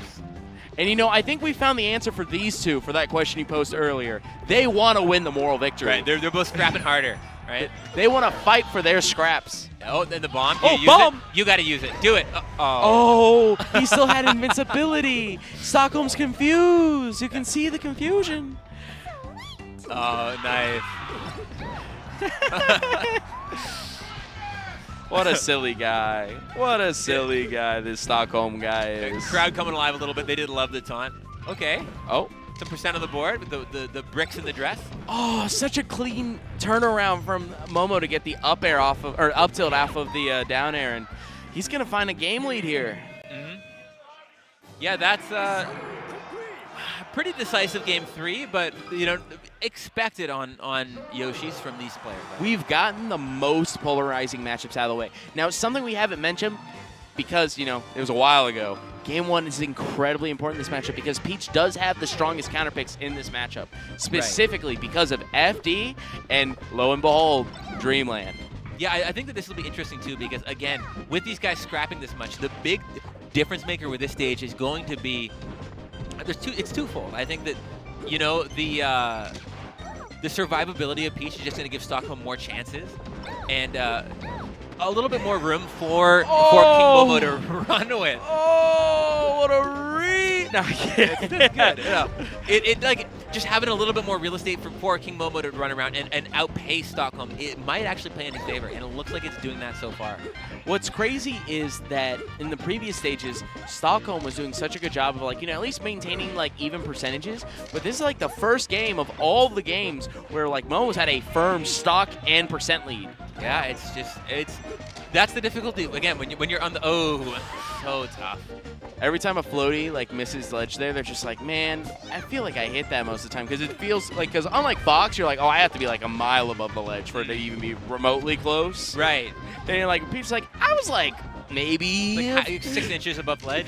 That should work. That should yeah. No, I feel you. Oh my God! Look at Momo schmicks on move. He wants to see him moving. Oh, Okay. that was cute. Yeah, no, Stockholm needed that. He's got to make something happen here, otherwise this is getting away from him. I'm just getting a little caught in his movement now. He's this stock has been a rough stock in terms of Momo's movement. I'm hoping that he can start cleaning it up if he wants to win this game.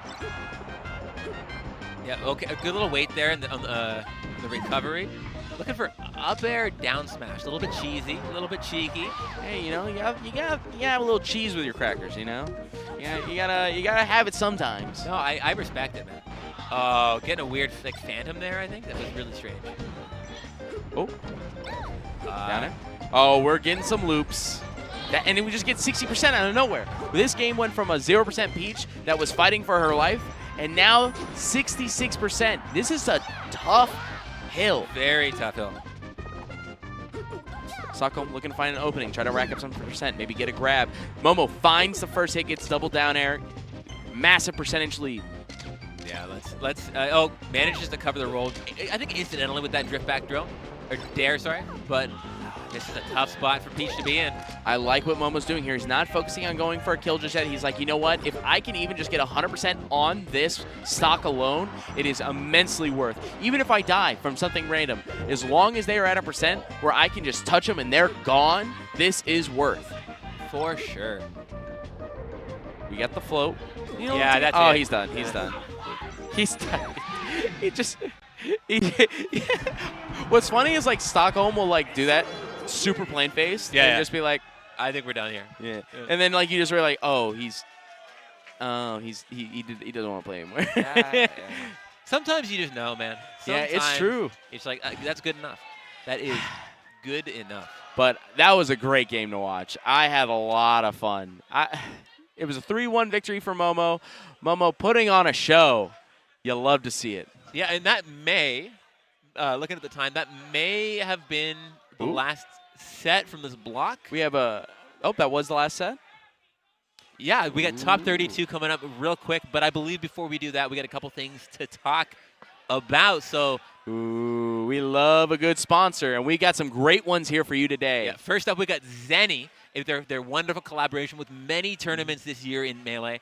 Luminosity Makes Moves Miami, of course, one of them. If you guys are in the market for some very stylish and affordable sunglasses, prescription glasses, blue light blockers, migraine lenses, and more, you don't have to have bad eyes for your eyes to look good.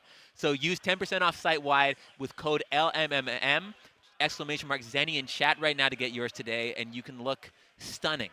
And you know, you can't not mention the next tournament we're going to be putting on as Let's Make Big Moves in the Big Apple, New York City, January 23rd to the 25th next year. It's going to be just Ultimate Arrivals. So if you're a Melee player, you may not have much to do there, but I imagine almost everyone in the chat has at least tried Rivals, and I'm sure you've all at least enjoyed it. It's a 24-hour venue. Everything's best of 5. It's at start.gg LMBM, and use code MOVE for 10% off. Of course, if you guys are on the West Coast or maybe going to Genesis this coming year, you can join the Guild Hall. Join the Guild, at the Guild Hall in San Jose. That's a great venue in Florida. This is in Florida? This is in South Florida. Is this a different? Are they affiliated?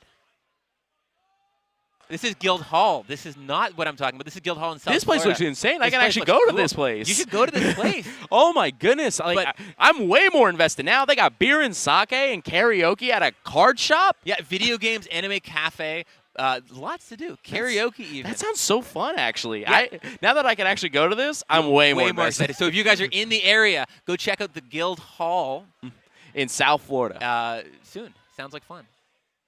And of course, we have to shout outs the people that put this all together. We have Even Matchup Games or Gaming, the team behind Let's Make Big Moves, Let's Make Moves Miami, Gommel, and many more. They've been a long-time contributor to Melee and many other fighting games. And there's not much you can say other than just appreciate how much they've committed to this game.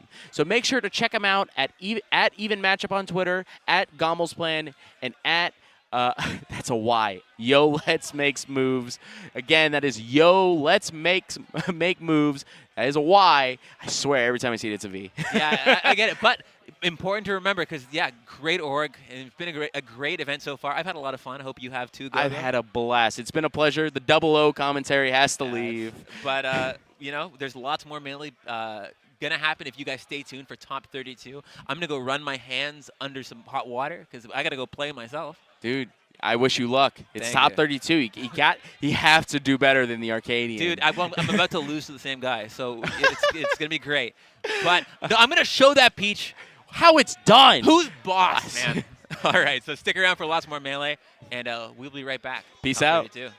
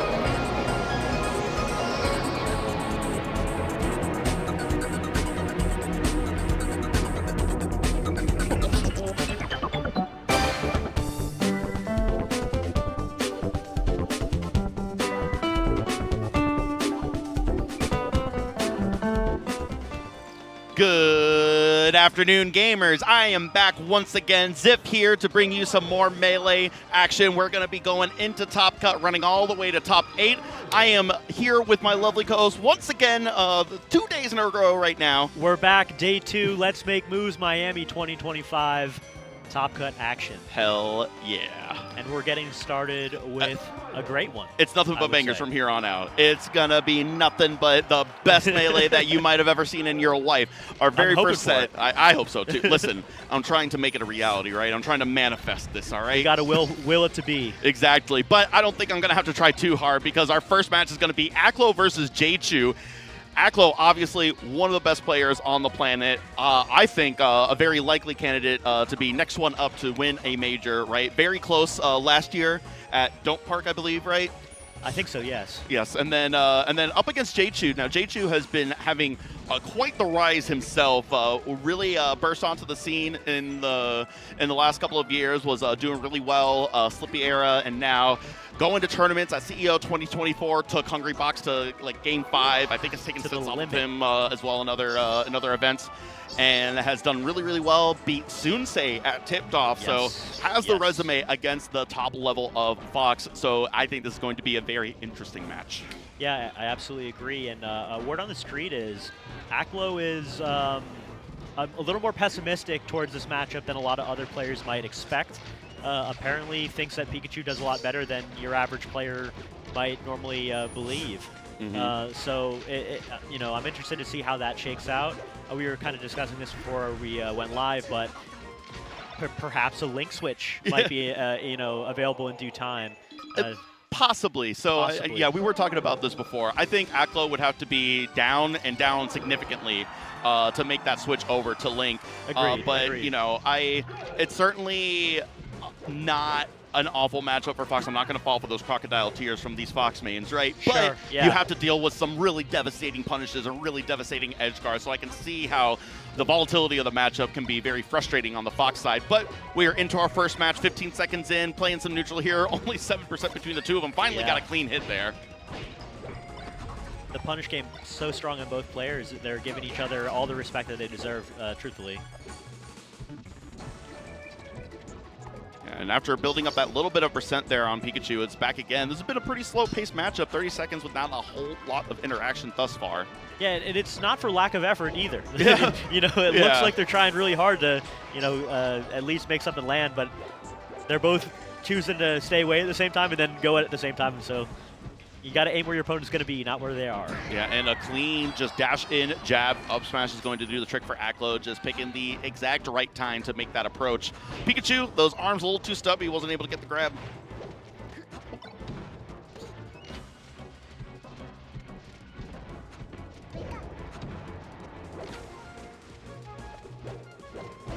Alright, unfortunately, these up airs are going to be able to get crouch canceled. Pikachu trying to find an opportunity. The up air is just really fast. The hitbox comes out really fast, and it's just such a big and disjointed hitbox. It's difficult for a lot of characters to deal with a lot of the time, but Fox able to just crouch cancel in that instance. That was a curious interaction. The shined Thunder Jolt kind of petered out right before it hit Pikachu right there. I don't know if you saw that.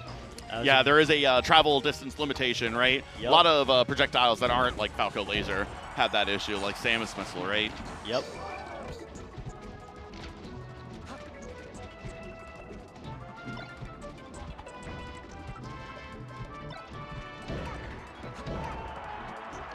Oh, wow. And despite the best efforts of J-Chu to be able to DI that, the strong hit of neutral air is going to close out the second stock. Aklo up pretty significantly, but J-Chu able to get a little bit of charge on that up smash and able to get the kill off the top on the platform. Yeah, Aklo has been able to, handle this rather efficiently so far. But J-Chu getting on the board here. I like that Pikachu down smash. It hits, it scratches the same wrinkle in my brain that Peach's down smash does. Spinning. Watch him spin. Oh? Oh, off stage. That could have been disaster for Aklo, but able to make it back very expertly. J-Chu up to 115% on this third stock.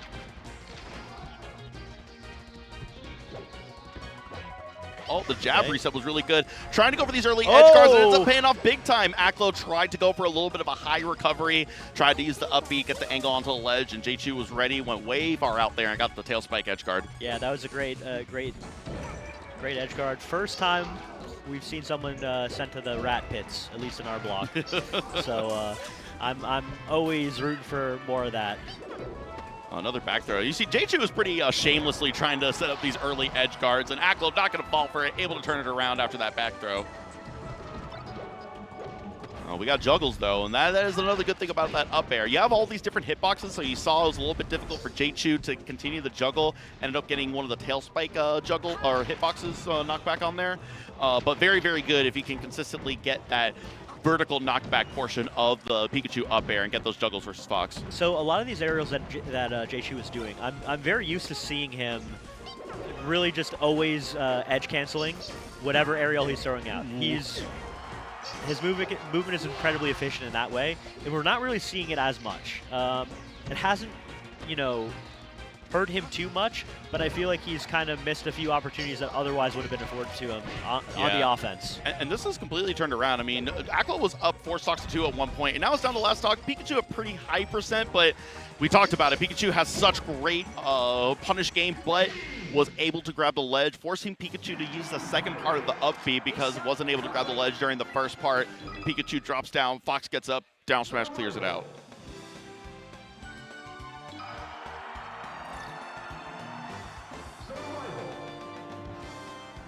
Yeah, that was an incredibly clean option from Aklo. Pikachu's maneuvers getting back on stage are about as difficult to cover as any character. Yes. Aside from Puff, arguably the best recovery in the game, right? It's like, and there we go. we do see the link going to Final Destination right here, and we were just talking about this, and I would have, I think this is specifically an FD thing. You don't want to get chain grabbed, right? We'll see this sometimes when Aklo is feeling the Fox more against the Marth players, right? Where he'll stick with the Fox on some stages, but as soon as it goes to FD, he does not want to get chain grabbed. He's going to Link. No, I agree with your analysis. This is probably just an FD thing. Yeah. Oh, was able to get that last hit to knock Pikachu off, and we're throwing the toolbox out there again. Link with the full equip load. Oh, we see that glitched neutral air. That is something that Aklo is going to be abusing heavily in just about any matchup, but certainly it's going to be great here for Pikachu. Gonna have to keep Pikachu honest. The reason why that Link neutral air is so good is that it is glitched and that the hitbox doesn't have a termination flag, so it stays out there until the very end of the animation, and you can actually combo the late hit of Nair into the next Nair, a second Nair.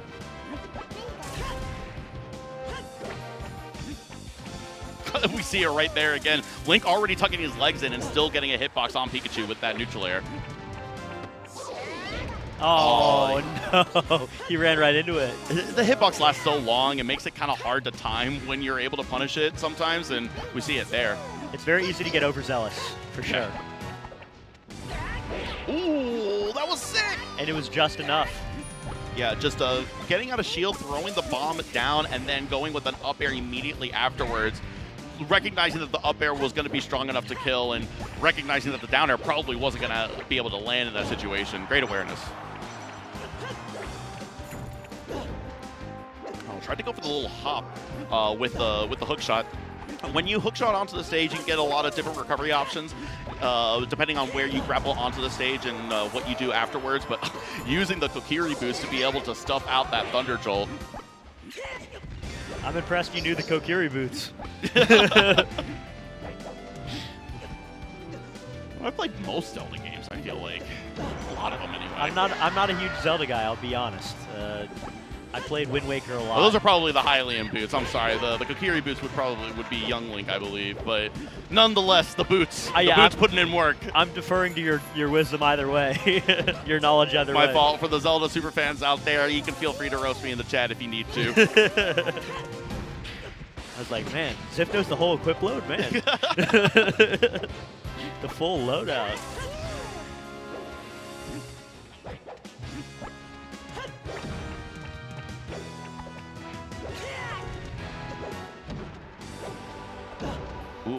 hard punishes here. Pikachu's still doing a good job. So the thing about it is that, you know, you pick this stage because you're trying to counterpick the Fox, right? And now you're dealing with the Link, and even though Pikachu is inarguably a better character overall than Link, Pikachu has such problems with range that things like, oh my goodness, just drop down, and Aklo holding onto that hook shot for a little bit too long on the stage there. But we see some of the difficulty in Pikachu trying to approach Link.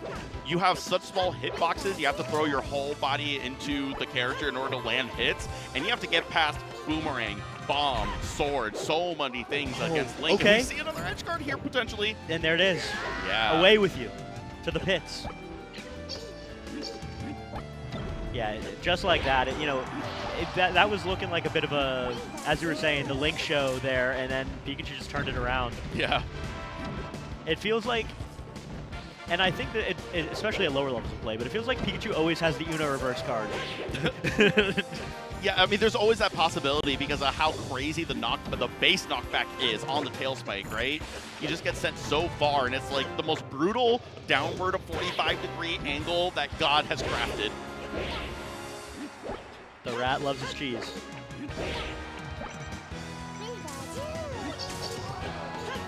The bomb drop trying to cover that recovery.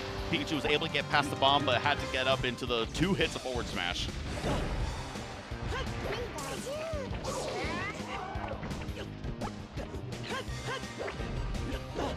Okay. Almost juggled Pikachu into another forward air there, but those are the J2's edge cancels I was talking about earlier, by the way. He hasn't missed a single one this game. Obviously, FD, you have less opportunities to go for that because there's no platforms, but the down airs have been doing what he needs to do, and yeah, tried to shoot an arrow to cover the recovery, much like how Pikachu will do with their own neutral B, trying to recover back to the stage.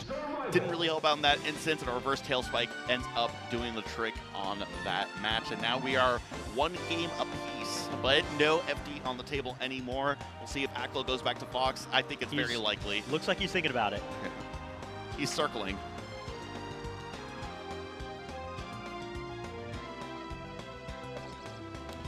He's thinking.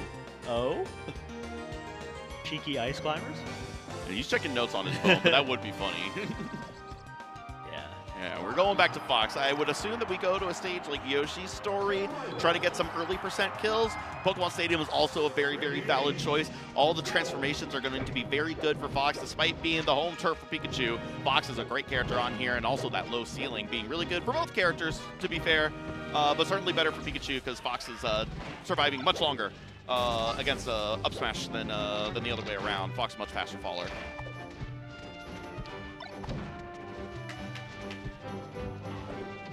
Okay. Oh, got the stage spike and a forward smash to continue this, and again! Yeah. J2 finally opting for the high recovery to get away from another Fox forward smash in that instance, but able to make it back still relatively even on this first stock. That was a pretty effective strategy. I'm surprised he got as much mile out of that as he did, just ripping forward smashes. And it's like, you have to be careful. Fox doesn't really have bad moves. You ever think about that? Forward air is likely Fox's worst move, and that's still a pretty good move. Yeah, you're probably correct. I was trying to think of a bad one, and it just don't exist. Oh, using the shine to get around the Thunder Jolt very smartly, but all the way out J2 was ready for it and just used that opportunity while Aklo was dealing with it. Oh, are we going to see another infinite combo down in the pit? Is Aklo going to throw himself down there and risk it? Doesn't look like it. He's smiling. Okay. Oh, okay. Yeah. The Uno reverse. No, you. Again. Yeah. J2 kind of getting a little, risking a little bit there. Uh-oh, and okay.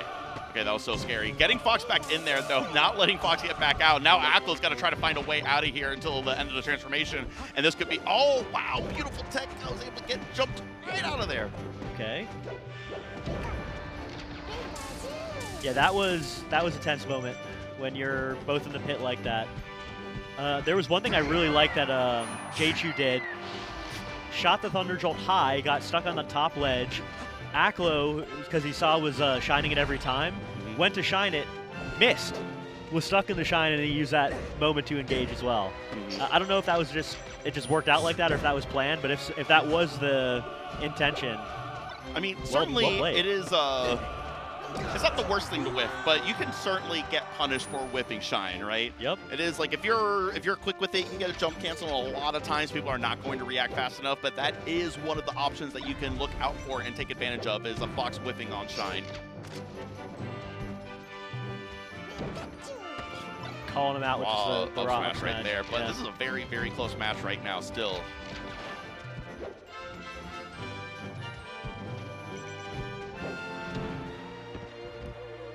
Okay. Oh, kind of flubbed the tech chase there a bit. That was, yeah, he was almost within greatness. And a great up air in neutral there. That is a tool that we will see Pikachu use a lot in neutral, but a jab up smash is going to do the trick for Aklo. Oh, we got the Invisible Shine! Yep. The Invisible Shine, that is that's a neat little trick you can do. Set it up in certain contexts in some stages. Okay.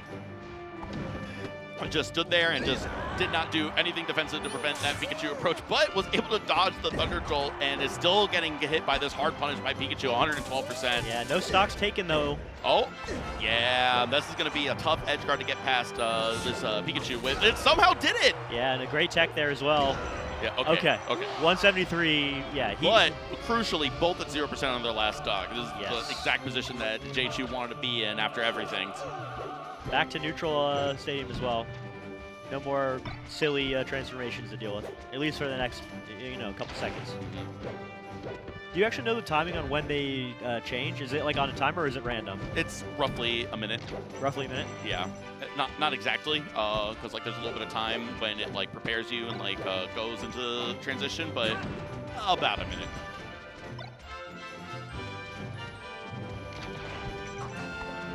I figured that might be the old school knowledge that you have on hand. I know more about these stages than I wish I ever did. Oh, Okay. but a beautiful Not throw quite off enough. stage, getting this edge guard right here. It's very smartly blocking that that get up attack, and still A little late. unfortunately, yeah, just the side B was able to get right past that Pikachu tail spike.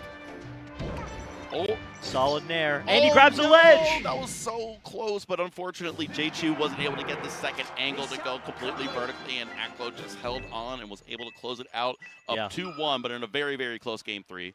Yeah, that was definitely J2 shaking his head there at the end, not happy with the way that ended.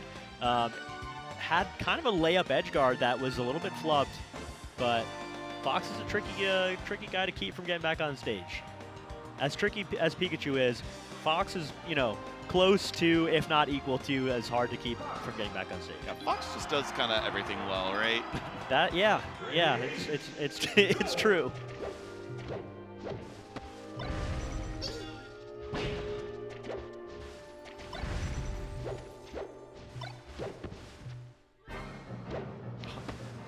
Crouching, trying to make sure that Fox doesn't lower in and do a get-up attack against the Pikachu, and was able to continue that juggle, but not good enough, and Fox still up to a slight lead here on this first stock.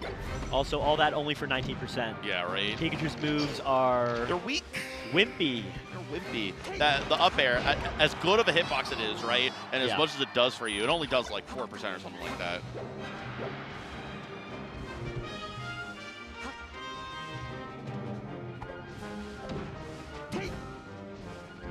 I'm liking the patience out of Aklo here. It looks like J2's kind of fishing a bit, throwing out arrows in neutral. Obviously not really getting punished too much, but Aklo, he doesn't want to walk into anything that he doesn't need to. Yeah, that was so great. Unfortunately, Fox was able to make it back, but J2 using both the aerial hitbox and the landing hitbox of Pikachu's back air to set up an additional hit and initiate that edge guard, but wasn't able to close it out. They're both back on stage here, 4 stocks and 3. Ooh, a deep neutral air there, and that is going to do the trick. 3 stocks apiece, 67%. Very reasonable amount of percent to work with. Try to mount a little bit of a comeback in the early parts of this game. Yeah, definitely. It sucks to be down, but this is very easy, not easily overcome, but you can overcome it. Full stock lead is a different story, however. That is a different story, and Aklo just knew for how long that he was going to be able to charge that up smash. I like this development where Pikachus are doing a kind of like an option select where the edge is free, they just grab the ledge, but if it's occupied by a ledge hog, they're holding up to be able to get the vertical second part of their recovery, right? But Aklo, even more smartly, is prepared for that option.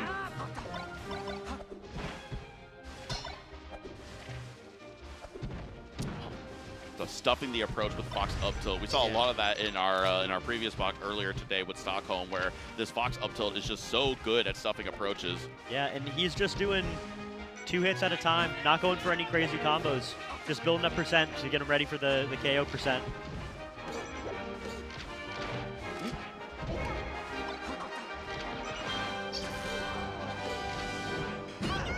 Another jab up smash. So now all of a sudden it's 3 stocks to 1, and Aklo has been running away with this game a little bit.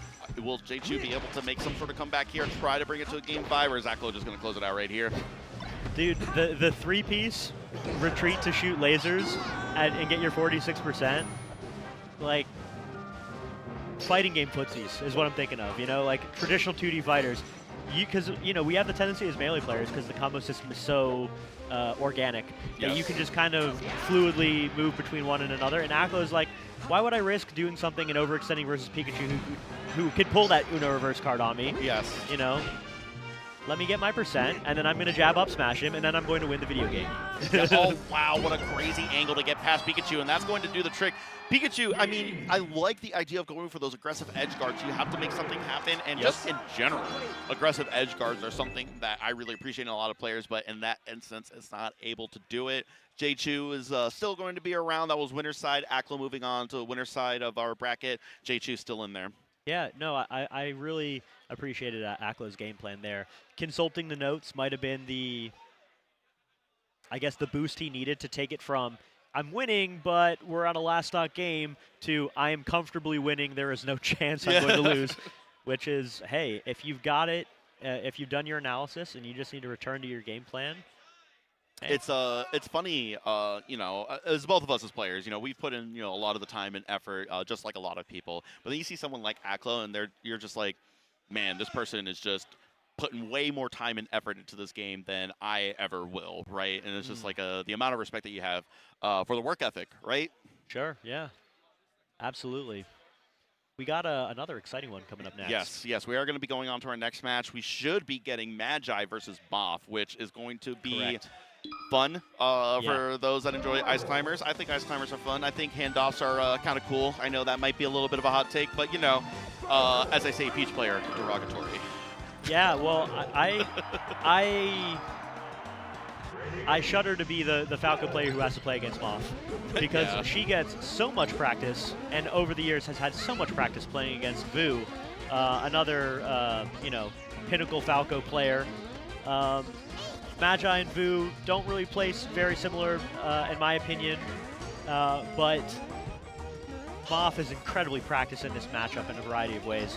Apparently they played recently at the Nouns Bowl, and that went Moth's way, from my understanding. Yeah, Moth had a very deep run into Nouns Bowl, got 4th place, and somehow did not win the trip to Japan for the Nouns Invitational, but still another chance for Moth, right? Yeah. But in this matchup right now, I think that the big problem is that Falco is a great character, and I genuinely think that on paper Falco probably wins this matchup in like a neutral and just like the advantages that Falco can push.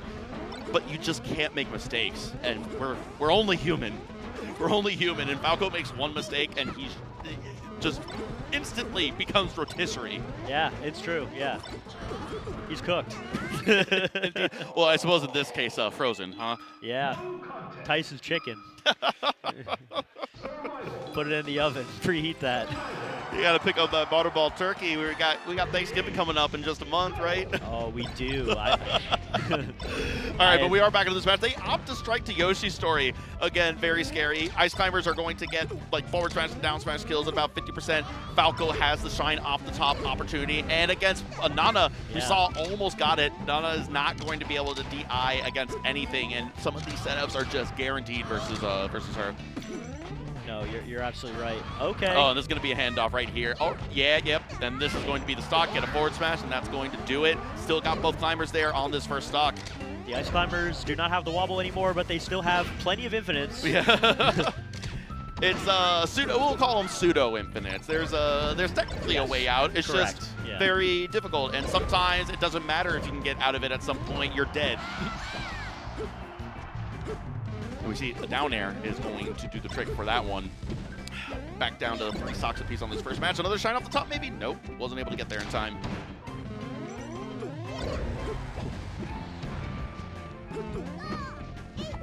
What are you doing forward smashing over there on that platform? Nana, you need to get your head in the game. Yeah, for real. Sometimes, you know, she's doing her own thing. She's living her best life out there. Okay, that was... Oh, wow, just got the jab, Falco trying to dash forward, trying to initiate this edge guard, and that one Nana jab was able to disrupt enough in order to take that stock. Yeah. Okay. Magi keeping it close. We're not seeing a big lead either way at this point. Yeah, very smart. Had a hard punish going on Nana, but didn't want to overextend and potentially put herself in a bad situation, Magi versus this Ice Climber, so opted to leave the Nana alone and be like, all right, you know what? We're back to neutral. You got it.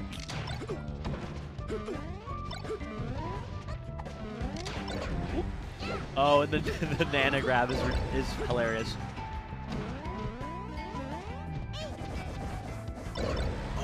There was some desync maneuvers happening there. I was curious to see what Moff was cooking. Yeah, barely got that spot dodge out in time. Magi was able to dodge the Ice Climber down smash, and now a kill off the top is going to do it. Moff down to her last stock. We'll see if she will be able to get this stock and get the next one, or Magi is going to go out to a early lead in this set.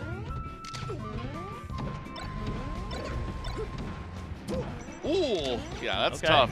And now Nana again with the jabs, helping out tremendously. Magi being like oddly polite to Nana, not choosing to do anything to Nana right there. I think genuinely sometimes you have to be a little bit worried about it, because you don't, like, as soon as you spend all those frames attacking Nana, that's when Popo's gonna come in and hit you with a down smash and ruin your life. No, I see the logic there. I see the value in that. Unfortunately, tried to do a little bit of a fade back, tried to land on Randall, but put a little bit too much juice on that aerial drift back and missed the Randall.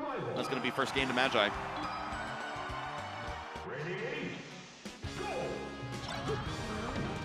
And immediately approaching with that Blizzard. That Blizzard is deceptively tough to deal with. It's got good range. Obviously, it's completely disjointed. It's basically a short-range projectile. Oh, the Popo Force dash attack where Nana travels backwards while doing a dash attack the other way. Was using that to try to get a regrab, wasn't able to get it. Magi able to get out very expertly.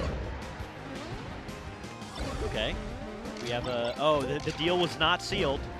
Yeah, had to. Yeah, she closed it. She closed it. Had to divert attention briefly against the Popo.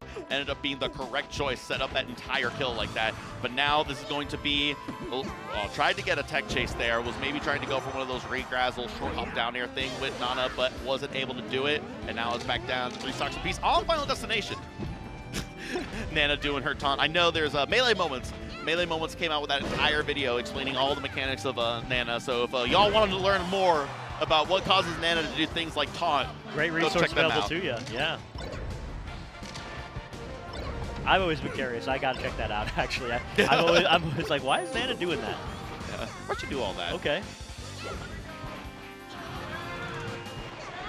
Oh, and the up tilt. Yeah, didn't get the regrab there. I'm not sure what happened there, but dropped the combo, and now Magi was able to come back. Got Nana killed off the bottom there, but Popo still alive. Yeah, up air recovery. And Popo still has very spammable smash attacks. Yeah, this is... You're obviously significantly worse as Popo, but in some matchups, the Sopo is just auto-lose, right? Yeah. Not in this matchup, because if they do make a mistake, you still have some pretty hard punishes, but wasn't able to get one there, and we've got Nana back in action. Yeah, I play Sheik, and when I see the Sopo, it feels like nothing's changed. Where it's like, oh man, I can still get... Yeah, you're still getting chain grabbed the same way, right? Grabbed, yeah. The corporate has asked you to spot the difference. Yeah, it's the same picture.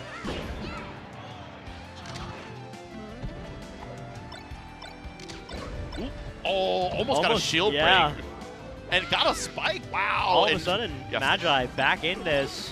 Yeah, that was kind of crazy. I mean, Mop was up 3 stocks to 1 at one point here, and now it is got about basically dead even right now. And another hard punish coming from Magi, trying to avoid, just comboing this Popo, avoiding the Nana. And yep, that's why you got to be careful. You cannot stand up to Nana all the time. You have to respect her sometimes.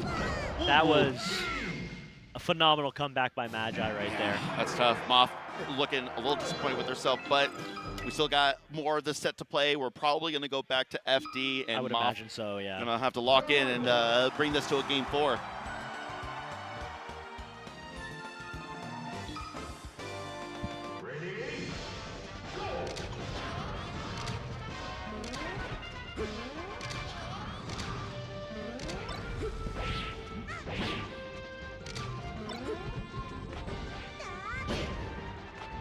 Yeah, Magi's been doing a pretty good job. I say this as she's, you know, in the combo machine right now, but she's been doing a great job as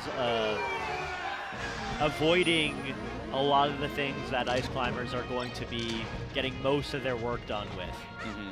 And we saw the way that Moff was able to get that first stock. Had to go for that down throw with Popo into the short hop down there with Nana in order to get for another regrab, right? And that is difficult for a lot of characters to get out of. Every character can get out of that regrab setup, but it requires a different... Oh my goodness! Got Almost. the up B, almost got the kill off the top, but a shorten against the Ice Climber down smash is going to get past Magi. Still in this recovery, somehow made it back on stage. So So much shield pressure. Despite shield pressure on Ice Climbers is tough because you have 2 shields to deal with. Sometimes of different sizes if you got the light shield in there as well. Precisely, or sometimes their shields have been deteriorated at different rates. You hit one, not the other, and it just makes it so that the hit lag and when you're supposed to fastball and L cancel during your aerials becomes radically different, and it becomes that much easier to punish and get shield grabs. We'll say this, Moff, one of the foremost players in the Miami area, South Florida player, as local as you can be to this event, right? Yes. South Florida, if you can't hear, is going crazy when Moff has a lead up. Oh, yeah. They were cheering very heavily when she was kind of doing her thing just now. And I say this every year, but I always love to see the local players, you know, perform well at like a national event. And it's always great to see the crowd behind it. It's always fun. The hometown energy is hero. always just like special in that during those times, right? It is. Yeah, it truly is.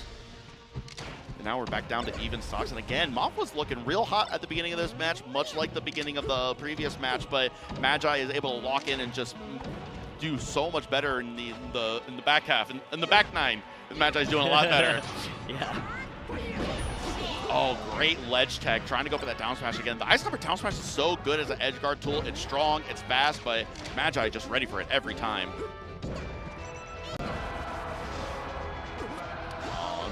And now Moff down to her last stock. Will she be able to make this comeback? We gotta see a game 4. We're looking for a game 4 right now. Got the down smash. We're down to the last stock. Both climbers are in play.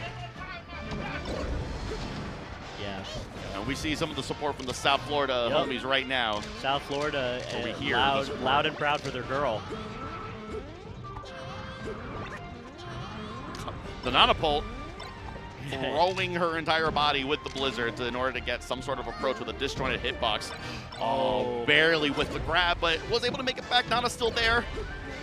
This is so scary.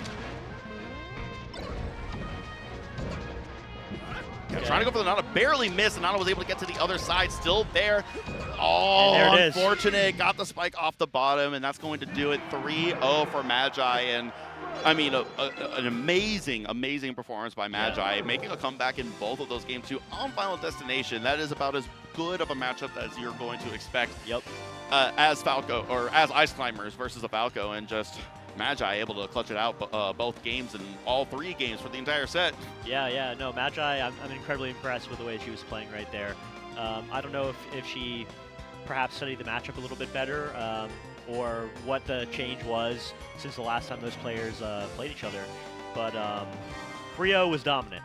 It was, but we will see more of Moff. I hope to see more of Moff, but that's not going to be the end of her. That was winner's side, I am presuming. It was, so, yes, it was. We will hopefully see more of the both of them, truthfully. I want to see all these players that I've seen so far. Of course. I was talking about it earlier about I was talking to Dirtboy. You know, Dirtboy was talking about how he had a match upcoming, I want to say in top 32. And I can't remember who it was, but it was someone else that I was like rooting for or whatever. And it's like, you know, I feel bad, but instead of rooting for one of y'all, I'm just rooting for some good-ass Melee. And that's what I'm here for. I'm an agent of Melee. I'm here to see some good-ass Melee. And so far, it has delivered. At the end of the day, it's what we want. Good Melee. Indeed. Or at least sloppy Melee that's fun. and silly. Yes, I believe I see. Is that preeminent up there? Am I seeing, It does look correctly? like it. It does look like it. Indeed. We'll see who our other competitor is coming up. Excited.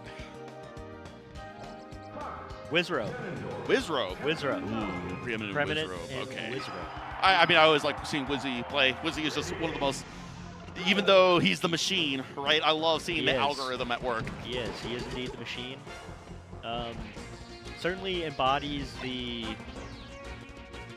know, I remember the comic the other day, or from like years ago, of just like the charting out all the flow charts. Yeah. Versus the guy Versus who's the one Falcon punch. Yeah. And he kind of really embodies ironically, as a Captain Falcon player, embodies the fully flowcharted out, Yeah. you know, doing all that kind of stuff. He's got like 800 equations on a chalkboard, like a beautiful mind, right? Yes. And it's just like looking at every single permutation possible within the game, right? Yeah, and Preeminent has been, you know, doing a decent job today, as they often do. Fox historically is seen as the winner in these in these matchups, but Wizrobe is not your everyday Captain Falcon player, to put it, you know, understatement of the year. Indeed. Wizzy has made it onto the stage in record time for Wizzy. Yeah, that is. Look at that. That might be a new personal best for Wizzy to make it up on stage for a match. I don't know if there's a, shall we say, Wizrobe liaison currently being, employed. The Wizrobe handler. Yeah. I feel like liaison's a nicer way of saying it. It is. I'm only kidding. I love Yeah. Wizzy, but that is funny. Wizzy is just, it's the meditating. He's got entering his moment of zen. Yeah, he needs time to collect his thoughts in between matches and, you know, do all that kind of stuff. But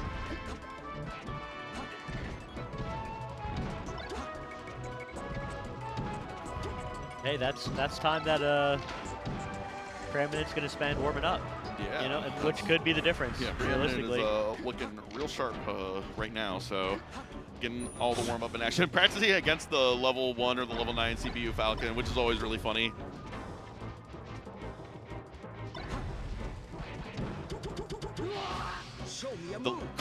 Taunted? The CPU taunted? Yeah, that was. You gonna take that? Okay. We had an RPS for something. Preeminent, the winner, throwing paper as a first choice. Not a common move. I recently witnessed a RPS tournament. Yeah. Where a guy made it, and it was probably like 30 people in the tournament. The guy who got third place made it all the way to third, only throwing scissors. A scissors main got third place? That's Got third place. crazy. And it was like, I think the only reason that he didn't progress further is it kind of was revealed that, like, oh, this guy's only thrown. Yeah. And it was it like, takes okay. a little bit, right? In the Yeah. best of 3, because I know, like, I don't know, this was a long time ago when I first learned about competitive RPS, which is just such a delightful concept to me. But Oh, yeah. Apparently, they have like the best of 3s, and people will play gambits, they call it, right? Where they have their 3 choices picked out beforehand, right? Yeah. And the different gambits have different names. Now, this could be entirely BS, but I choose to believe this, right? Yeah, I'm learning something new, right? I'm not a big RPS guy. I just happened to witness this. You know what I mean? All I know is that I was told that when someone is throwing all 3 rocks, it's called the avalanche. They just keep Okay. throwing rocks, right? That makes a degree of sense. Avalanche, snow, not rocks, but yeah, close enough. I see the logic. I mean, What- maybe call it the rock slide, right? The rock But- slide, but- yeah. What do you call the triple scissors, I wonder? Toolbox. The toolbox. The toolbox. Okay, that makes sense. What about triple paper? Oh, I couldn't tell you that one. Fair, Couldn't tell you fair. that one. This is a long time ago. Throw the book at him? My memory's a little fuzzy here. Gonna And throw- I genuinely, please don't take anything that I'm saying seriously. I could be talking straight out of my ass right now. Hey, but if- I choose to believe this. Yeah, I mean, it's interesting. If you're right, if you're making this up and you're, this is some fever dream, sleep paralysis demon told you this last night, something like that, I'm here for it. It's one of those things where it's like you see, like, it was like a video clip of like doing like competitive rock paper scissors, right? Yeah, So yeah, like I yeah. saw like the actual like competition, right? And I'm like, let me learn a little bit more about this. And you end up in some Wikipedia rabbit hole or whatever, right? And I've always thought, I'm a bit of a trickster, you see. I've always thought it'd be really funny to like invent a niche hobby like that and then like create all this lore about this thing so that, and then all for the purpose of doing like a 10-minute video essay on this niche subculture. Yeah, indeed, but we have seen, we see the lore right here. Me is going to be the story of this first stock right now. Wizzy ended up taking it out real early in the first 10 to 15 seconds of this match. Yeah, of course. So, all right. So how do you feel about this matchup in particular? How do you feel? Obviously, Fox is going to be favored somewhat, but a lot of Falcon developments over the years with edge guarding and especially the punish game and tech chasing with people like Wizzy have really swung this matchup closer to Falcon's, not favor, but certainly better, right? So what are your thoughts? I think Wizzy did a really good job recognizing he couldn't go for that edge guard and then resetting and then edge guarding Preeminent. Not the question you asked me. Yes, but more relevant to the matchup play here. I think that what you're saying is valid food for thought. I know that Fox players and Falcon players both complain about this matchup. I don't know which one it would be favored. Oh, wow. Instant grab there and an instant need to just so quick. All these animations on the throw, because Fox is so light, it ends up going so quickly, and it just, everything happens so quickly that a lot of times you blink and Fox is just already in the magnifying glass about to die. Okay. Oh, unfortunately, a little bit too much angle on the air dodge. Wasn't able to get up vertically enough to get on Randall. Indeed. Wizrobe is running away with this game, I will say. One stock is going to be decent for Preeminent to start working their way back in, but yeah, Wizzy does not miss those. Yeah, I feel like it's the hubris of a Fox main to strike to Yoshi's story against a Captain Falcon player and then end up just getting blown up by knees like that. And that's really the risk that you take. You know, Yoshi's story is obviously a stage that Fox really likes to go to, but we see the other side of the coin in that instance. It was 2 stocks in the first 30 seconds, if I'm not mistaken. So, it was a quick match. We're already on to game 2, if you can believe it.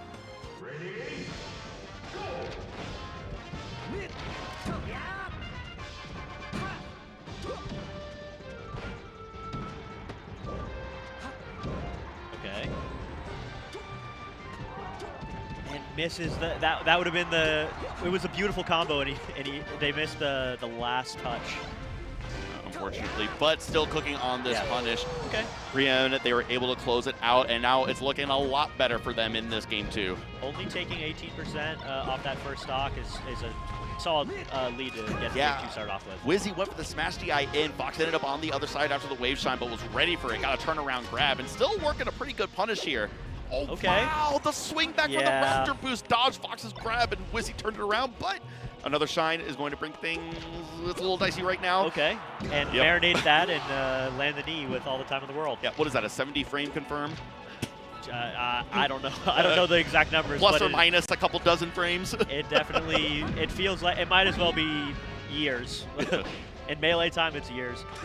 I'll say this, when you miss that grab because the Captain Falcon pulled back with the side B, that, for me personally, is one of the most frustrating and disheartening moments that you can experience in this game.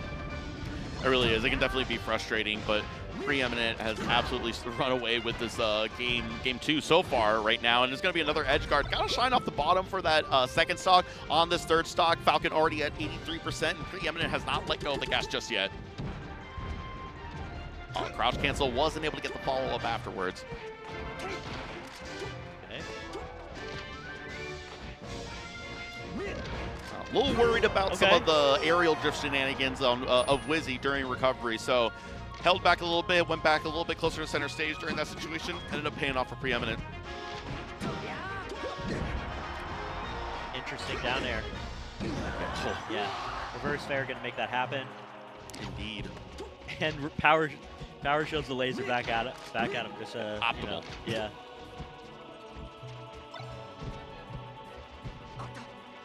Oh, the empty hop waveland back, trying to bait something out, and it ended up working out. Not quite directly maybe as Preeminent thought, but it was still a great option in that instance. And building up a little bit of percent here, great wiggle out, but Fox at 0%, that's tough. You definitely can't get away with pummels for free like that. I love Preeminent landing with the what is it, spot dodge like that. That was really good. Landing high on the shield, giving you enough time to land and immediately act instead of being, you know, stuck in a necessary lag. I'd also like to draw attention to both of these players have an incredibly intense expression on their face. If you guys are paying attention at all to the camera, Wizrobe famously can kind of get into his like seance mode, but Preeminent also is looking like they might as well be driving Formula 1 right now. Like the stakes are life and death. Yeah, I also love how you see Preeminent in the player cam right now. You get like the full like portrait of Preeminent. Yes. You only see right like where the eyes are and Yes. above for Wizzy lean so far in the most optimal gamer pose imaginable. Oh wow, Shine instant jump cancel up smash. Getting the up smash so quickly that the momentum of the Shine doesn't have enough time to send far enough back to get that up smash. But another edge guard situation here, getting Preeminent off stage. Wizzy at a pretty low percent, got the reverse hit of the get up attack, but Preeminent still able to make it back. Wow. Yeah, was able to get out and get a hitbox right before landing after that weird scramble situation.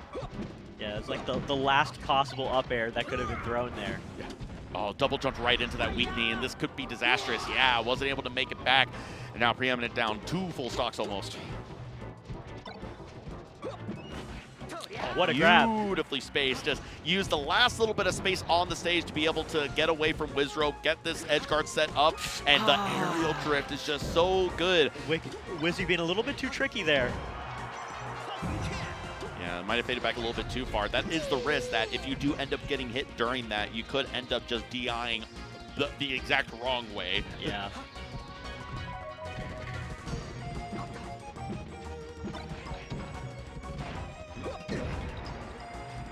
Wasn't able to get the dash back out of crouch in order to continue that tech chase.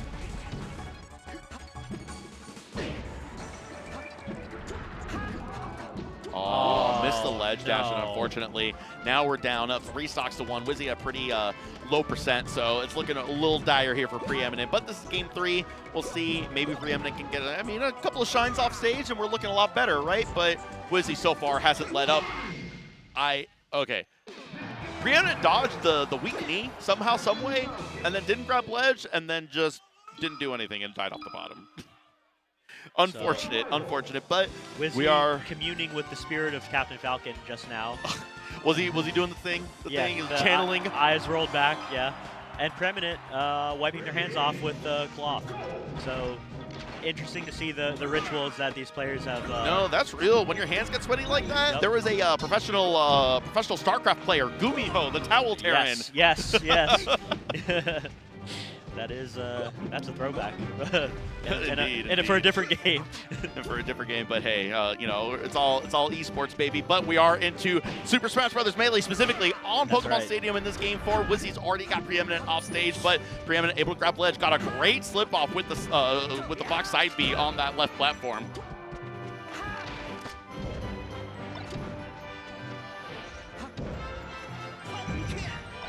Okay. Ooh, great deep shine, was able to get that edge guard, and Preeminent looking a lot better in this game right now in game 4, trying to bring it to a game 5.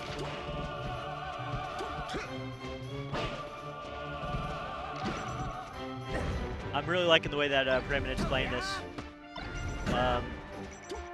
Running and gunning in a way that is really exposing very little risk. Yeah, again, using the drift back, the pullback of that Raptor boost to avoid Fox down tilt this time, Yeah. which is one of Fox's longest range moves. That down tilt actually reaches so far. So Wizzy able to outspace that with the Falcon side B is amazing.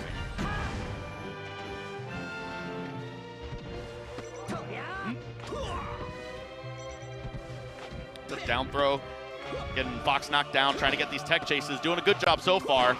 Yeah, getting the up throw. Didn't want to do another down throw. Fox could do a slip off DI and try to grab ledge immediately, so went for the up throw instead, and unfortunately didn't work out. Preeminent able to turn it around and now applying the pressure on the Falcon. See that forward air. Fox's worst move, still looking pretty good.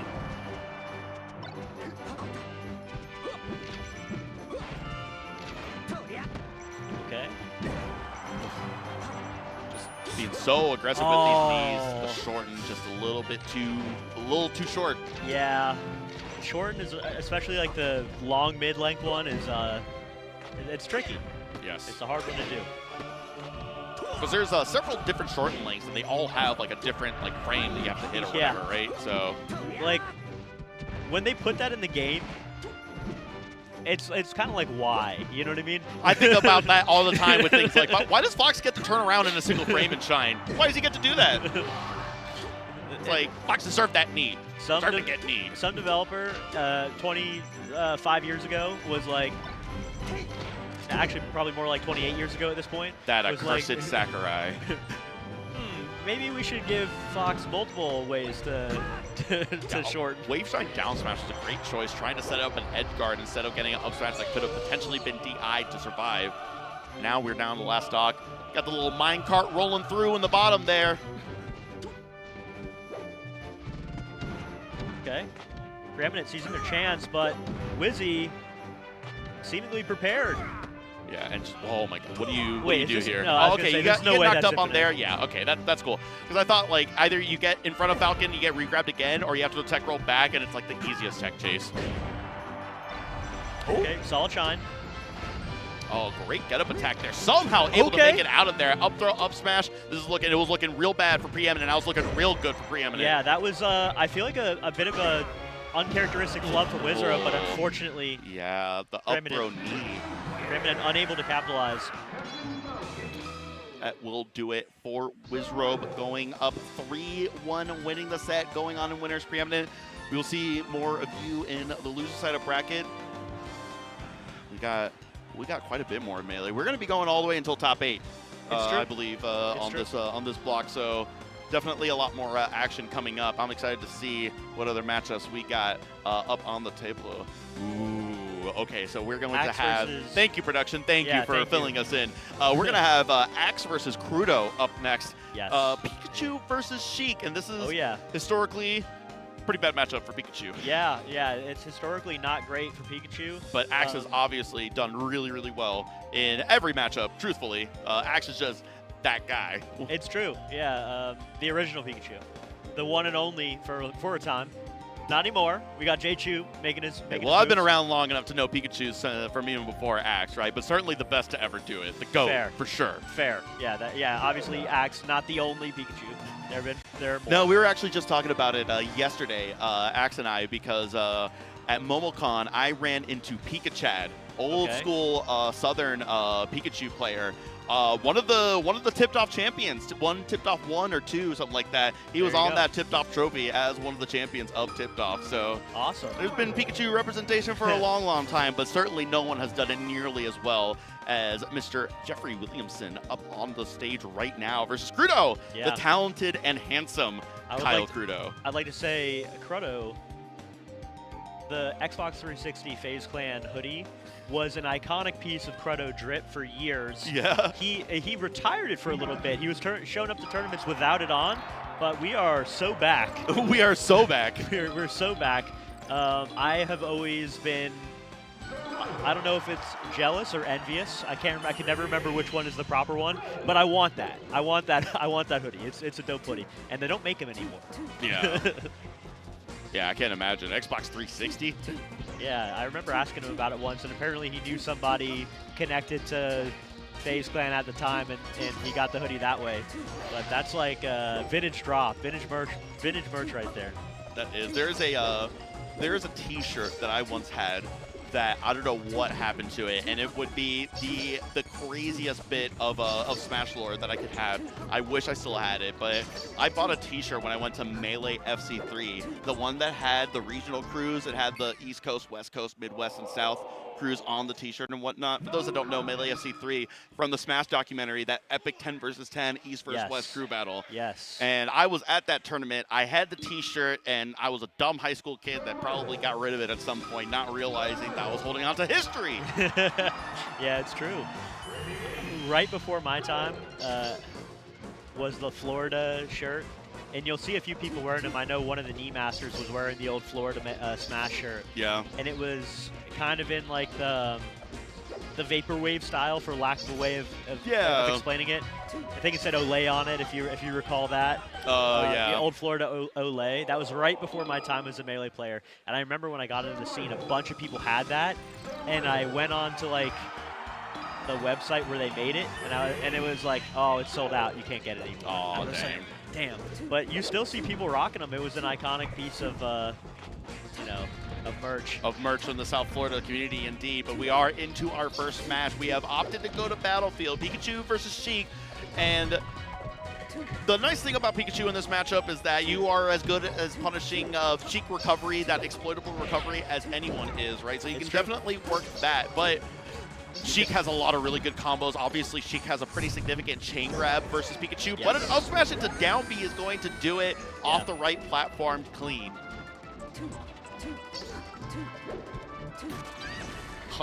Just sucked Sheik right in there with that that down smash.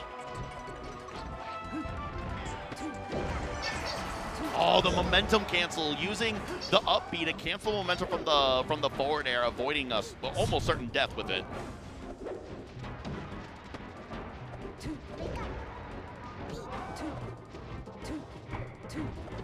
Okay. Wow, great edge cancel there, but Krudo was ready for it. Got the jab fair, yeah, exactly. I think out of any Sheik player, Krudo has my favorite jabs, which sounds ridiculous to say, but as a Sheik player, I pay attention to these things a little more closely. That's so valid. I love it. I love it when, like, you know, in your instance, a Sheik main is like looking at like some top level Sheik and is just nerding out over the smallest minutia of the gameplay. That's so valid, bestie. Yeah, nobody does it like he does, like legitimately. For me, that's Armada with forward air. Armada just has forward airs that nobody else in history was ever doing, right?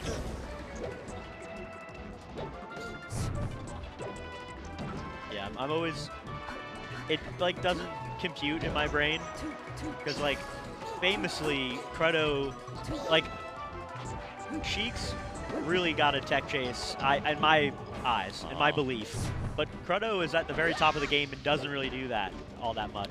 Yeah, unfortunately, Krudo slipped off there, was hitting, probably trying to do down smash down on the C-stick, got a down air instead with Sheik, and then ended up dying off the bottom at a relatively low percent. Axe is off to a pretty significant lead here, getting the tech chase on the left platform, not quite. Great shield drop up there from Pikachu, and still getting these juggles on the platform. Not doing a lot of percent, we were talking about that before.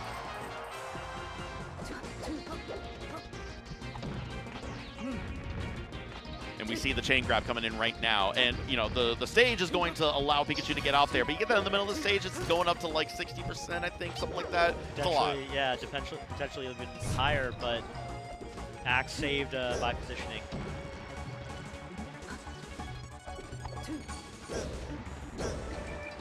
Uh-oh. And then the down B, yeah. Oh, that was so sick. What a... Axe is so sick. Yeah, it's true. I thought that was it, truthfully. Looked like it. Krudo's been going for these up smashes as well. We see Krudo go for it, trying to catch Pikachu on one of these platforms, trying to get that sweet spot, the very tip of the up smash, part of the Dynasty combo, right? Ooh, true. Oh, wow. Somehow Pikachu was able to just completely stuff Sheik's neutral air there with the forward smash. Taking that first match pretty clean. Did have an unfortunate SD from Krudo and also some early percent kills. So we will see how Krudo will adjust in game two, cleaning things up a little bit, tighten up a little bit.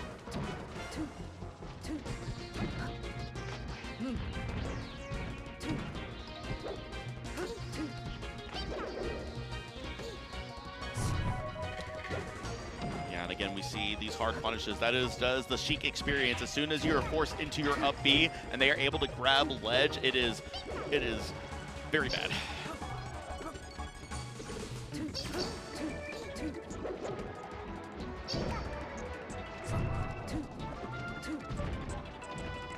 Okay, this could potentially be something big.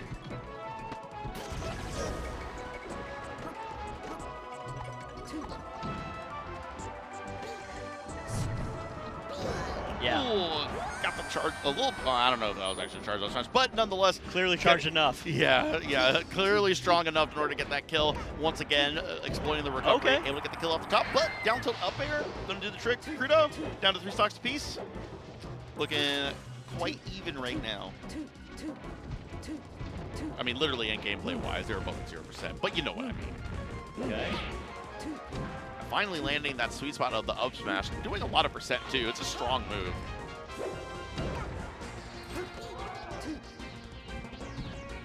Oh, that down tilt was pristine. Yeah. Tell me more. Tell me more. Yeah, I mean, catching the Pikachu running in like that, it's like perfect. Like that was a brain blast. I know it doesn't look that impressive, but it was like a really big call out. Yeah, and the nice thing about that as well is that because you are crouching already for the down tilt, using that low profile, it makes that hitbox that much better because you've scrunched up your body so much that when the hitbox comes out, you have likely dodged a lot of things that might have come your way. Again, we see that down tilt low profile. Okay. Scrunching up her body, getting away from the Pikachu back air, and still landing these down tilts.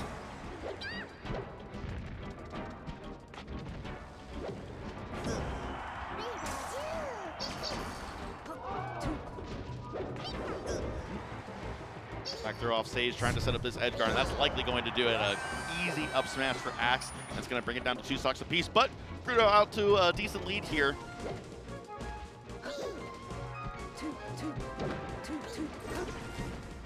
Okay. The forward air just hits Solid the needle. hurt box of the needles. Yeah. Somehow still able to make it back onto the stage. Yeah, and that right there is a big danger if you're trying to hit too many of those down tilts. The down smash will absolutely vortex you in, and now you've eaten, I think it's like around 20%.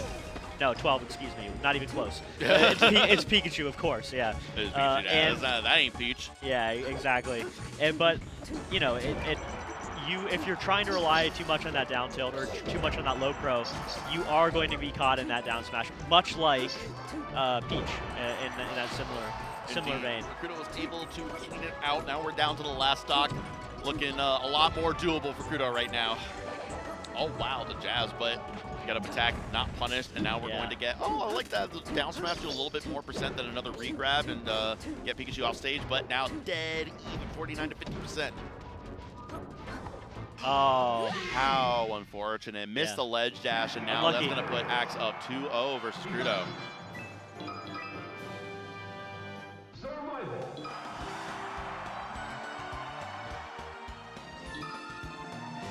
Ready, go. And going right back to Battlefield. This is, I can't think of a better stage for Sheik in this instance, right? They struck to here, which means that Axe is perfectly fine playing on this stage. And I guess Crudo is saying, well, obviously that last match was really close, right? I definitely think that if you're Crudo, you're looking at that match and you're thinking, okay, I can do this, but a deep down air into the tail spike is going to clear out that first stock, and it's not looking great so far for Crudo in this game 3. Yeah, Axe is doing, honestly, a fantastic job. Like, I've been perhaps biased in my choice of main to be watching what Crudo's been doing a little more, but I'm looking at the score. I've been looking at the way that Axe has been handling this. It's kind of been a clinic how to do this. What should be a losing matchup and make it work in your favor. Yeah, just, oh wow, a triple nair there in order to get Crudo off stage. And was able to make it to a platform though, and was not able to get the edge guard. Axe messing up there a little bit. Yeah, Crudo able to get that kill, and now it's 3 stocks apiece. Axe moving a little bit slowly.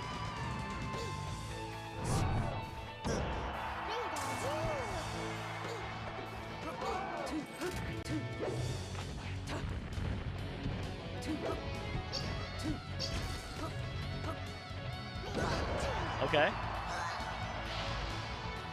This is a pretty solid lead here for Axe. The full, not full stock, but like, you know, a reasonable percent lead and a stock ahead is.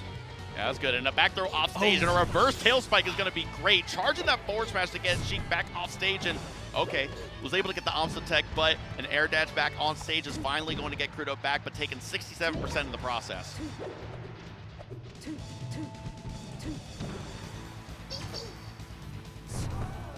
Oh, wow, that was such a good mix-up, and it still wasn't good enough unless the recovery frames when you land with that up B are just so long. It's so tragic.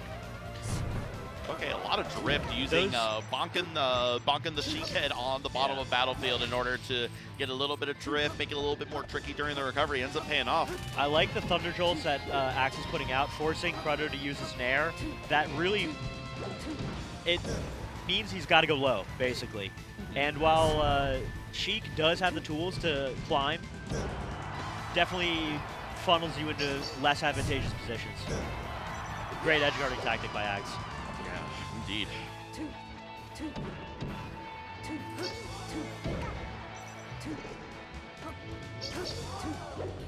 Keeps going for these needles, and I haven't seen a whole lot of the needles hit, but Cruddo's got some sort of edge guard cooking up for this Pikachu, trying somehow, some way to keep this damn rat off stage. Yeah, he's got to have it. It's got to be right now. He's like losing the war of attrition. Yeah, tried to go for the reverse fair and just wasn't able to get it quite in time, but the up air is going to kill Pikachu off the top. 135%. We're down to the last stock. Oh, jumping away from Pikachu's silly little arms. Yeah, okay, great DI.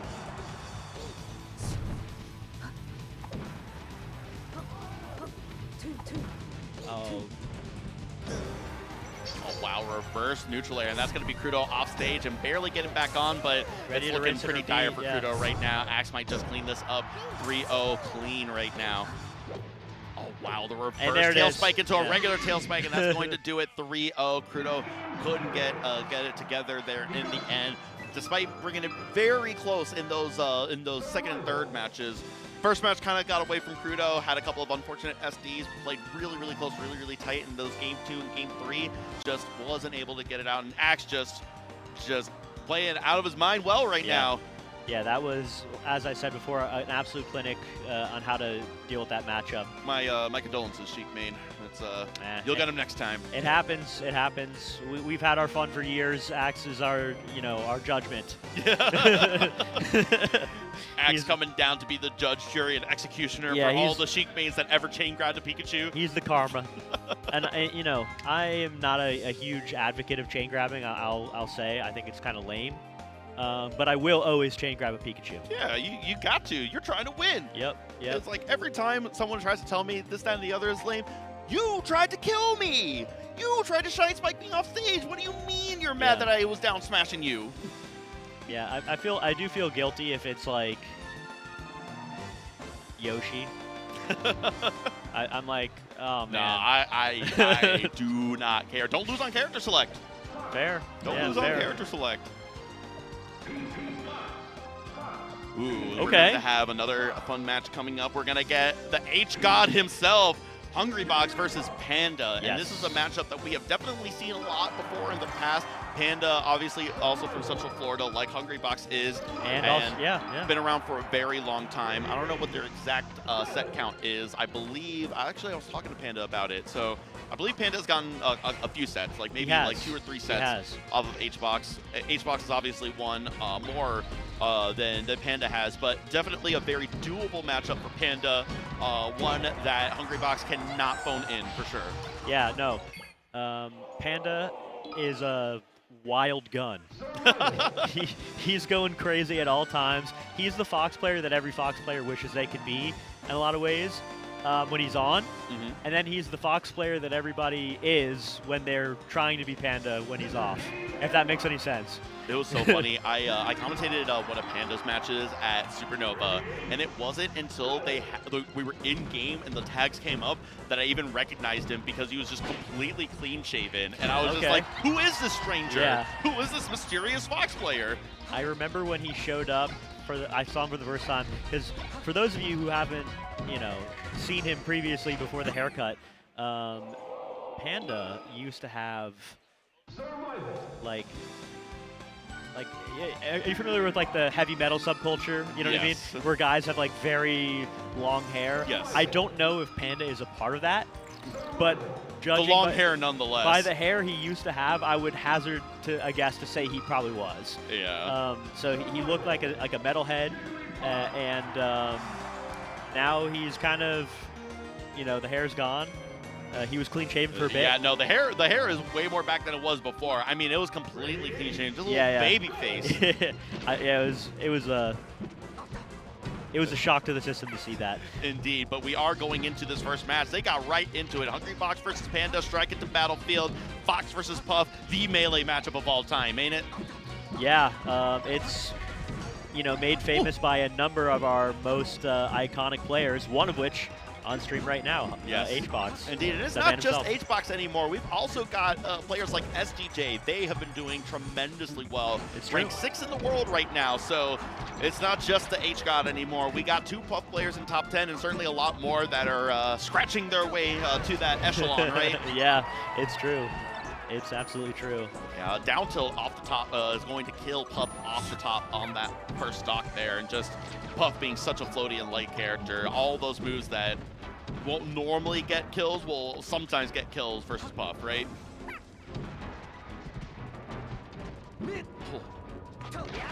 Falling weak neutral air, tried to follow up with an up smash, but was able to get the, what was that, the up throw up air again off the top. Oh, Okay. that's a clean See you rest. later. We'll see what kind of punish Panda can cook up here at 0%.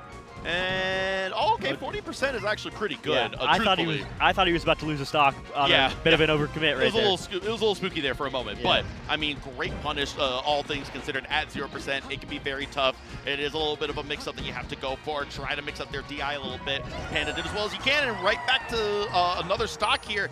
Now Hungry Box down to their last stock. Panda with a clean 3 stocks right now.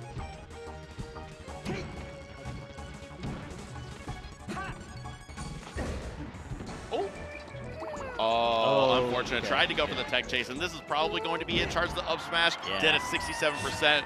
I think even if platforms weren't like a factor there, that was probably still going to be.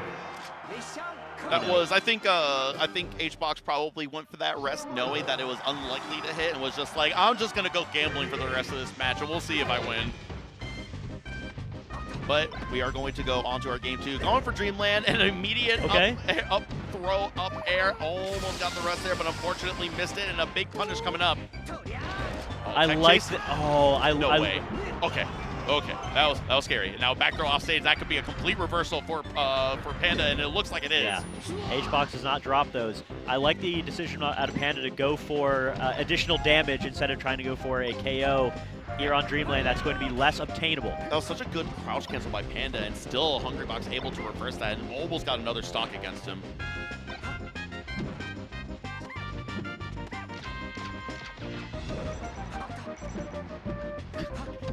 That was almost a really bad tech skill flow. Yeah, the jab up smash is going to clear out that stock, and Hungry Box definitely looking a lot better in this game, but it's still relatively even. And another. Okay, see you later. Rest.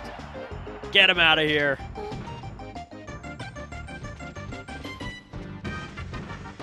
Okay. Good DI on the up tilt, but not good DI on the up throw. Able to get the rest anyway.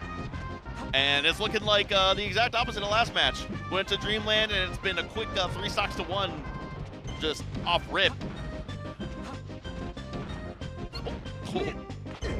And another, no way. Okay. Again? Okay. That was like a minute-and-a-half game? Yeah, that was a quick one.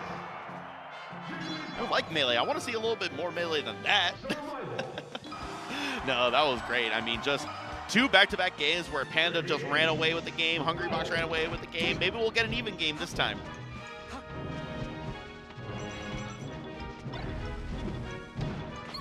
Oh, wow, that falling up air was so good. Panda, great recovery, able to sneak around with the double jump and up B around all the options that Hungry Box is trying to present.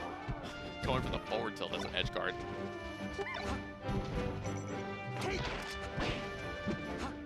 Good smash DI out of the up throw up air. The dash attack was able to get Panda off stage, and then the edge guard way deep down there with the forward air.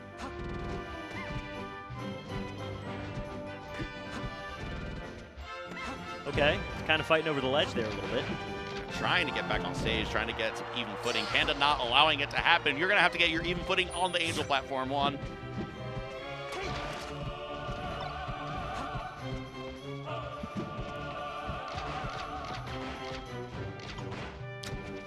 Great power shield. The power shield versus Fox Laser is always so funny, right? Because you're only doing 1%. You do less damage whenever you roll projectiles. The Fox Laser already does like 2-3% or whatever. Okay. Wow, even with the mountain rolling up, but now this is bad. And I was at this percent? Oh, it doesn't get any punish. Okay, somehow was able to survive. But yeah, you saw HBox start to shake his head because got the rest despite being risen up by the mountain. But at that point, you're so close to the blast zone, that high up, that at 29%, it was actually kind of scary for Puff. Yeah, they're playing a dangerous game right now, and Panda's mostly in danger, not as much HBox. Yeah, with the stock lead for sure, HBox feels a lot better about this situation, but I mean, crouch cancel shine gonna be a really smart choice there, and an up air off the ledge is going to do it. We're back down to 2 stocks apiece. Reminds me of a conversation we had yesterday about when's it the right time to take a risk. Yeah, you know? yeah. Panda very clearly willing to risk it all when he's down. The second up air was so smart. Still kind of working on this, just spamming drill right now. Fox trying to figure out a way to get around it. The wave dash to the other side into forward smash. That forward smash has no damn business being that strong.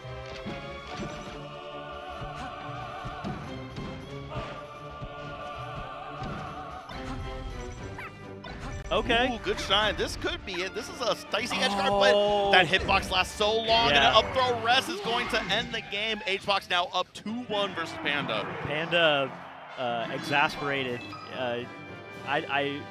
He's not typically, he's usually pretty stoic. Obviously, he looks very intense, but that view that we see right now, which is just like, you know, kind of him looking out of the top of his eyes, is typically what we see, but him actually kind of reeling back in frustration at the end of that. Speaks volumes, in my opinion. Wow, great double jump ledge sweet spot recovery by Panda to get around Puff's potential edge guard. I love it when at some point during neutral, the option is just to stand completely still. Up throw, up air, killing at 71% on Final Destination.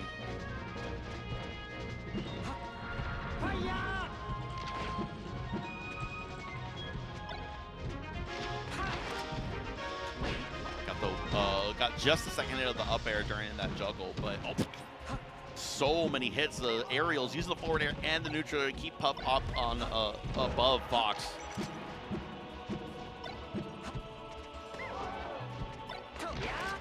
Oh, a little bit out of the proper range. Yeah, Panda's just been doing a phenomenal job during this match. Now up a clean 2 stocks, 4-2. Straight down is a silly option. It is. After the bounce, you're like basically immediately actionable, so it's very difficult because by the time the hitbox ends from the up B and you're bouncing, you're actionable just a few frames afterwards. Ooh. Forward smash wasn't able to get the side B to travel quick enough in time. I don't think that you go for rest in this situation, even though you have a stock to kill. You try to see if you can get it down to 2 stocks apiece without risking another stock by HBox. Panda just trying to build up as much percent as possible, doing a great job of that, and just any stray hit is maybe not the stray hit of jab into up smash, a little bit too high a percent, but a strong back air will probably do the trick at this point.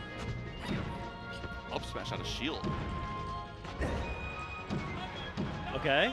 Yeah, and just trying to DI away, trying to figure out. And Panda makes it back. Yeah, that was crazy. With room to spare also. That dash attack, grab ledge. No, wasn't able to get there. And just the forward smash just clean beating out get up attack. And now it's 2 stocks apiece. And now you exactly want to go for rest. Who cares if you get punished? 129%, you'll take that. Yeah, that was no, but used too many jumps. Panda was able to sniff that out. Yeah, I was impressed with HBox's coverage of Panda, by the way. Kind of letting him back on, but not letting him do anything with it. Okay. Able to make it back on stage. And even though you're not likely to die from a straight punish right now, definitely not right now. At 39%, you can't risk a rest. And good was DI. able to smash DI up and out. Yeah.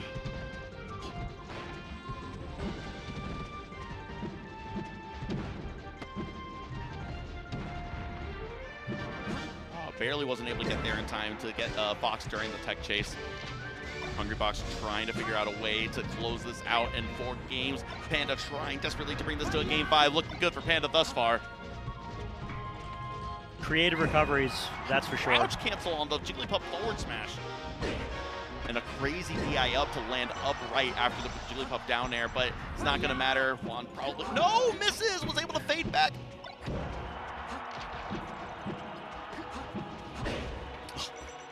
the neutral air. We're going to see. Okay. Oh, missed again. All the way up. Uncharacteristic misses Tech. right now.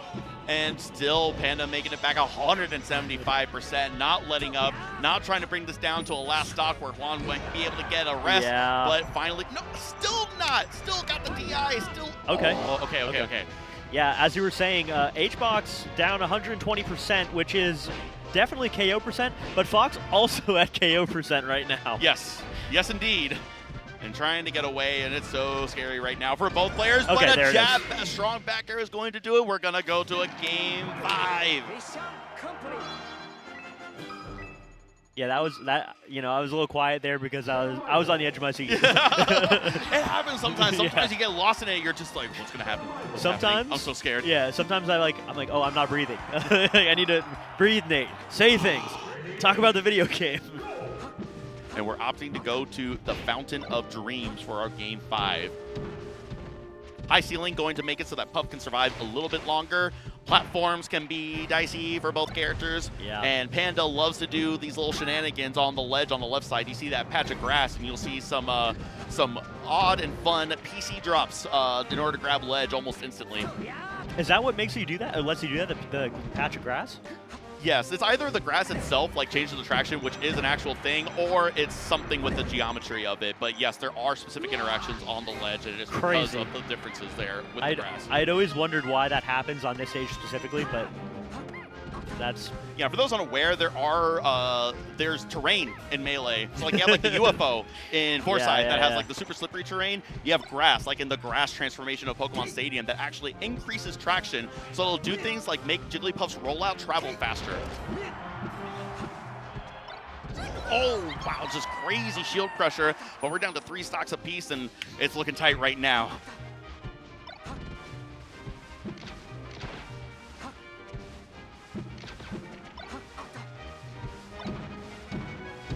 Oh, big combo. Just bair, and just snuck an up air somewhere in there in order to set up that rest. And not a very hard, but well, wait a minute though. 56% is looking pretty good. Yeah. HBoss looked like he got out of it a little bit earlier, but Panda's still packing the heat. Okay. Yeah. 84%. I would imagine that was like right on time for the kill percent to come online. Yeah, this has been a real back and forth affair in this game 5. This is some good ass melee. Oh, another tech chase. Oh, a little too late. Now it's going to be a punish. Probably not going to be a kill, but it could be close. Not quite. Yeah. Not quite just Not yet. quite. That high ceiling paying off for Hungrybox. Okay. Barely yeah. able to drift out of there, and now it's dead even. Panda getting perhaps a little bit too overzealous with those KO moves. Yeah, able to get out there with the back air, but HBox at 84%, real dangerous. Don't want to get shined off, don't want to get up smashed right now. Trying to find a kill confirm on this last stock. Oh. Okay, good DI. Yeah, oh, okay, got the light shield up, avoiding any sort of shield poke with the Fox up air. Oh, back throw, and that might be it. Yeah, Getting the, that's going to do it. You just go down with Fox, and that is going to do it. That is going to be 3-2 for Hungrybox and a very solid 2-stock at the end there. Both of them kind of sighing a release of tension there. It was a hard-fought battle. HBox not even popping off, just almost looked relieved. Big XL from HBox, and I know he felt when Fox dipped below the stage, he's like, all right, yeah, it's mine. Yes. So it's just like, okay, I just got to get this part done, and we're good. Great On set. to the next. Great set. That was a great set. We got Moki versus Magi coming up next. And this is likely going to be a top 8 qualifier, if I am not mistaken. Production might be able to help me out with that one. Yeah, we'll see. We'll see in a moment, because I know we saw Magi play earlier in top 32. Yes, yes. So very likely, but we'll see. We'll see how much more melee there is to be had here. Moki is Okay, so that last match that we saw was also a top 8 qualifier. So that is. Oh, Axe okay. Okay. Oh my goodness, I didn't realize. Yeah, so Axe and Crudo, that was a top 8 qualifier. That was Axe going into top 8, HBox and Panda that we just saw. HBox going on to top 8, and now we're going to have Magi versus Moki. Yes. And that's going to be a top 8 qualifier. Yes. So we're getting there. We're getting close. Yeah, this is the first time I'm going to be seeing Moki or on a match I'm commentating. I'm really excited to see him. Magi, always a treat. She, obviously took care of business with Moth earlier. And both these players, pretty aggressive, crazy spacies. if Fox versus Puff was the, like, you know, one of the melee matches, you know, one of the most iconic ones, then this is the other one of the other most iconic ones. Oh yeah, Falco versus Fox. This is 20XX, right? This is the end Getting game close. of Melee. Yeah. It's Falco versus Fox, baby. Yeah. I imagine you gotta throw a Fox Marth in there at some point, just as a throwback to, you know, back in the day. But yeah, man. I don't know about these players' records against each other. Do you happen to have any information on that? For Magi versus Moki, I cannot tell you for sure, but I will try to do a little bit of research for us here while they're doing their hand warmers, right? So we got Magi. How are you doing, Magi? Let's look at your events. Oh yeah, we do have pretty poor reception in this room though, unfortunately. So it is. I would have to maybe look that up another time. Unfortunately, I won't be able to have it to you here. Unfortunately, or very fortunately, actually, we're going into our game one here. Yes. We have Moki versus Magi, Fox versus Falco, Melee versus Melee. Yeah, we're starting things off on Dreamland. Oh, and just a clean 0 to death with a down smash closing things out for Magi. It's, you know, I'm, as someone who's not really a spacey player myself, it's hard for me to think, like, do stages really matter that much in the spacey? Like, in this matchup, maybe a little bit less so. I can imagine certain things are going to benefit one or the other, but for sure they are just two very, very strong characters. Different strengths and weaknesses, but he missed. Both are very good, yeah. That's kind of a layup shine, and he missed it. I don't know if that was just an unforced error or Magi having a great angle. Yeah, Moki loves those, the first hit of up air into up smash, right? And that ended up closing out that stock. Oh, applying a lot of pressure, Magi right now. Able to get these lasers, bring in Fox slowly down, getting a deep back air, still able to make it back. That was so low. Yeah, I thought she dipped a little too low there, but, yeah, no, proving me wrong. Indeed. Oh, unfortunately. No, that was a little too low. Yeah, that was a little too much sauce on that angle. Oh, wow. Yeah, sometimes you'll get that to happen where if you're in a knockdown, you get another shine. Instead, you end up in not free fall, but your normal fall animation immediately rather than being in knockback. And we saw Moki recognizing that and going for a down air to prevent Falco from continuing that combo. Now Moki getting these juggles on the left side, getting the up air, the back air. Great ledge dash from Magi, but Moki's ready for it. Yeah, down tilt to convert or to continue is crazy. See, that wasn't a jab into down smash. Expecting the DI up from Magi and getting ready for the down smash right afterwards. Knew that Magi, that she was going to fall right into it.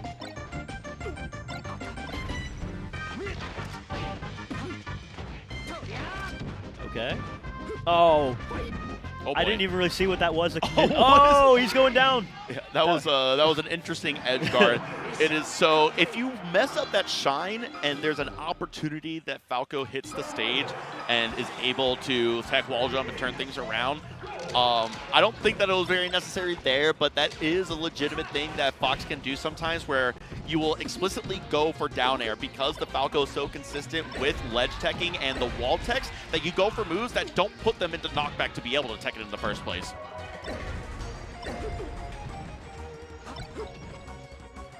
Oh, okay. Went way down, but unfortunately, Moki was going after Magi in any instance, went all the way down there. Another shine, that's going to do it. That's Moki is unfortunate. He is absolutely, like, it's smothering the pressure that he's putting forward. Yes, suffocating is a good way to put it, indeed.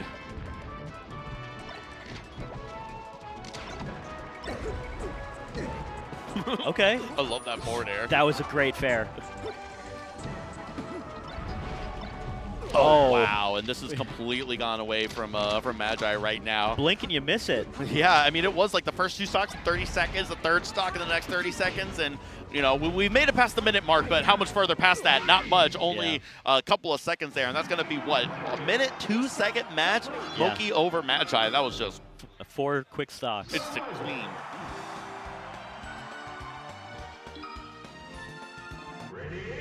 We are going to Battlefield. Moki up 2-0 after a very quick game 2. We'll see if Magi can tighten things up a little bit. Right now, we'll see. Got a little bit of a punish here. Hasn't gotten away from Magi just yet. But off stage, that's always scary. But got a hard punish coming in right now. Able to get Moki off stage, but unfortunately wasn't able to complete the edge guard.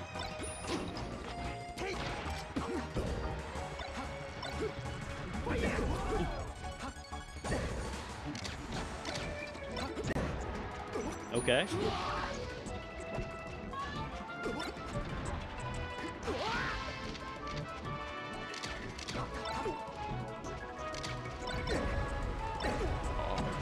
Magi with another big punish, getting all over the stage against Fox and still cooking up a punish here. The 69%, 83%, got Moki off stage.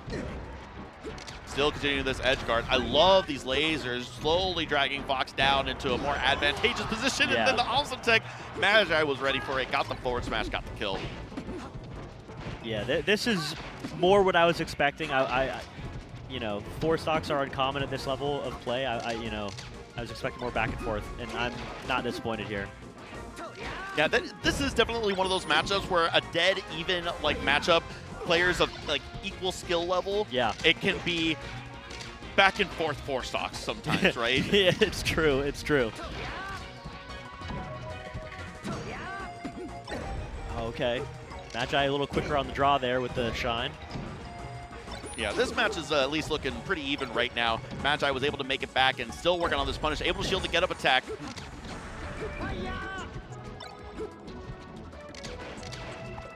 Okay.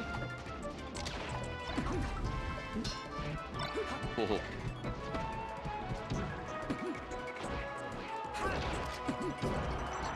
They're both struggling to get a clean hit for a while, but finally Moki gets the grab, and that ends up leading to the stock. And Yep. now it is down to Magi's last stock here on the winner side of the bracket here. Potentially, can Magi potentially bring this back, or are we going to see a 3-0 for Moki?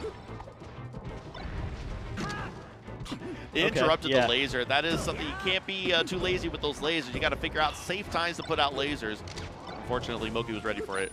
Okay, back air's That's probably gonna, yeah. that's going to do it. A 3-0 and a fist bump. Magi, we will see more of her. She is still on the Yep. loser side of the bracket. Moki moving on to top 8 winner side. Top 8, yeah.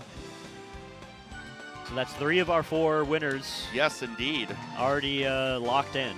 Yeah, so we One have more Moki, winner to go. H-Box, and Axe. Axe winner side top 8. Let's go, Axe. Yeah, that's big.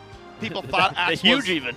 People thought Axe was not doing too well, and Axe has been doing really well. It's been I a think minute. recently, this past at least 6 months, if not longer. Yeah, I can't remember an individual time when Axe was in top 8. I know it's been happening, but it felt like he kind of fell out of the view for a bit. You know what but it it's good to see him is back. that we have such lofty expectations for a player like Axe True. that when he has his fall off, it is like from being top 10 to like top 20. Yeah, right? yeah, true. It's like we have to keep things in perspective here. Axe is still him, right? Yeah, he's still that guy. Ooh, so our final top 8 winner site qualifier is going to be Wizro Wizzy versus Aklo. Versus Aklo, yes. What do you think? Tell me, what are your thoughts? What does your heart tell you? What do you want to see out of this matchup? What I want to see is a Game 5, these guys exchanging ridiculous combos, maybe a Link game in there at some point. That would be cool.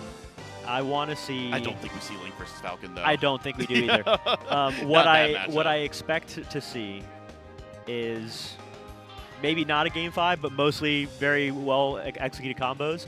I believe I'm thinking Aklo here. Yeah. I don't know why. I can't. I mean, Aklo is going to be the odds-on favorite. Wizzy, despite being just an incredible player, Aklo is also just an incredible player. And Wizzy has definitely been a lot more active recently, which has been nice. We've been seeing Wizzy at a lot more tournaments, but I think Aklo has a little bit more of the resume and the consistency. Yeah, I can't justify it. I mean, for listen, me, it's what your heart tells you. Yeah, that's what I'm saying. Like if your heart tells you that you got your money on Wizzy, put it all on red, baby. Yeah, that's if I was a gambling man, I'd be gambling on Aklo. That's just how I'm feeling. So Well, only time will tell. We'll see if Wizro can establish another personal best of getting up on the stage. Do we see? Oh, he's there. Wizzy's up Yeah, first. we're waiting on Aklo. No, Wizzy got up there first. That's a gold split, I think. That's a goal. You know, shout out to Wizzy. Was a speedrunner for a while. Yes. Yeah. Yes. Speaking of Link, was a Zelda speedrunner, if I'm not mistaken. Wind Waker, the game that I liked. That is where the tag. specifically his tag comes from. It is the Wizrobe enemy from Zelda. Yep. And it's specifically, he thought that the one from Wind Waker was really cool. It's a little like bird mage looking. Yeah, it's like a toucan wizard. Yeah, it's so fun. I think that is the best iteration of the Wizrobe enemy in Zelda. I think it's so fun. Yeah, it's a good one. As I said, I have a huge soft spot for Wind Waker. Yeah. I feel like they say the first Final Fantasy you play is your favorite. Yeah. You know, I feel the same thing about Zelda. Yeah. Where it's like the first one you play is going to be your favorite. I think Wind Waker might have genuinely been the first Zelda game I played. It was either that or the GBA port of Link to the Past. Okay. I'm old enough to have grown up with the Super Nintendo. I just never got to play Link to the Past on Super Nintendo. Yeah. That game would have had too much text for me in 1993 or whenever it came out. I was like 3 years old or whatever. It would have been way past my my comprehension. I just needed to run and jump, right? Yeah. And a lot of running in Link to the Past. Some jumping. Not a whole lot. Some jumping. I actually got rather familiar with the Link to the Past recently, within the past calendar year, because a friend of mine and West Florida Melee player, his name is Nash, is a either current or former world record holder as a speedrunner in that game. You know, so I've seen a bunch of his runs, and I've familiarized myself in that way. That's so funny. I am the exact same way, but there is one of the old school Melee legends, an old school South Florida legend, Green Mario. Okay. Used to be one of the best Marios in the country.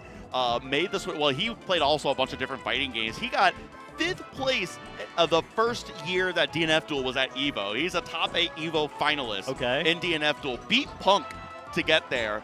Also has made the switch. Also made the switch to speedrunning and is also currently today the world record holder for Zelda 1 on NES, the no up A category, the main any percent category for Zelda 1. So same thing, not Link to the Past, but the original Zelda, where I am very familiar with that speedrun because that's my boy. We went to high school together, right? Exactly, yeah.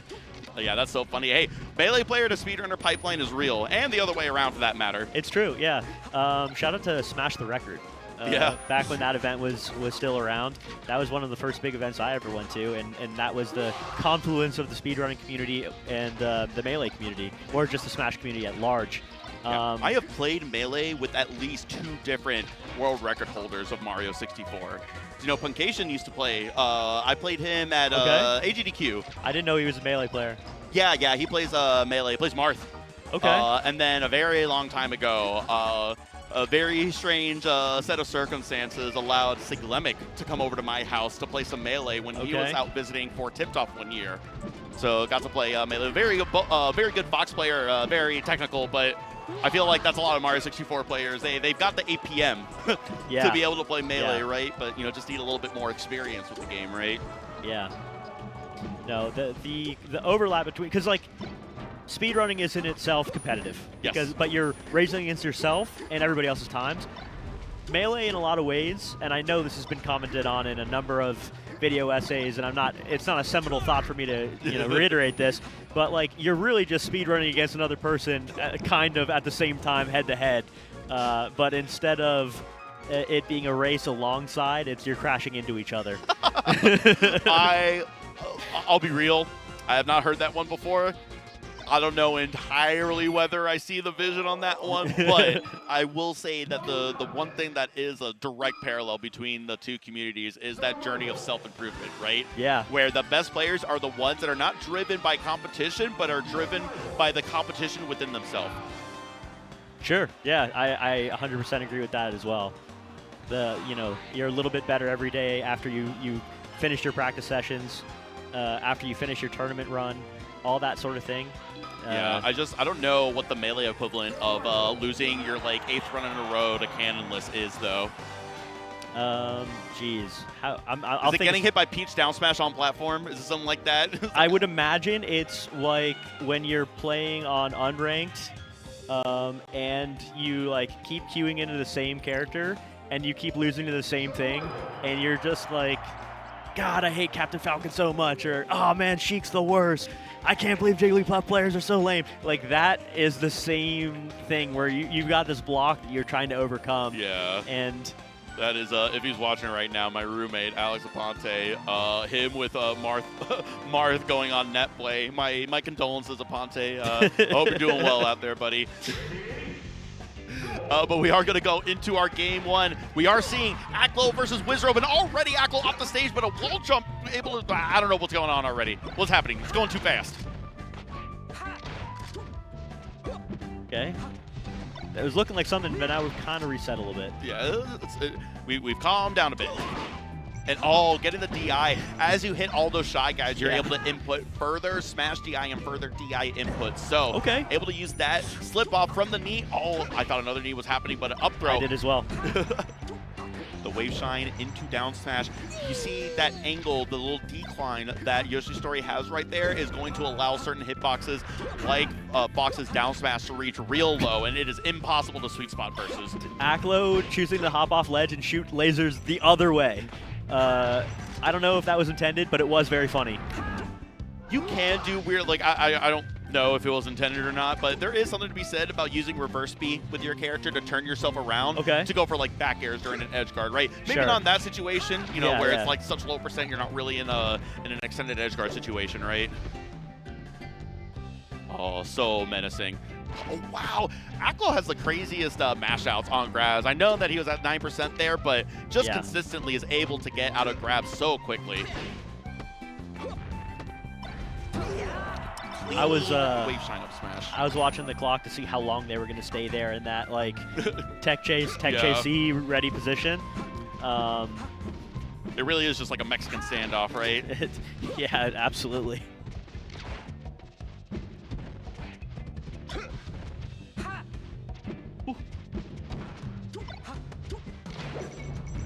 Okay.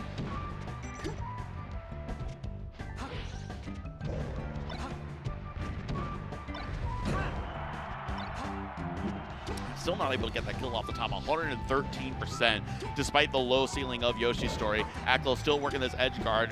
Wizzy ended up with getting tournament winner there. Still able to flip up onto the stage, but not good enough. Aklo ready for it, got the up smash off the top. Now 3 stocks to 1, and it's looking pretty clean right now for Aklo. What is that? What was Aklo on top platform right by a completely invincible Wizrobe rolling? What was, and just didn't get punished for it. What's happening right now? Who knows? Only the masters know. They are operating on a level unseen by mere mortals. Invisible melee. They're 3 steps ahead.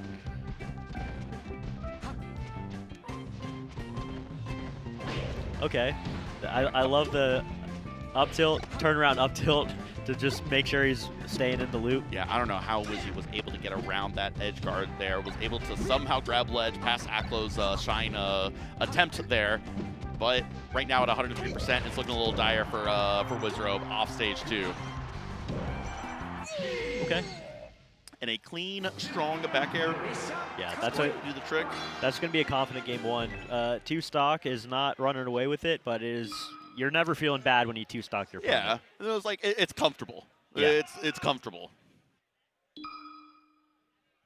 Well, I suppose at this level of melee, nothing is ever really comfortable, right? But it is certainly less discomforting. Yeah, it's as comfortable as you can hope for. Yeah, indeed.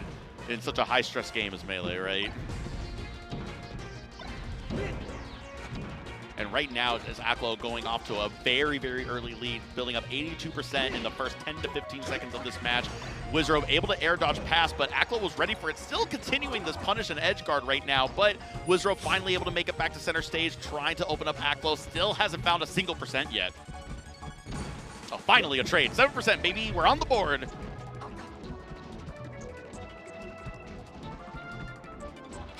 Dash attack almost got to the other side. That is a nice thing about the Fox and Falco dash attack. Few other dash attacks will do that, where if you do it real deep into their shield right that, you'll travel behind them, and they're forced to go for another option aside from a very easy shield grab. A lot of characters are able to deal with it just fine, but some characters can struggle with it. Okay. Wizzy going a little too low there, trying to bait Aklo into maybe an early get up from ledge, but Aklo just held on. Ooh. Oh, the weak knee, and that might be it for Fox. And Yeah, oh, that and actually helped out. Yeah. Yeah, that is sometimes, if you're Galaxy Brain and you're ready for it as Fox, you like try to be like the other way, right, and prevent Falcon from trying to recover, but it's hard to be prepared for something like that. Yeah. And, you know, it's easy to think what could have been after the fact, after you failed, you know what I mean? Yeah. But it's like, I feel like if you're preparing to fail like that when you could still live, that's, I don't know. Yeah, that's the to other thing, too, is that you have to try to go for the recovery, right? It's not entirely obvious that you have no chance of being able to make it back, right? Yeah. That's what I was trying to say.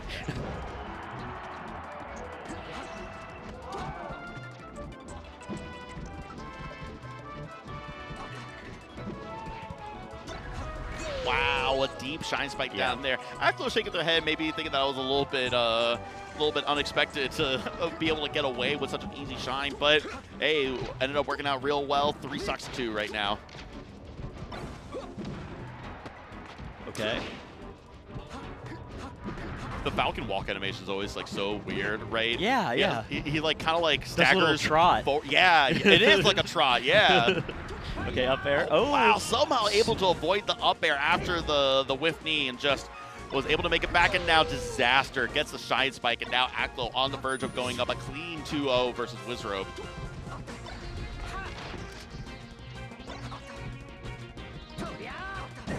Ooh, okay. Brutal.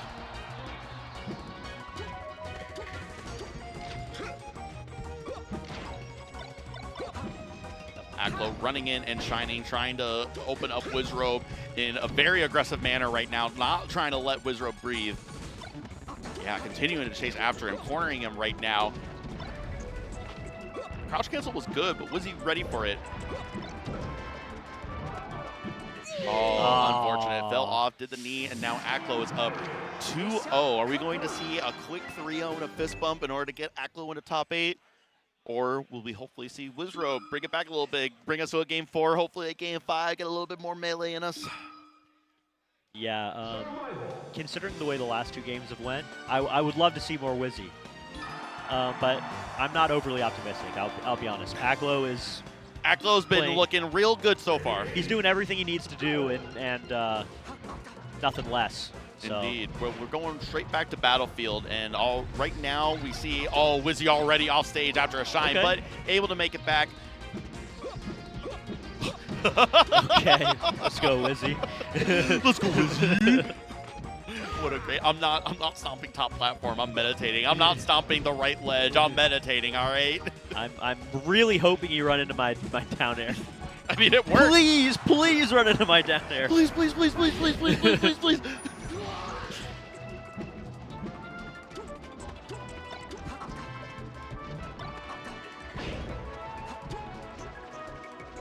Yeah, that's like kind of a behavior you see in like mid-level players where they get one for me, like the classic is like a Fox full hopping and coming down with like a nair or something like that, or drill, where they are just doing that in place over and over again with the like fingers crossed, fully willing you to just please run into my aerial. You don't often see that at the highest level because it is very beatable. But, you know, every now and again, I guess it can work. Yeah, sometimes it'd be like that. But right now, Wizzy is starting to run away with this match. A complete reversal of what the first 2 matches of this set were. Aklo ended up dying at 60% on that second stock through one of the worst DIs imaginable. Almost happened again right there against the knee a second time, but missing the ledge dash. And all of a sudden, it's 4 stocks to 1. And this is you wouldn't believe that Wizrobe was down 2-0 by the looks of this third match. Whatever he needed to, you know, find within himself. Yeah, whatever ancestors he channeled in between matches here, right? Yeah, he is, you know, he's talking to someone about something. Hey, no mid-set coaching, what the hell? Look, he had the eyes go back and everything. I don't know if y'all saw that on the camera. Yeah, but we're gonna have to get a TO ruling on this. If you are channeling ancient ancestors to give you advice, is that mid-set coaching? Oh, barely missed the weak knee there. But trying to dash dance and just let rip a forward smash. Wizzy did in neutral to catch Aklo during the dash dance. Oh, wow. And now all of a sudden, Aklo is completely beating up Wizrobe. And, Yeah. I mean, 77%. Oh, okay. Well, this is bad.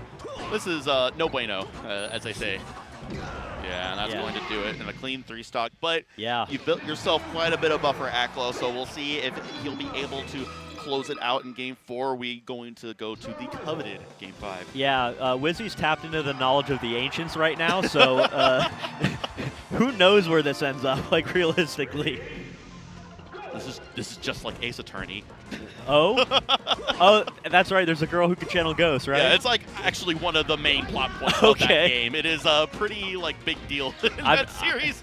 I've not played Ace Attorney, but I've had it explained to me before. Indeed. Seems like a fun game. I think I would enjoy it. Oh, they're great. They're great. But right now, Aklo has not done well enough into this first stock. Wizzy completely running away with the first stock once again in this Game 4. And going right back to Battlefield, too. We've had Battlefield. Is this the third or fourth time that we've had Battlefield this set? Yeah.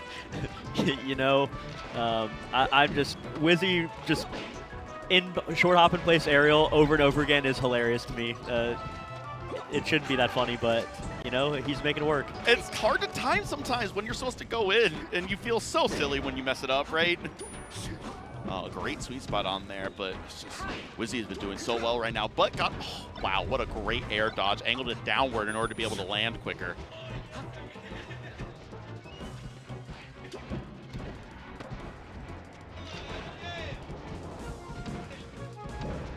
Aklo now slowing things down a little bit. I think some of that aggression that Aklo was going for earlier might have turned on him. Wizzy was able to adapt to that, and now Aklo looks like playing a little bit more patiently, but now trying to go for an early edge guard. You do want to go for those, try to turn things around when you're at a little bit of a deficit. Oh, okay. Okay, so if you are at the very, very edge and they're not ready for it, you can get a spike. It's a meteor during that down throw. It looked like Aklo was going for that, but Wizzy able to DI in, get landed on the stage. Yeah, Aklo, he kind of seems lost. Like he was so dialed in the first 2 games. Like, yeah, but right now this edge guard is looking real good. Has done a really good job keeping Wizzy juggled, but unfortunately, oh wow, was still continuing it. And the edge cancel as well. Great momentum. Reverse back air, we're going to see another edge guard opportunity. A lot of opportunity for Wizrobe to go for aerial drift and was able to make it back using the top platform in order to do so.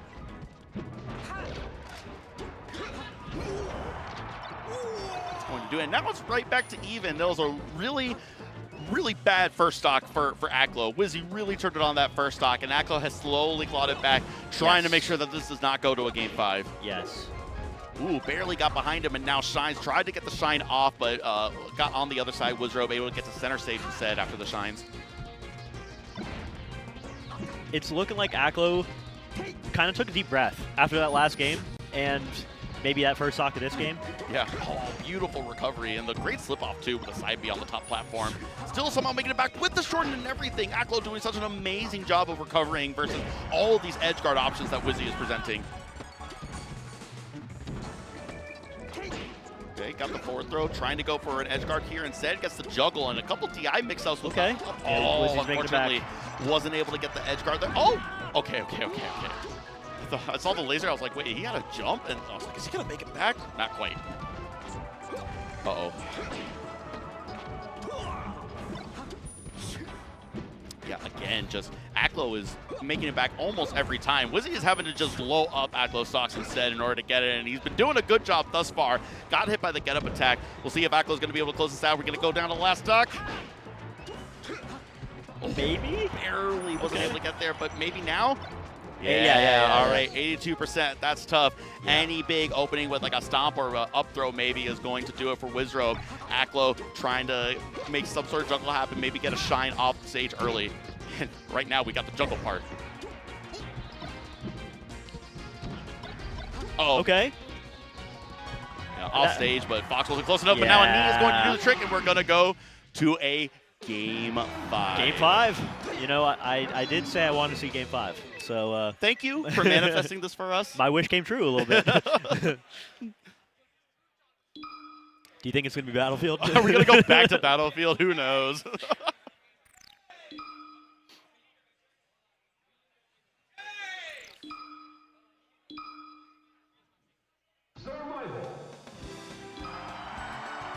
Wizzy looking a little hot, sweating up there a little bit. FD. Wipe his forehead. We're going to FD. Appropriate. Okay. Appropriate for a Game 5. It is the final destination indeed.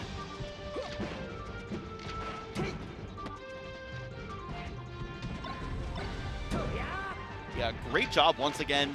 Wizzy ready for these wave shines, is able to smash the DI in. Fox ends up on the other side, and Aklo is ready for that in turn, getting a turnaround up smash. But Wizzy able to turn it around and get a knee off stage. And I mean, we're on the verge of a reverse 3-0, right? Aklo went up a clean 2-0, easy breezy, and now Wizzy has come back and gotten 2 matches easy breezy. We're gonna see. Was Game 5 comes out again. Okay. Just ready for the turnaround up smash every time Aklo is. That was good DI, but it unfortunately wasn't good enough.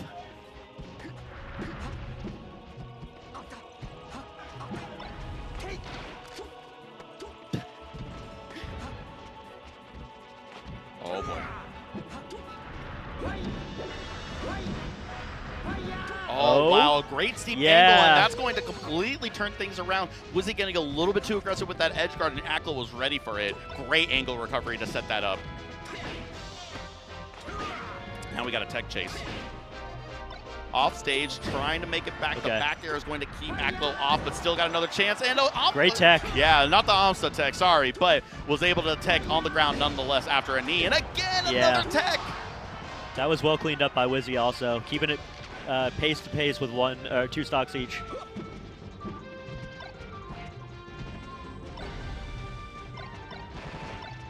Oh, just not letting up on Wizrobe's shield right now, just putting as many plus frames and shield pressure as Aklo can muster. Wow, that regrab was crazy. During the middle of the slip-off, somehow Aklo was able to finagle his way around that Falcon back air and get back on stage.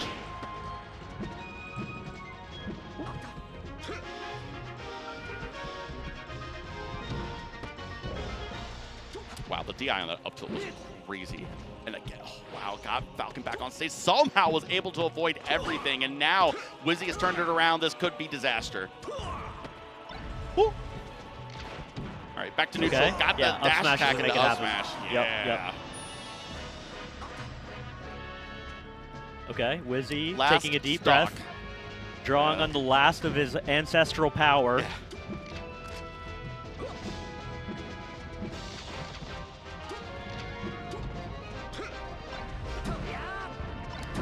Oh, wow, some great punishes happening right now. Getting the shine, getting Wizzy off stage. This could be it right now. Yeah, that's going to do it just clean after a real back and forth affair on that last game. After a quick 2-0 from Aklo and then a reverse 2-0 from Wizzy, we get down to that Game 5, and then all of a sudden that last stock just disappeared. Yeah, Aklo sealing the deal on Final Destination. Almost let it get away from him, but Wizzy, you know, may have had some supernatural help. We'll never know. That was close. That was tight. We'll never know. Good-ass melee. We did get that Game 5. Thank you, buddy. Yeah, it's true. It's true. Oh, my goodness. But yes, we are going to talk a little bit once again about the people that are able to make this event possible. So Hit It Production, thank you so much to Zenny. They have all the affordable sunglasses, the prescriptions, the blue light blockers, migraine lenses, and more. You can get 10% off site-wise using the code LMMM. Right in the chat right now, if you're watching, you can use the exclamation point Zenny in chat to get yours today. I wore mine today. They were great. I wear them when I run. Let's Make MIG Moves is a tournament, much like this one.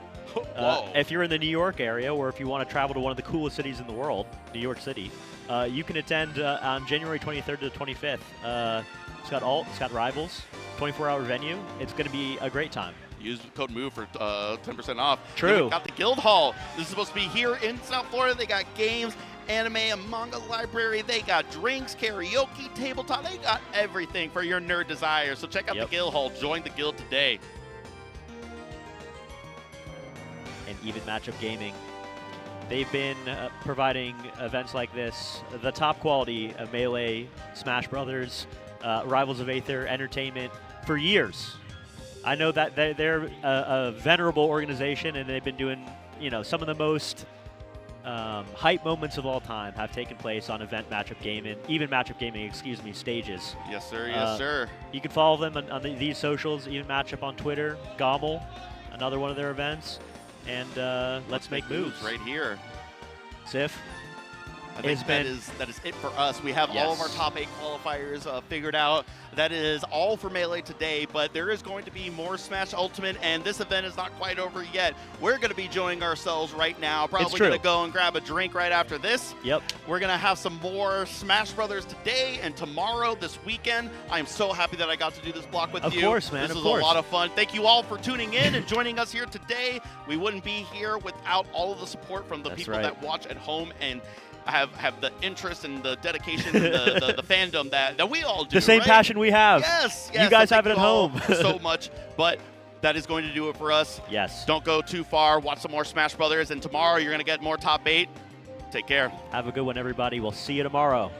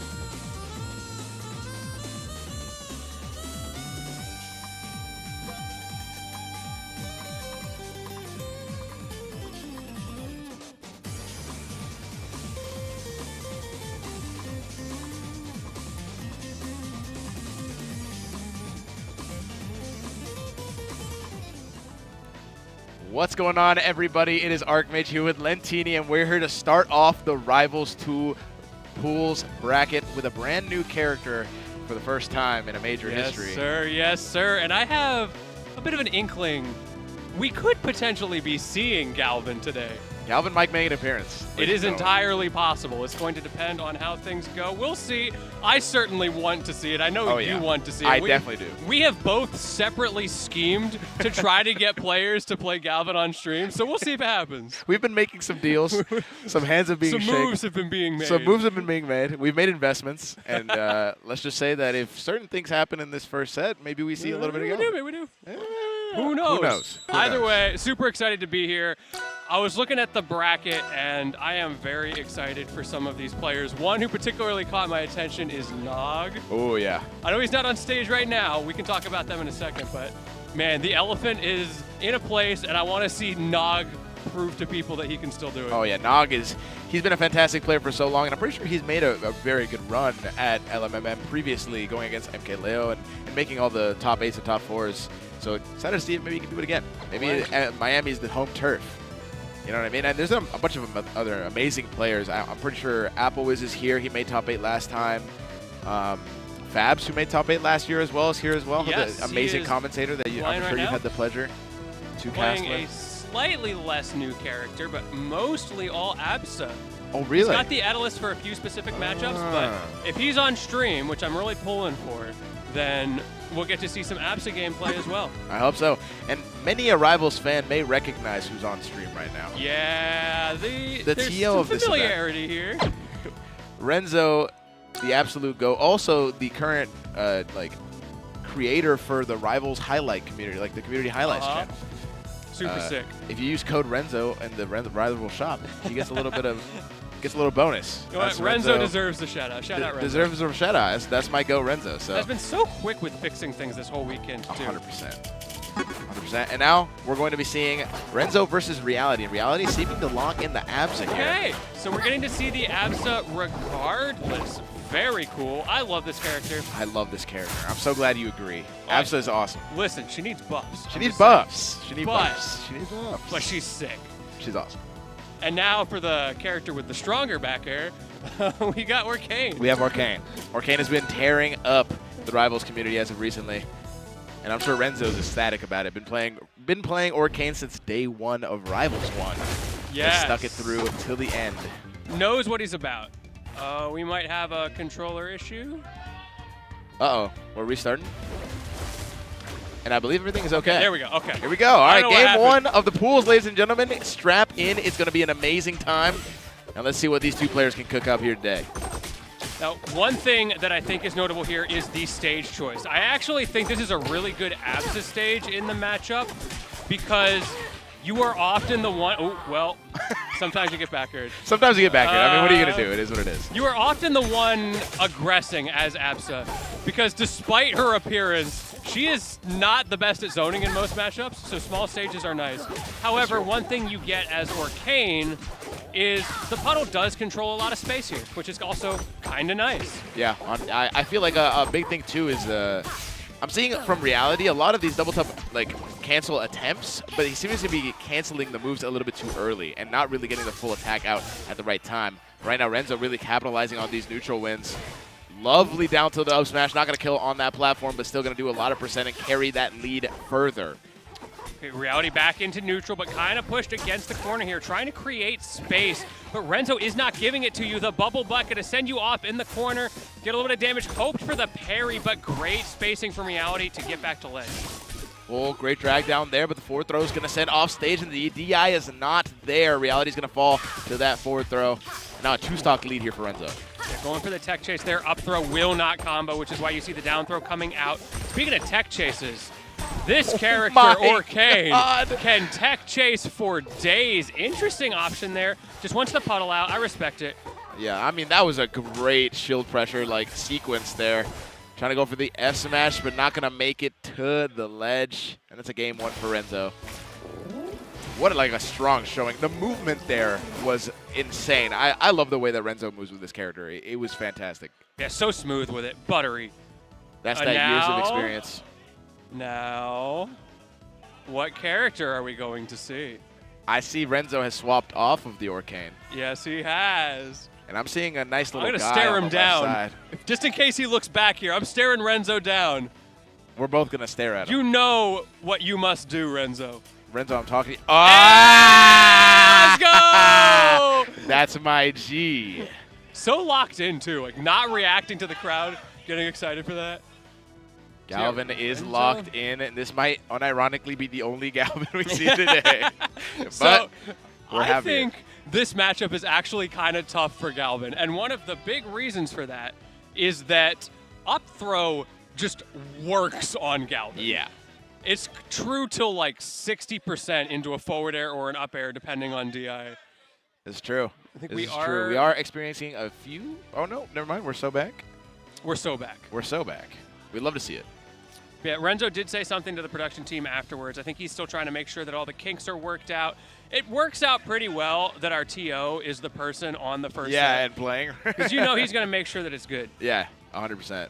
You're definitely getting the best set quality if you're playing against Renzo here, because he's not going to settle for anything less. Shout out to the box as well. Oh, yeah. Look at that. It's a beautiful box. It's so pretty. It's a beautiful The box. multicolor buttons really does it for me. And it's so nice to play with. I've had the pleasure of playing on that box controller, and it is buttery smooth, like you said before. And that's why that movement might That's be why looking it's so like good, that too. Yeah. You can kind of tell when someone's on a box controller. Just a little bit.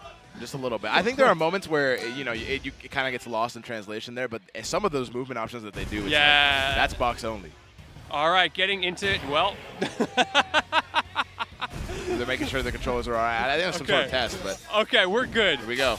And immediately, we see the galvanization coming out for Renzo. For those who aren't super familiar with this character yet, when he turns silver, that means he is galvanized. It buffs some of his moves. It helps him create drills on the stage. And it gives him some cheeky little recovery options as well. We see a drill there on the stage, on the middle, and now set it up. Has a little tech chase going, not going to be able to find it. Sends Reality back off stage, back to the ledge. Good pressure here. Oh, no, you didn't hit Oh, B. no. Oh, no.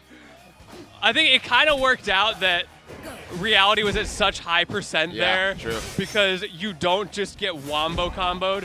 But yeah, that suction effect is so strong. Oh, and a good snipe there. Not going to be able to find it yet, but at 145, and you're at dangerous territory looking for that back air. Wow, that was almost insane. Oh, just like that, you could lose your stock. This character has a remarkably bad recovery, so you have to be very careful. I cannot believe that didn't kill, but we're going to find the kill there. I'm so happy this This character is is awesome, on stream. yeah. I'm so, this is so cool. Renzo's Renzo's doing a cooking. great job, yeah. This character has been out for less than a week, guys, so Renzo has just been doing this all off the noggin. You can smack those drills. We finally see Reality getting rid of one. Maybe not super aware of that. Reverse F tilt, no dice. Oh my god. Ah! Oh yeah, that's gonna do it. What a great pick there. Able to catch that fully strong. Oh, okay. That was an opportunity for Reality. Unfortunately, drops it. Okay, forward air going to get started, but again, just not able to quite make something happen. I love that, like, special get up is so sick. Oh, my god. Okay. Trying to do a little too much. I respect it though. He actually could have come back there. I think he just forgot how little height he gets off of that up special. Wow, what a catch. Okay. The This only Galvin's stocks cooking. that I lose are the stocks I take from myself. All right, Renzo. We're still getting production to kind of chip in here. But that Galvin, ooh, That was kind of clean. I'm loving the way he's moving. For a week 1 Galvin. Not bad at all. Well, And that's this character, cool. I feel like it has a lot of potential. Just because like certain setups might just be found, or you know, strategies that might work out. But then this character's so fresh, it really is hard to predict where this character's gonna go. But I love to see that we're seeing him. How are y'all doing? Y'all enjoying this Galvin gameplay? I'm certainly having a great time watching it. Here we go. We're gonna get another. Oh, we're going Crag. What are we doing? I mean, this is an OG Galvin. I can kind of see it, like Galvin with the spikes removed. Low key. And it's just a picture of Crag. Especially because he picked the silver one too. Like it just looks kind of like Galvin. Oh, and the Ledge Hog's gonna take the first stock so quick. Renzo with that confident play style. Never lets anyone breathe. Absa does have a lot of tools in this matchup. F-tilt 2 no longer breaks the pillar, but she's still got so many things she can do. Another matchup where I actually think she wins. Yeah. But you have to take advantage of those things. You have to get the combo game started. You have to pressure him off stage, because if you don't do that, he just hits you a couple times and you die. I mean, we're seeing it right here. The shield Watch that pressure's shield. happening again. 100, like, oh, dangerous situation. Great movement there from Renzo. Able to utilize that pillar a little bit. Gets the down throw, looking for a forward air. Good DI out there from Reality. Makes it back to center stage.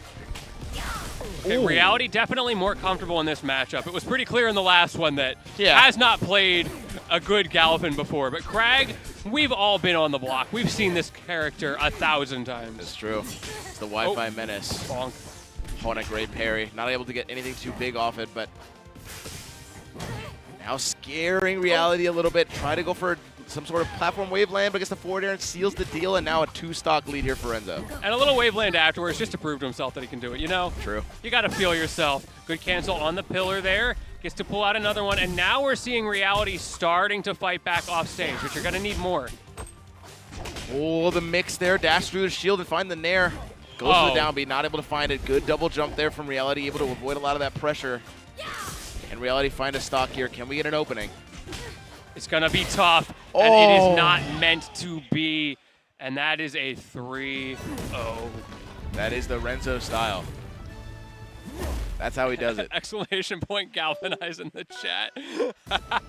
Actually true. Also saw someone say We need to see another that one. Galvin is actually Malo 2.0, and you know what? I see the vision. Wow, but it's like a I stretch. see the vision, on the right? low. Like, it is a stretch. my vision's a little blurry. It's not a 20/20 vision, but it's like, but I see it. It's off in the distance. It's a little far. I don't have my glasses, so, but I see it. You know, I'm recognizing it. That Man, was fun. I do hope we see someone who just plays Galvin all 3 games. You know what I'm saying? All right, we'll see I y'all in wanna another see- 45 minutes. Yeah, that's all I want. Okay, we should be good to go now. Sorry, y'all, for the delay in the start. Yep. We had to swap over, and then there were some issues with the stream setup that slowed us down. You have to make sure that you have everything good to go at the outset. Otherwise, it's just pain all the way It's through. true, and I'm glad we started with Renzo of all things. So now all the issues should be sorted out, and we should have smooth sailing for the rest of these pools. Fingers so, crossed. Fingers crossed. Fingers crossed. Yeah, I like that's you it. can kind of see the setup behind us, too. Yeah, this is nice. It's them right Ooh. there.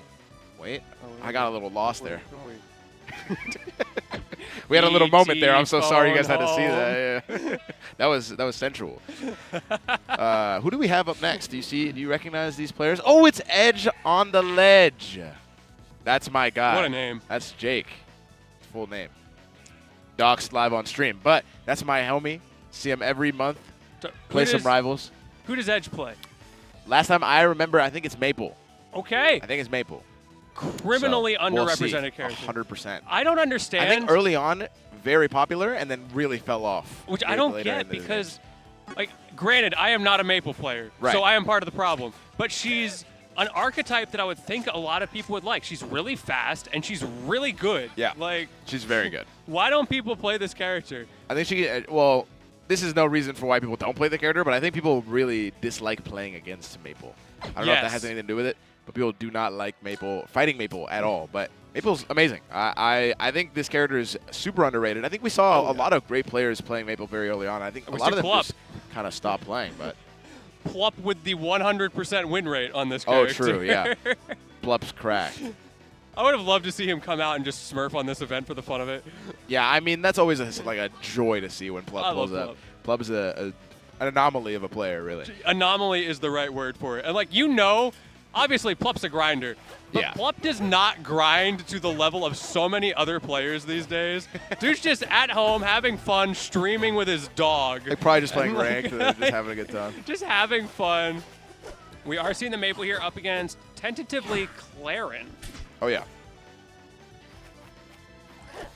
That's actually, that Twitch chat comment really resonated with me. I don't know if you read that Halfway one. to a cool character. Maple is is the issue halfway that to a she's cool kind of character. campy? Is Yeah. that why? The thing is, though, you can get so far with Maple not camping. True. That's part of what I don't get. Because I would totally understand if she was super campy all the time, but you can hold forward and win. Well, what's going on here? What are we changing? Why Are are we they messing swapping with this? the- We're switching to full screen, I see. All right, this is the bed that you have made for yourselves. Yeah, I don't know if this is Y'all going to better work be out. happy about this. They changed something, and that scares me. I don't know what. Well, Maple wins the rock, paper, scissors. Here we go. The year is 20XX. You know what? And for those who haven't seen that before, one of my favorite things that they've added to this game. The RPS thing, it existed in Rivals 1, but in this game, I'm so glad they added it back. It's such a nice feature to have, so you don't have to worry about doing this. You'll You know see what me in I mean? RPS real quick. Ready? On shoot. Okay. Rock, paper, scissors, shoot. Rock, paper, scissors, shoot. I'm the GOAT. You got me. You got I'm me. the GOAT. Look, You got me. I had to take it in 2, but I got there in the end. I've played a lot of people who just stick with rock, so I just go rock until they switch. I either lose or I win. I read a research paper, and I have a strategy. That's fair. That's fair. I think I know what research paper you're talking about too, and We I live decline. in a beautiful world where someone did their thesis defense on rock, paper, scissors. it's the most beautiful game of all time. It's the most balanced if you think about it. Just Oh. go rock.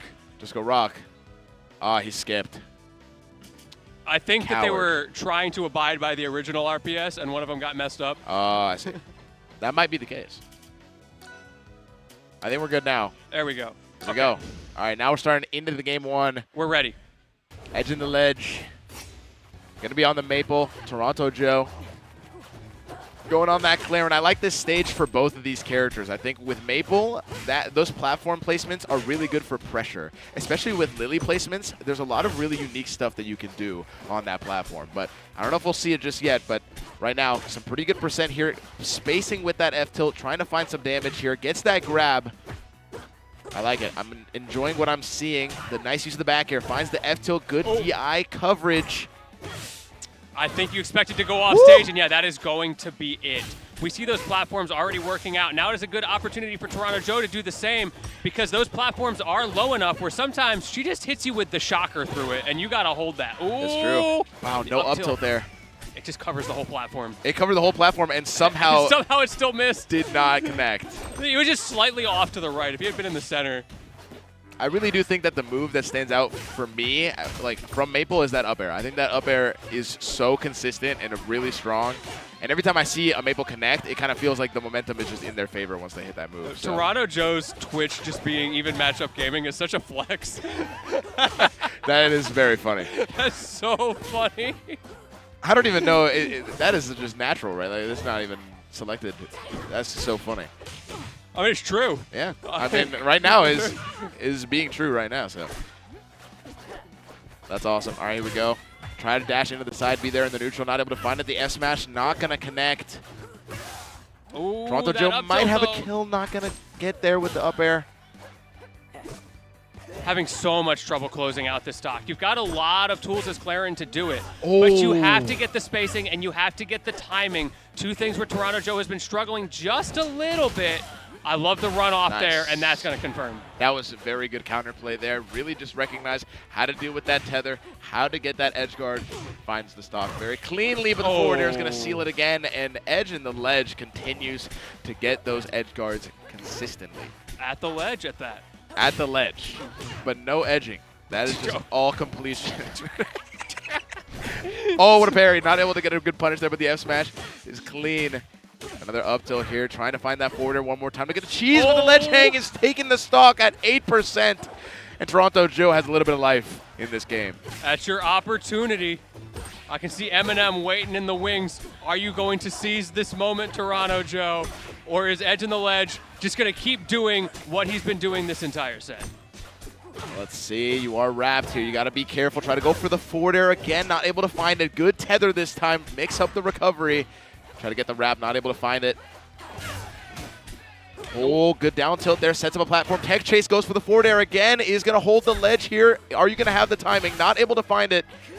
Good tech there from Edge to stay alive. Forward air 1, not going to commit. The Dan is offline. Toronto Joe is still in this game, and the F smash is going to connect, and the Galaxy seals it. Good read there from Edge and ledge. We actually saw something interesting come up in that game number 1 that I learned about just recently with Claren's Nair. Part of the reason it was so easy to confirm that Nair into the bear was because if you get Tipper Stun on one of the earlier hits of Nair, you do not get it on the final hit. Yeah. and it creates some really weird interactions. So you have to be very aware, both as the Clarin player and the Clarin receiver, of whether or not that tipper stun happened early.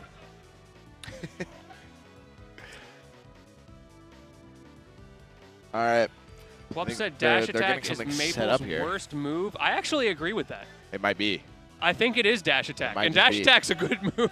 It's a good It's move. a kill confirm. It's not bad. I think it is inconsistent a lot with the crouch canceling as well. Yeah. I think if you there's don't- some moments where If you don't crouch cancel it and you have bad DI, it is a kill confirm. you just die. You just super die. But they're setting up some stuff over there. I think they're having some issues again. A little unfortunate. We can Hate blame to see Max it. for that one. Yeah. Max's laptop. Shout out Max's laptop. Shout out Max's Get laptop. the hashtag trending. Hashtag Max's Hashtag laptop. Max's laptop. That's my go for real. Trying to figure something out. But again, I'm glad that we're figuring things out early between games rather than trying to kind of make it work and then getting to top 8 later and everybody we definitely throwing a don't tantrum. want. We don't want some issues. We don't on want there, that. Yeah, so we want these figured out now and as soon as possible. Shout out to production. They've been so on top of it too. They They've have. been putting in the work. You It's gotta such a respect tough it. situation to be yeah. in. Because these kinds of gremlins, I don't know if y'all have ever done tech support for your grandmother or something, but like sometimes stuff just doesn't work. Yeah. And it's not your fault. And you really just don't know gotta how to you gotta be fix like, it. okay, well, what do I do here? Like, I don't understand. And you gotta look it up, and then you have to deal with a bunch of stuff. It's a nightmare. But thankfully, our production team is very talented, and they seeming like they're going through it right now. You ever done grandma tech support? Oh, Where, yeah. like she has no idea how to open a phone. It's like, oh, my computer won't turn on. It's like, Grandma, did you click the power button? It's like, what's that? I don't even. I had one where we were teaching my grandmother how to use a computer. Okay. And we told her to left click. So you know what she did? Right click. She moved the mouse to the left side of the screen. That was a formative moment It's for a me. good moment. When I saw that, I was like, It's a nice try. I mean, The- if you think about it. the amount of disconnect between her world and my world is so much bigger than I thought it was. Yeah, oh, please left click and then just. Left side of the You screen. got half of the instruction right. Yeah, like, It was I heard can't left and fault said, her. okay, Like, it was a left click. bet. She ended up taking classes being done by the phone carrier on how to use her cell phone. Wow, that's amazing. She goes to the store and she sits down in the classroom and they teach her how to use her cell phone. That's awesome. That's how it's supposed to be. I mean, never stop learning. You know what I mean? That's fantastic. Shout out my grandmother. Shout out. She shout will out to never see Grandma. this. She doesn't know how to use Twitch. Yeah, well, I mean, we've gathered that, right? Where Yeah, I don't it's know if she true. knows how to get on this, but I mean, shout out the grandma. That's amazing. That is so funny. I tried to explain to her what Twitch was and she was just lost. It was great. I think my grandmother is very like technological adept, but I think there's one thing that stumps her every time is the volume. She never Oh? seems to understand why the phone is either loud or quiet. And it's like, well, Grandma, you can just click the volume button on the side of the phone. And she's like, I don't get it. And then she just doesn't understand. But everything else she navigates pretty well. Like, she handles everything, well, I wouldn't say, good, but I would say that, functionable. Like, she can call people. She can text. Okay. I mean, She can text. That's a That's step huge. up. My grandmother cannot text. that's unfortunate. She can receive texts. Yeah, she can look at them. She doesn't know what to do with That it. is so funny. So I'll text my grandmother, and she'll never get back to me. And the next time we're talking on the phone, Like, oh man, that was a she'll lovely be text like, yeah, I message you just sent see me. that. Okay. You got ghosted by your grandma. Yeah, I have like octuple texted my grandmother at this point. That's awesome. Yeah. It's just the whole chat log is only you. It actually it is. awesome. There are 0 messages from her. It's a one-way street. Yeah. It's like when you're praying and you just trust that the Yeah, other it's side just- is receiving. You got to see someone that is, you have to believe that it's being seen. You know what I'm saying? That is hilarious. My God. Did you see something interesting in the chat for any of the Melee enjoyers? Wizrobe did win over Ben. I was a little sad that we didn't get to see that on stream, Yeah. especially after the amazing set that they had right before. It was Aklo Wizrobe Yeah, as well. Aklo Wizrobe. That was a great set. Aklo put him so good. He just played He's amazing. so good. He's so good. I kind of thought Wizzy had it, though, after Yeah. those 3rd and 4th games. He was playing good. But the SD... Sad to see he's still going. Well, I guess it wasn't an SD. The overextension off stage and getting ledge hogged game 5. That That's was tragic. that was rough. Yeah. Because he was at what, like 20%? Oh my God, my goat won. Shout out Arsenic, Tenny Ultimate Enjoyers. Okay. That's my go right there. Shout out. We had a crazy pop-off earlier, by the way. We did. Oh, my God. For those who saw it on the other stream, it was Karu versus Pharaoh, and it went Game 5, and Karu barely won, and then it just went to an insane pop-off that knocked over the projection. Yeah, they've got the stream It was going crazy. all the way on that side. And then they ran they came all the way across, the menu. went past us, and then Yeah, there's and then they went back. the thing over there, and then they ran into stuff and caused problems It over was there. great. It was amazing. It's fine. We fixed Shout it. out. Nothing got damaged. That's my region, and I can proudly say that. Karu is silly. That is a noise I don't like hearing. Oh, that's a common bug with Rivals. It's every single frame it is toggling one of the menu options. Damn. You've I've got to been make having sure a that new you one understand. Where I'll be typing in my name and it'll just put in an asterisk. Oh, really? It's That's really crazy. weird. It's only been happening this weekend. Huh. So something's going on with this build. It's I don't know what Galvin. it is. Like, and then it'll work fine. Yep. So it has not caused me any problems. But every time I have put my name in, there will be a brief moment where I'm halfway through and then I just get an asterisk. Galvin's going in and messing with your name.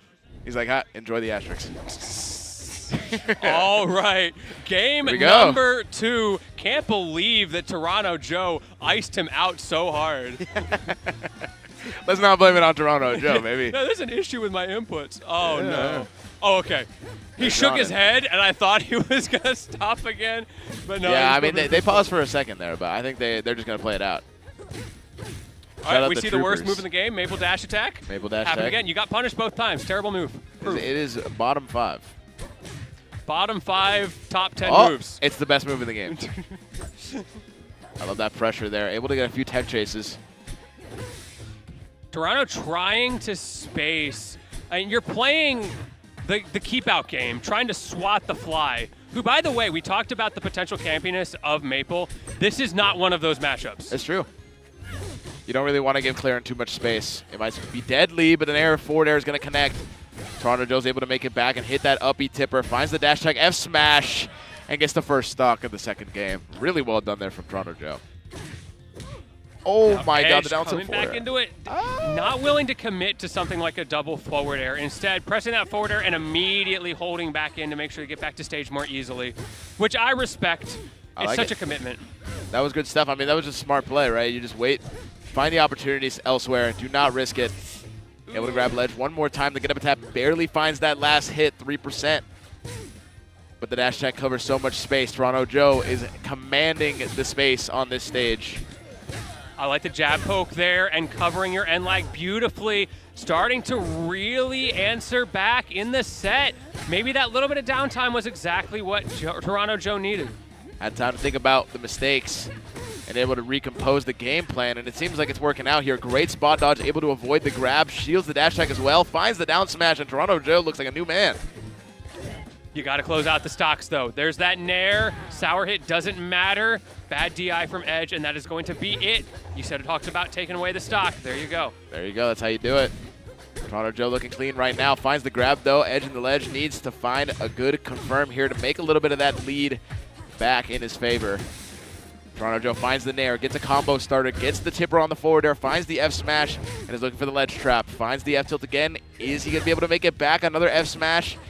We need to see those techs. The Not able to rinse and find it, though. repeat in the corner and the beautifully timed up tilt as well. Not able to get the tipper afterwards, so the extension does end there. Edge on the ledge given another opportunity in this game. Tries to go for the ledge hog. Unfortunately for him, Toronto Joe able to come back just fine. That was a great recovery from Toronto Joe, not phased by the ledge from whatsoever. And now is holding down this ledge. Gets hit by the dash tech, finds the F tilt, but Edge is not able to seal out that stock just yet. And Toronto Joe is continuing to hold this lead. Yeah, just nair for damage there. You are not in a position where you can get the kill. Confident that you can get another seed soon, and sure enough, there it is. Maple at the ledge, gonna work wonders for Edge there. Wow, okay, able to make it back. Clings a little bit, but not close enough. Does not make it with the up B and loses game 2. And a great stuff from Toronto Joe. I mean, good adaptation. Maybe a little bit of those technical difficulties came into his favor there, but can't say for sure. You know what, though? I have had this happen where I played... What? What happened? I didn't He quite said hear what something he to me. said. I didn't hear what he said. I don't think he's on his controls. Is that what I understood? I'm not sure what's going on there, but I have had a situation like this happen where there were a bunch of setups because we weren't on stream. Yeah. I went on my game 1 against someone and absolutely dumpstered them. But the setup was terrible. So we decided to go to a different setup that was way better, and then they won the next game. Damn. Like, sometimes it's just like that. If there's a little bit of a, don't worry, I took the set. Okay, But, let's go. That's huge. But the point stands that you end up in those situations where sometimes those kinds of issues can affect one player more than the other, and it happens that it was a Claren player. It's true. And Claren is a very combo-heavy character. So if you're a little bit off and you lose the confidence on your Claren combos, I can very easily see those momentum swings happening solely because of a setup difference. It's true. Okay, we are going to do a monitor swap to Yep. hopefully solve the issues. Again, apologies, y'all, that we're having some issues here. It's hard when you're using the same stage for Sure. different games that don't have compatible hardware. We had to pull off the CRTs, pull off the Wii, put in a desktop, or a laptop, excuse me, The a Max new Top. monitor as well. That's what The they call Max it. Top, yeah. We put in the Max Top. The Max Top is doing its best. It's chugging along, but we need a new monitor to help the players play at their peak. It's okay, I'll call my grandma. She'll help But us I say, out. yeah, she'll get this done in a jiffy. She'll left click like nobody's business. I do want to mention the Twitch chatter that said that your grandma was dumb. Your grandma's not dumb. I don't want anyone to disrespect your grandma My like that. grandma Your went grandma's to a lovely lady, I'm sure. She's a lovely lady. She was an EMT. There's no reason you should call her dumb. Shout out my grandmother. Shout out your grandma. I hope she has a lovely day today. But I think the players are ready now. The monitor swap was good, Okay. and now we're ready to go to game 3. If it turns out that that was all they needed this whole time, Edge and Len's about a 3 stock now with the new monitor. yeah, it is so over for Edge. I hope you get a hit in Edge. Oh, here we go. Okay, we got one. That's all you're getting, though. That's all you're getting. Unless, oh, good up throw there. Able to get the platform tech chase. Not able to get too much, though. Good crouch cancel there from Edge. Lovely tech as well. Able to get away from the pressure. Finds the nair. Another tech chase here for Edge. Crouch cancel works out, though. Great predictive tech chase as well. That was not reaction. Actually dashed forward before Toronto Joe even started moving. Yeah, I mean, we're seeing a little bit of a mix in the tech chase styles, right? I mean, we saw some reactive and some predictive. And I'm liking that. I feel like, especially with Maple, it's important to do a little bit of both. Absolutely, because there are situations where you can react and there are situations where you can't. So that's something you need to know with your character. You need to look at the percents. You need to look at the move you hit, the DI that they gave you. And at the moment, this is very even. It's very even. Actually, shockingly even here, but the down tilt dash tech gonna send Edge off stage. Good tech there, able to avoid that down smash. And now how is Toronto Joe gonna find this stock? Up tilt's not gonna connect there for Edge. Gets the jab, down tilt. Good pressure. The dash dance in the corner, no fear from Toronto. Gets the forward air, not going to kill, but that should, and sure enough, even on this large side blast zones, the weak hit is going to do it. Trying to find the side Bs. I feel like Edge is now struggling to find a hit here. Wow, what a raw F smash in neutral. Not able to get the stock just yet, but still holding on. Toronto Joe now needs to get a little bit percent, and we're seeing it here. The forwarder combo continues. It's looking clean. Woo! Oh, I think Toronto Joe expected him to land on the platform, but Yep. the DI was just enough to get past it. Good stuff from Edge in the ledge. F tilt, not going to do it, but it puts you in a terrible spot. Oh, the backer didn't connect. And no dash tech again. Edge is struggling to find this stock. Ah, so close. That was very close. Able to make it back here. But you've been functionally lapped here. This is now kill percent for Edge again, just really struggling. After a great initial showing for that first 90%, now struggling to make anything happen to close it out. Oh, good coverage on that platform. The nair was huge. A backer comes out, goes for the forward. They're going to send far off stage. There were other options that definitely could have killed there. Edge not able to find it, though. Side B tether nair. Woo! That'll do it. That'll do it.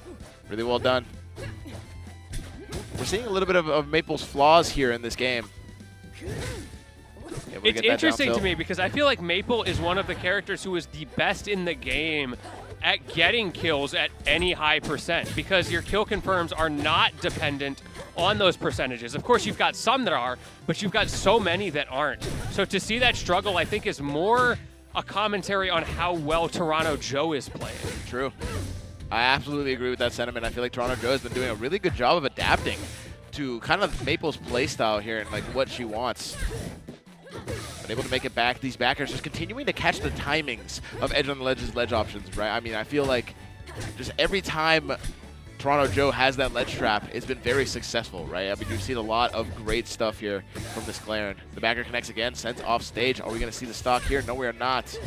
The read on the jump does not find purchase, but unfortunately, Edge gets a little bit stuck off stage. And I think for the first time in tournament history, we are satisfied with the setup. What are they looking at? I think they're confused by the bonus chair. What's happening? Are we okay? I don't know. He's pointing at me. What's going on? Oh, it turned off. Does the monitor keep turning off?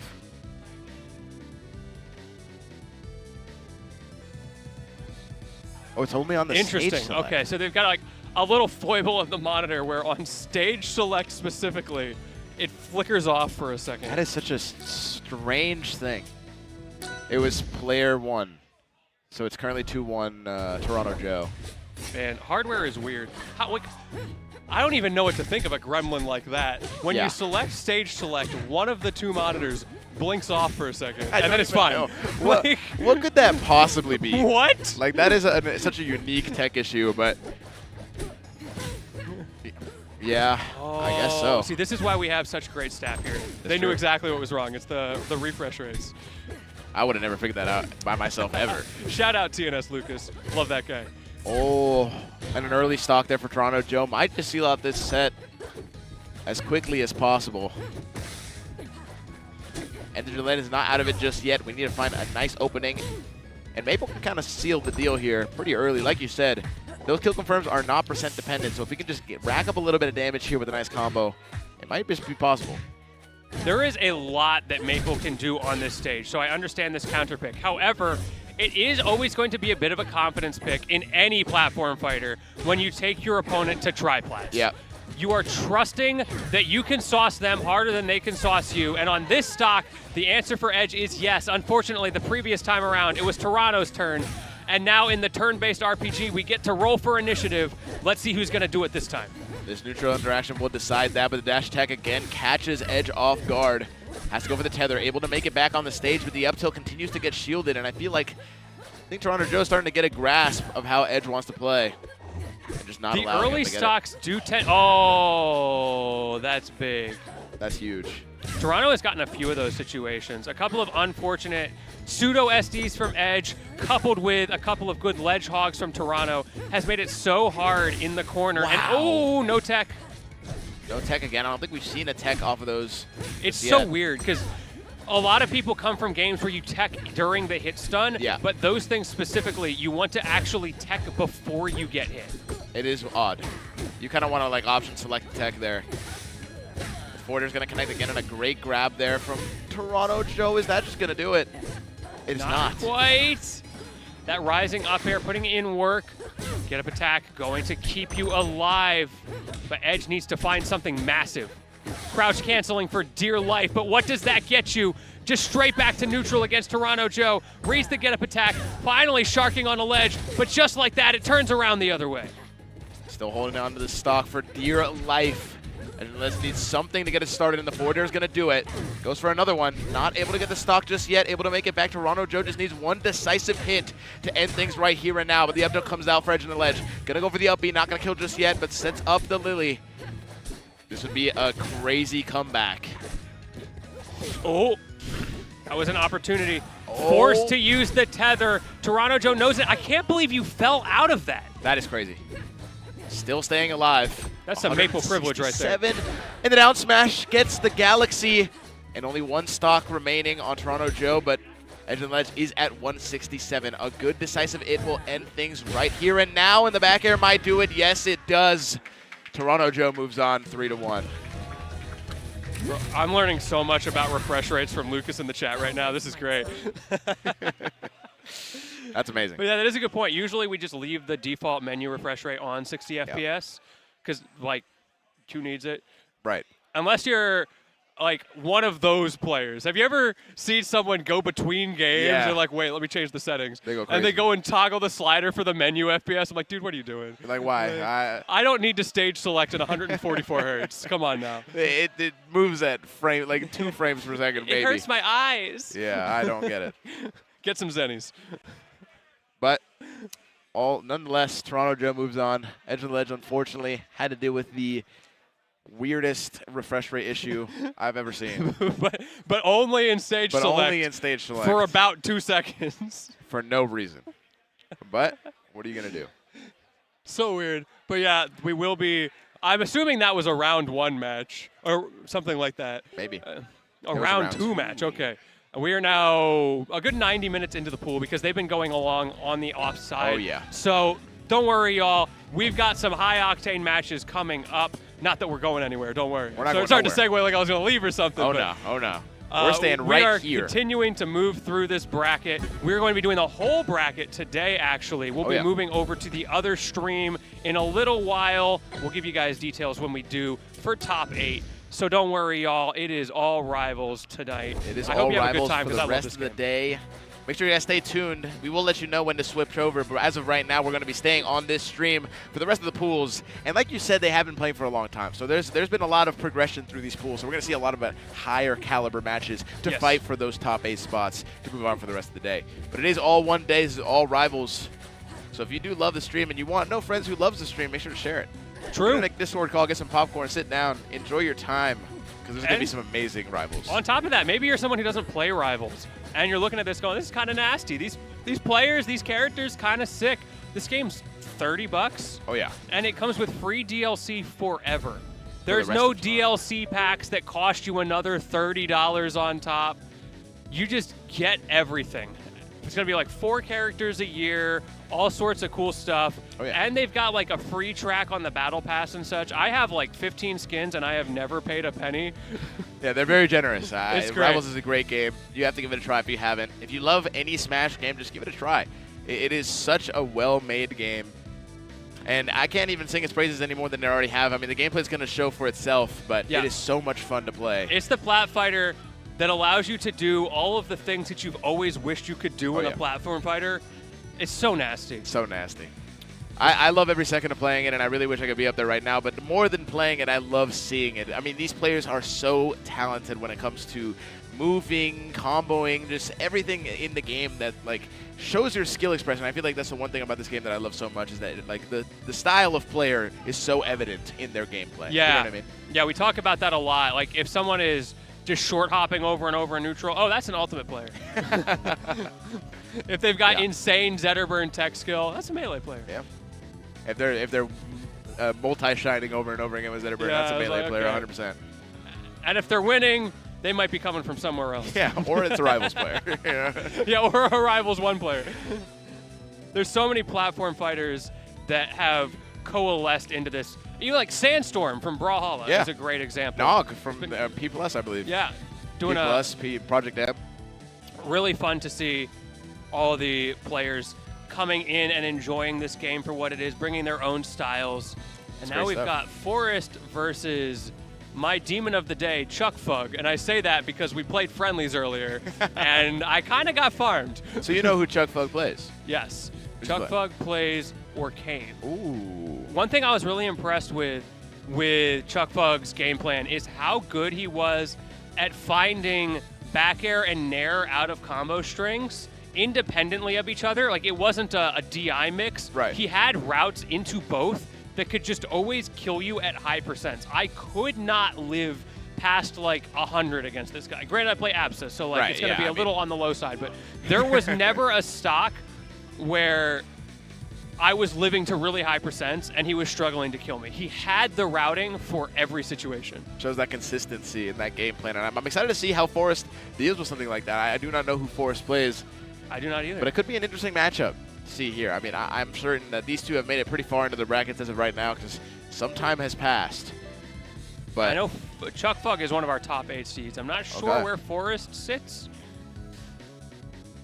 let's find It'll out be right exciting now. to see. I do see a box, so get ready for that tech skill. This is currently winners quarters finals of the pool to Oh, get wow, into top okay. 8. So Winner of we're this moving goes along. into winners finals, and right now it's Nog and Mita on the opposite side. So that's gonna be a fun one. That's a a good time. good one. Bracket is moving along swimmingly, and I'm excited to see who wins this. But I mean, things look good. I'm loving this bracket right now. I really want to see it. Nog is currently the first seed, right? If I'm not mistaken. Yes, I Nog believe is so. So good. An incredibly talented player. I was talking to Nog earlier. He was like, this character can't do it. His hitboxes are so bad. I hit someone with upstrong behind me today. He just can't do it.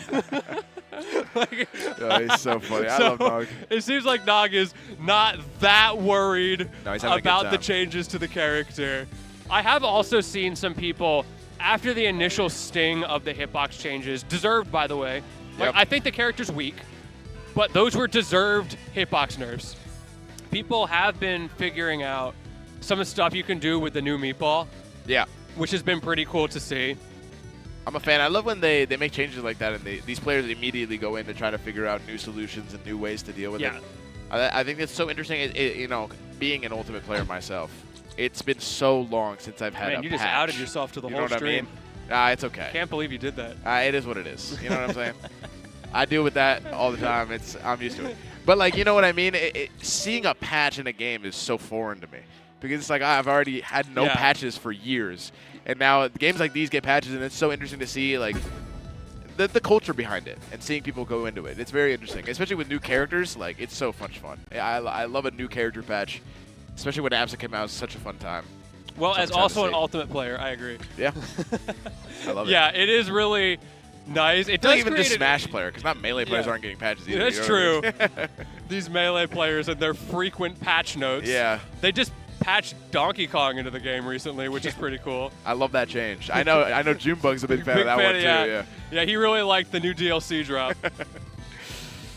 All right, but I think the players are getting ready here, and we're seeing another box controller. Yes, and another we are. Arcane box controller, if you think about it. Renzo also playing on the box with the Arcane. Chuck Fug is the other player. Oh! So But Forrest, Forrest is is the... on the Oh, box. I see. The only reason I made that guess was because of the ordering of the names. So I I can see thought it. Forrest and then Chuck. You got to rotate it in your I gotta mind. That's rotate it in my mind. superposition. Oh, interesting. We all learned that in geometry Is that class, right? Is that a Nintendo Pro controller? CPCTE, E, corresponding parts of congruent triangles are equal, all that stuff. Yep. Do you know what was it? The quadratic formula? You know, off the top of mind, you know, song? Oh, yeah. Oh. Negative b squared plus or minus the square root of... So, is it a squared minus... B squared minus 4ac yeah. All over 2a. Yep. I know the song, but they taught me Oh, I in didn't know there school. was a Is song. it I X- just had to... X equals remember. negative b plus or minus the square root of b squared minus 4ac all over 2a. Man, I was so close. But it's a little jingle where it goes x equals negative b plus or minus square root of b squared all over minus 4ac all over 2a. And then it's It's like crazy the that you jingle. got it better when you weren't Yeah, singing well, the because I was jingle. singing it in my head, but then when I had to sing it out loud, I got a little flustered, so Yeah, I I haven't lost used- track of it.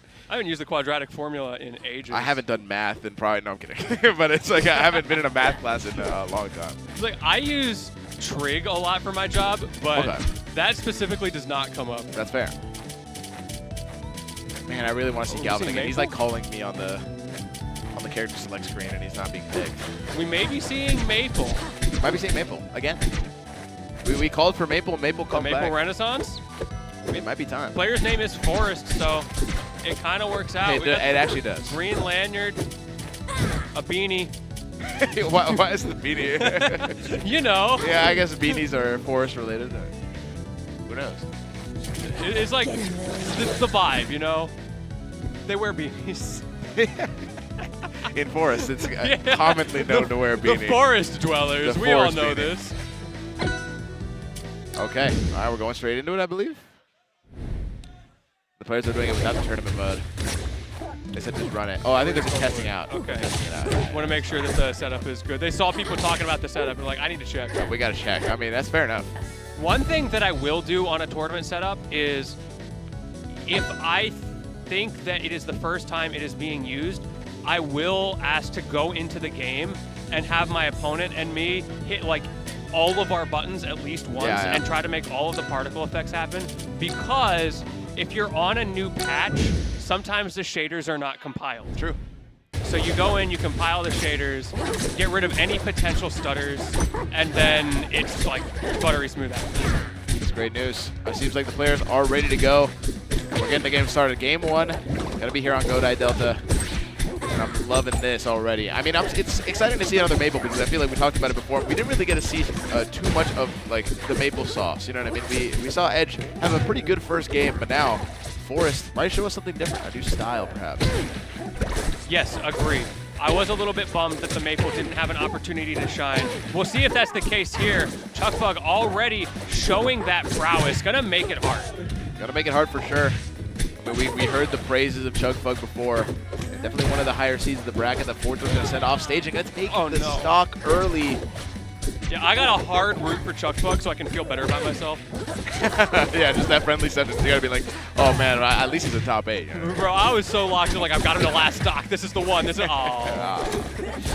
And I did see there that Forrest's Twitch is SSMB, so it is a Melee player. Okay. So that's very interesting to see. Like we talked about it before, but you know, the collaboration of different players from all over the scene, really cool to see. I'm a big fan. We are seeing little bits of movement coming out from Forrest. Unfortunately for them, it is not really connecting. Chuckbug is just letting, it's like the Indiana Jones scene. Yeah. Where the dude's doing all the crazy stuff, and Chuckbug's just pulling out the water gun. Yeah, this is very, very efficient in that water gun as well. The up he's going to send away, but not able to do anything too meaningful here. Good spot dodge, but 2 spot dodges is one too many. Chuckbug finds the grab, able to get away a little bit from that pressure. Going to send off stage, the Liddy getting set up there. I like that down B. We've seen both of our Maple players going for a lot of Lily at ledge. Unfortunately, though, didn't get an opportunity to use it. It's just like that last set where Chuckbug's just outplaying. You don't get to do your silly little things because my neutral's better. Just a better player alert is what it seems like right now. But was that a triple missed ledge dash? Yeah, it didn't look like it. But as soon as we called him the better player, too. Okay. But the F-Tilt's going to come out, not able to take it, but Nair sent it on the other side of the stage. Love that bubble. Great tech chase. Goes for the special pummel. I have not seen a single pummel break this entire actually true. The whole block. That has not happened. This is very impressive. I mean, we're seeing a lot of just, I think the pummels in this game haven't been being utilized too much because I feel like people are starting to understand the risk, right? I mean, they're just opting for the throw and getting value there. But I mean, I would like to see a little bit more. You know, it's a good mix. It's good to have in the bag every now and then. Okay, opportunity for Forrest, but again, every time I think Forrest has finally maneuvered around Chuckbug and gotten in, something goes awry, and Chuckbug does exactly that. And these dash attacks continue to whiff. The F-Tilt sends far enough to where I don't know if you're going to make this one back, and you do not. Yeah. Chuckbug with a great edge guard there. Good play on that first game. We're also getting some great lore on Forrest from the chat. Is a bit of a multi-gamer. Ooh. He's been around since the Rivals 1 game and played some other games as TM well. We see some, and of course the Melee in the tag. So I think Forrest just likes platform fighters. Yeah, and that's great to see. That's great to see. I mean, the love of the game is very apparent here. But does anyone in the chat know who Forrest played in Melee? Because now I'm just curious. Do you have any guesses? Maple player in this game? I was thinking Sheik. I was also going to say Sheik. Nice. The tech chasing. But like, who is a Forrest vibe in Melee? You know what I mean? Oh, does Donkey Kong count? I guess so. He's the king of the jungle. I was thinking not maybe the forest. Maybe Yoshi. He's got a little bit of that dinosaur vibe. I'm not trying to say all forests look the same, you know? Don't want to be forestists. But they're all populated by beanie wearers, to be clear. True. I mean, this is just a known fact. So that's good to know. Game number 2, we are going to a small stage with really big blast zones. This is interesting to me because there were a lot of edge guards on Forrest in the last game, and it's going to be even easier to happen here. Yeah, absolutely true. I love that down air. They're able to find a little bit something. Not going to find that back there. Chuckbug still looking for the stock here. Not going to get that up smash either. Not going to make it high enough onto that platform. Chuck is holding down. Yeah. And Forrest does not have great answers. Continuing to go with those regular neutral pokes and every time, okay, now we're holding down the other way as well. Maybe that's the answer. If we both hold down, it's a stalemate. Yeah, if we both hold down, no one wins. You know what I mean? And I'm happy with that. Oh, finds the charge down smash. Able to get the reset on the platform. Going some crazy stuff for us. Getting creative with it, but the back throw is going to seal the deal. Not the DI we were looking for there. And now Chugfug with a little bit of a lead, but not too much. Still at 130 here. I've been watching it all weekend, and I think they upped the visual on the critical hit effect. Yeah, they definitely did. Because I keep I was just seeing about to say, it kind of reminded me a little bit of the Kill Spark from Smash. Yes. And it's definitely very interesting to see because it's not the Galaxy, but it is something similar. It's just beefier. It's just a little like, Yeah. that's going to kill maybe, but it doesn't kill, you know? Yeah, it is a kill spark. Okay, a little bit of that looking better crouch for Forrest. cancel. Yeah, Forrest is doing some good work here. Want to make it back to ledge here. Oh, the bubble kind of interrupted in the give. That's track. As soon as we called it too, we said, oh, he's doing a good job, and then all of a sudden. And another situation where I think you had the resources to come back, but I totally understand. We've all been there. Yeah. You sort of have it ingrained in your DNA as a platform fighter player to mash up special in those situations if you think you can come back, because it's the most advantageous. Yeah. But if you get it slightly wrong, you just die with resources still on the table. And that's the most tragic part because I feel like you're confident in the fact that you might make it, and then you just lose such a small amount of height, and it's just all over. Yeah, it's tough. And Maple does not have the best ledge snap either, so Yeah. that makes it hard. For sure. Side B, they're not able to find the down smash. Forrest just trying to find any way to confirm into this grab, but the grab gets rid of the neutral B, and now Chugfug is just running it away in this game. It's that F tilt tech chase situation, finds another one, not able to get the down smash. It's just tech chase city from these two. It's so honest. Oh! Nothing about this screams rivals to me. Yeah. This is way too honest of gameplay. They're just taking turns, chasing each other back and forth, and finally the big guns come out. Yeah, that was great movement there from Chugfug. Really good recovery, able to find the F smash, and now is up 2-0 against Forrest here. We're changing him stick sensitivity a little bit. Okay. All right, you got it. We needed another 19% on the left stick. That'll fix me. No, I feel that though. Yeah, I literally I did feel that that. today. I can't even say anything. That is the most relatable thing I've ever seen, I'm not even gonna lie. I've got gotta like just the fancy controller where I can like on the fly adjust the sticks and all that. So like, I need another 20% in game. Hold on. That's why I lost to Chugfug. Let me just check. See, Forrest and I are the same person. We both lost to Chugfug and then made a very small tweak. Hey, you know what? You never know if it's going to be enough. Also, more than anything, it's that mental reset, right? Where you're like, oh, it was the 20%. Yeah, it was a 20%. Sorry, 19%. Do you ever go, do though. that where like you can't quite get it and you have to fight your inner demons to not try to make it exactly perfect? Yeah. Like I know that definitely true. 1% doesn't matter. But it might.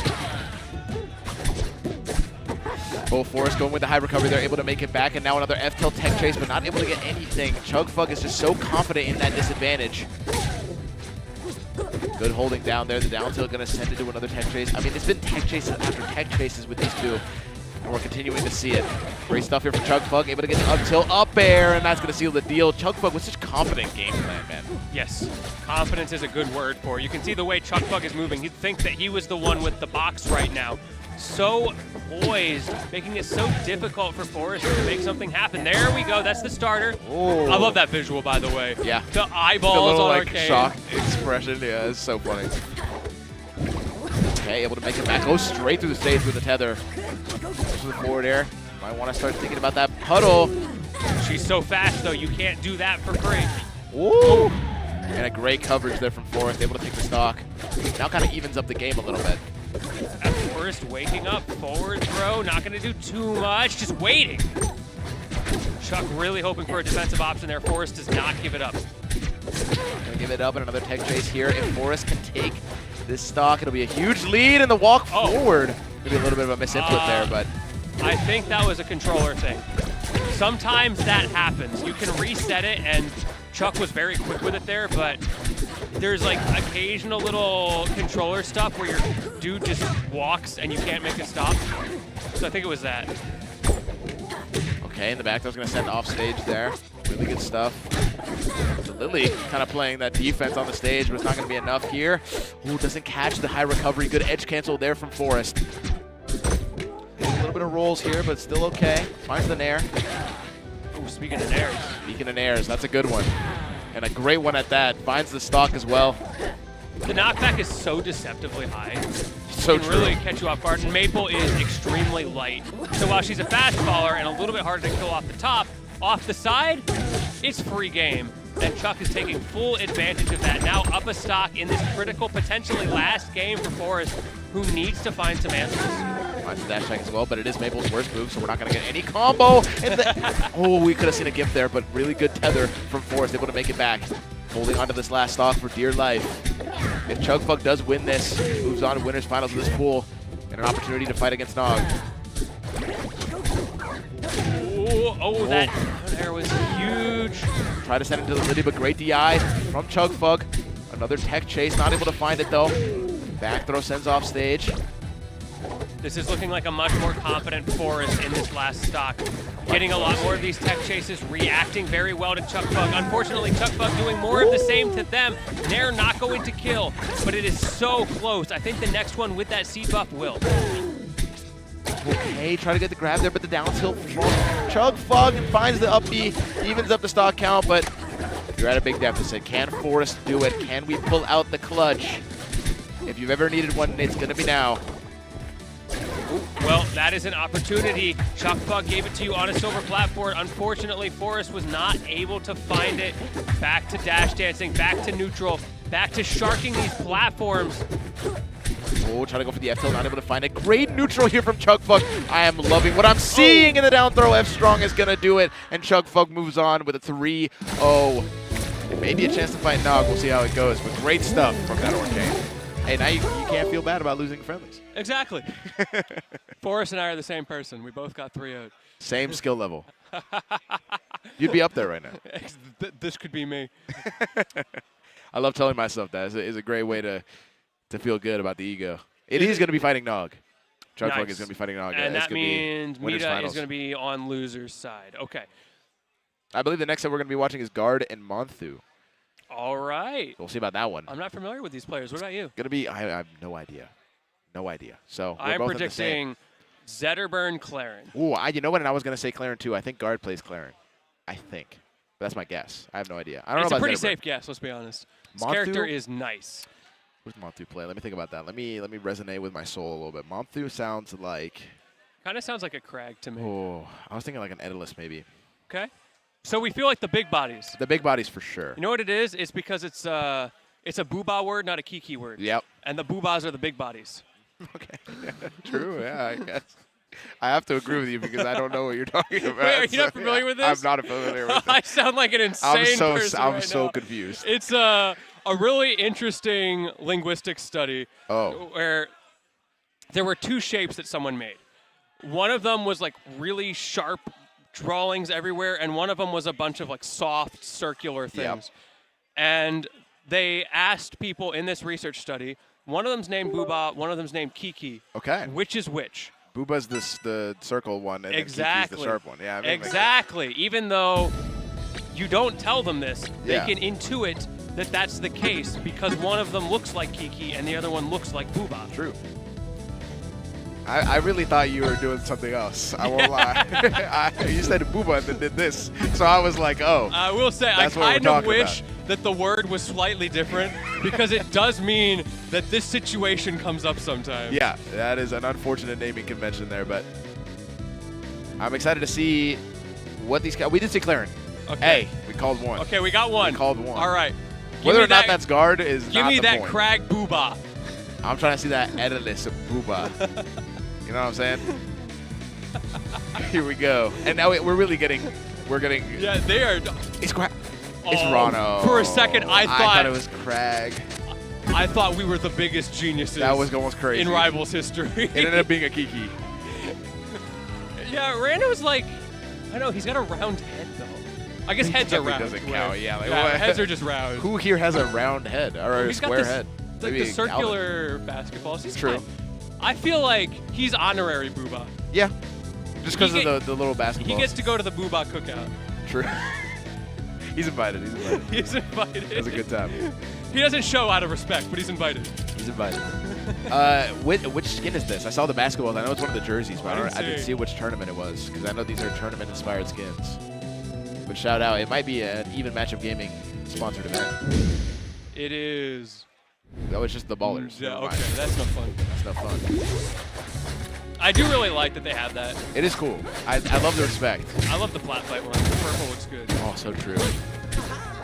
We are getting right into this. Oh, yeah, and I'm loving the movement already. This is already seeming like it's going to be a good set, just based off the little pieces that I've seen so far. Both of these characters are so fast on the Yeah. ground, so we're definitely going to be seeing that a lot. And of course, you've got that roaming platform, so when Rano is around that, he can make up for his slowness in the air and try to keep up with Claren a little bit better. True. I will say, though, I feel like a little bit, from what I've seen of this matchup, Rano can struggle sometimes when dealing with those disjoints.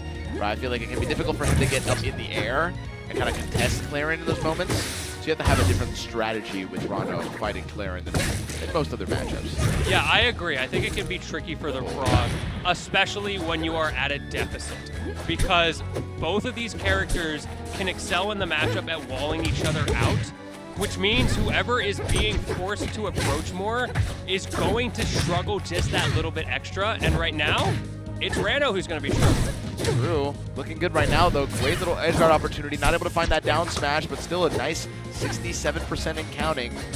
Poison is online.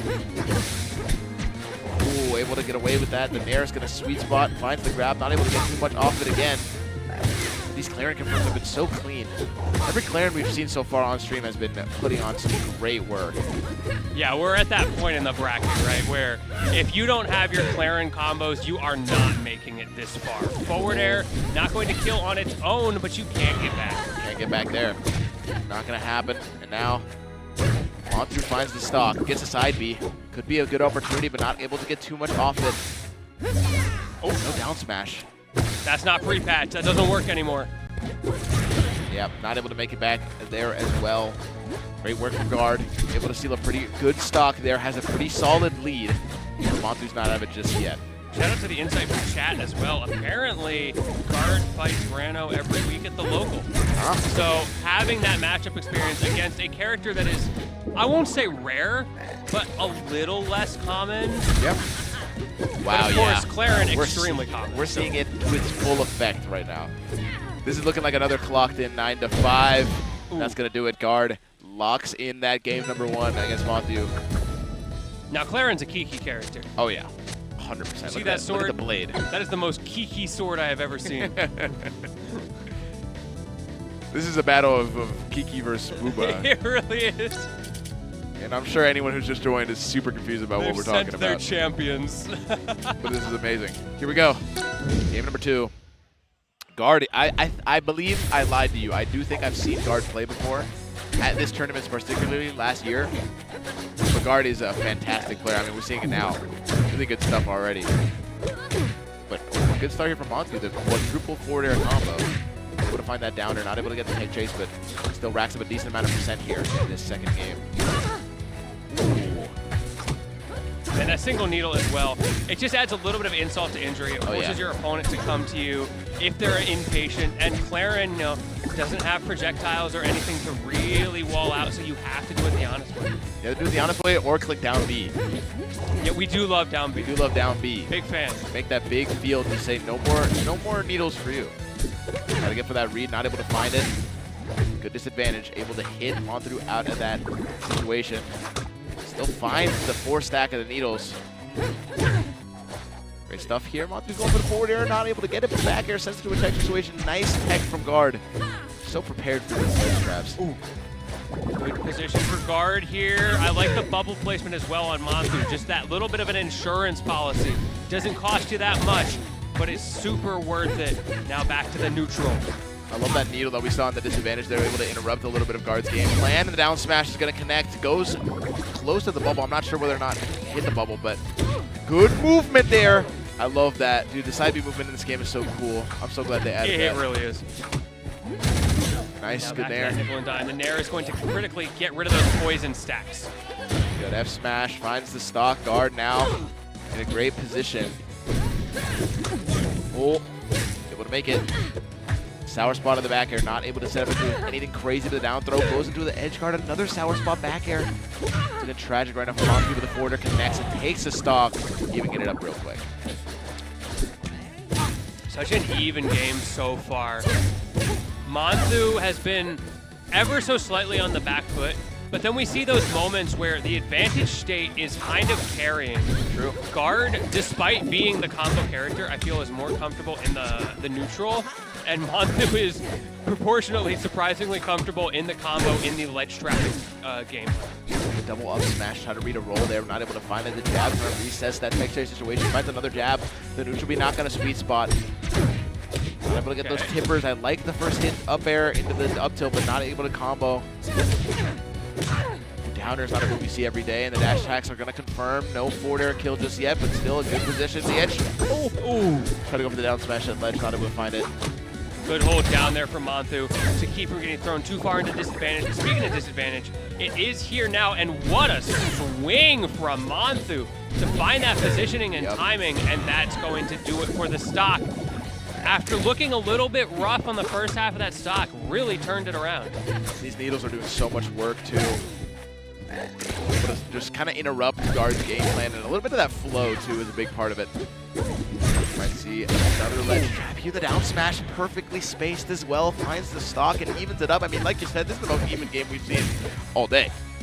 It's really fun to see because you do not know what is going to happen here or in the set at large.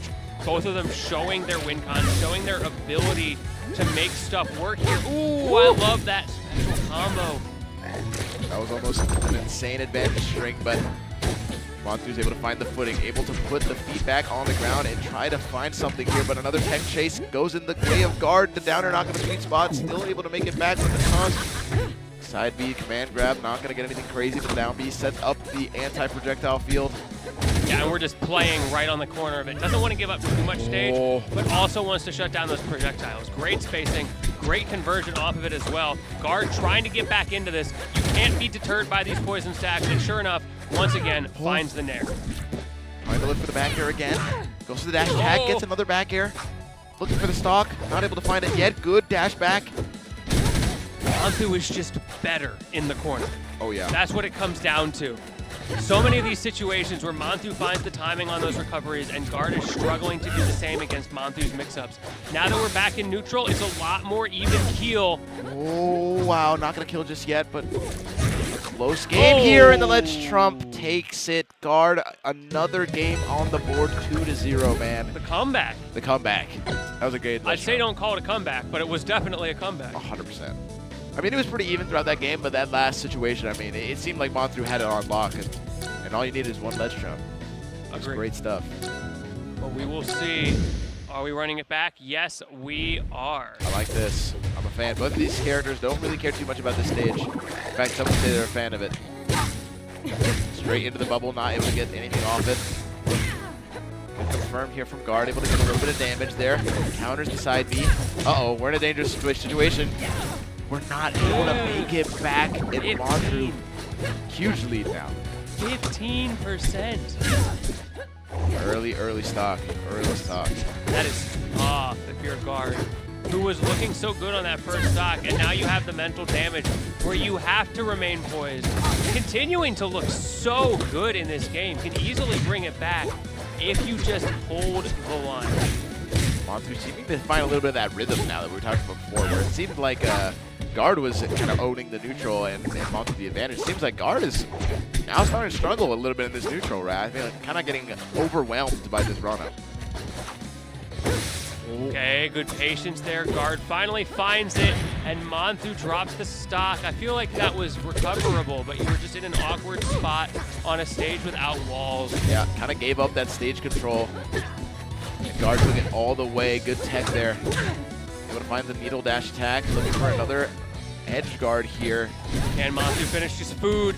A little bit misspaced there. Guard gets back, but not for long as Manthu takes the stock. The down tilt up smash finds it. A great tech chase there from Manthu. He's going to continue that lead. But let's not count out Guard just yet. We've seen these amazing comebacks before. Yes, Guard we is have. no stranger, I'm sure. I mean, like we said before, Guard is very familiar with this matchup. One good ledge trump, one good interaction, and we're back to even. So And you see the pressure being piled on as well every time Manthu is off stage. Like, we talked about it already that Manthu has been a little bit more consistent with that, but that's not because Guard isn't trying, isn't searching. Manthu is just not giving it to him. 4 stacks of poison. The adaptation here in the up strong is not going to kill. Oh, it is! Wow. Gonna fall to the DI.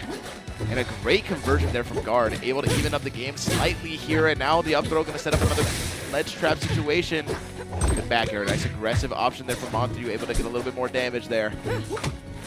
These needles are huge. Manthu's trying to slow it down, but I feel like Guard is thriving in that environment. Even though in theory it is the thing to do as Rano, you want to space with those needles, you want to force Guard in.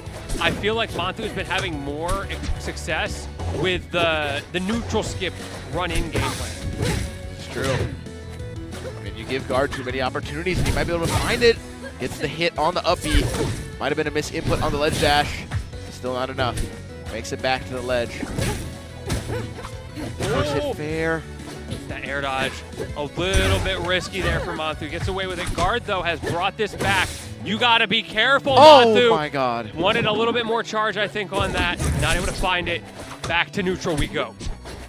Not able to get that spacing, and now the downers are starting to come out. Really getting desperate for a hit here. Oh. Charge that up smash. Not able to hit at the taunt, which is maybe a misinput, but you never know. The fat finger on the D-pad, the classic. We have all been there. Thankfully for Manthu, it didn't take away too much. Oh. However, it did get rid of the edge guard opportunity, which gave Guard the chance to get back onto stage, and the stock goes with it. It makes you wonder if that taunt hadn't happened, would we have gotten a different outcome? Where would we be now? Because instead of running to the ledge, where he has been thriving, he just stood there. Menacingly, some would say. Very menacingly, Stretch but those legs out, those alas, frog legs. not menacingly enough because Guard takes it 3-0. And a great adaptation from Manthu, but not enough to take it. An unfortunate misinput might have spelled disaster there, but Guard, really good capitalizations. We saw really great combos. I mean, like you said, we're far enough in the bracket where you have to start hitting those combos. You have no excuse not to. And we saw Guard do a great job of that. So. And Guard with the comebacks 2 games in a row as well. Both of those looked like they could be write-offs, but managed to find it. Just more of a closer. It's true. More of a closer. Able to close it out. Moves on in the bracket.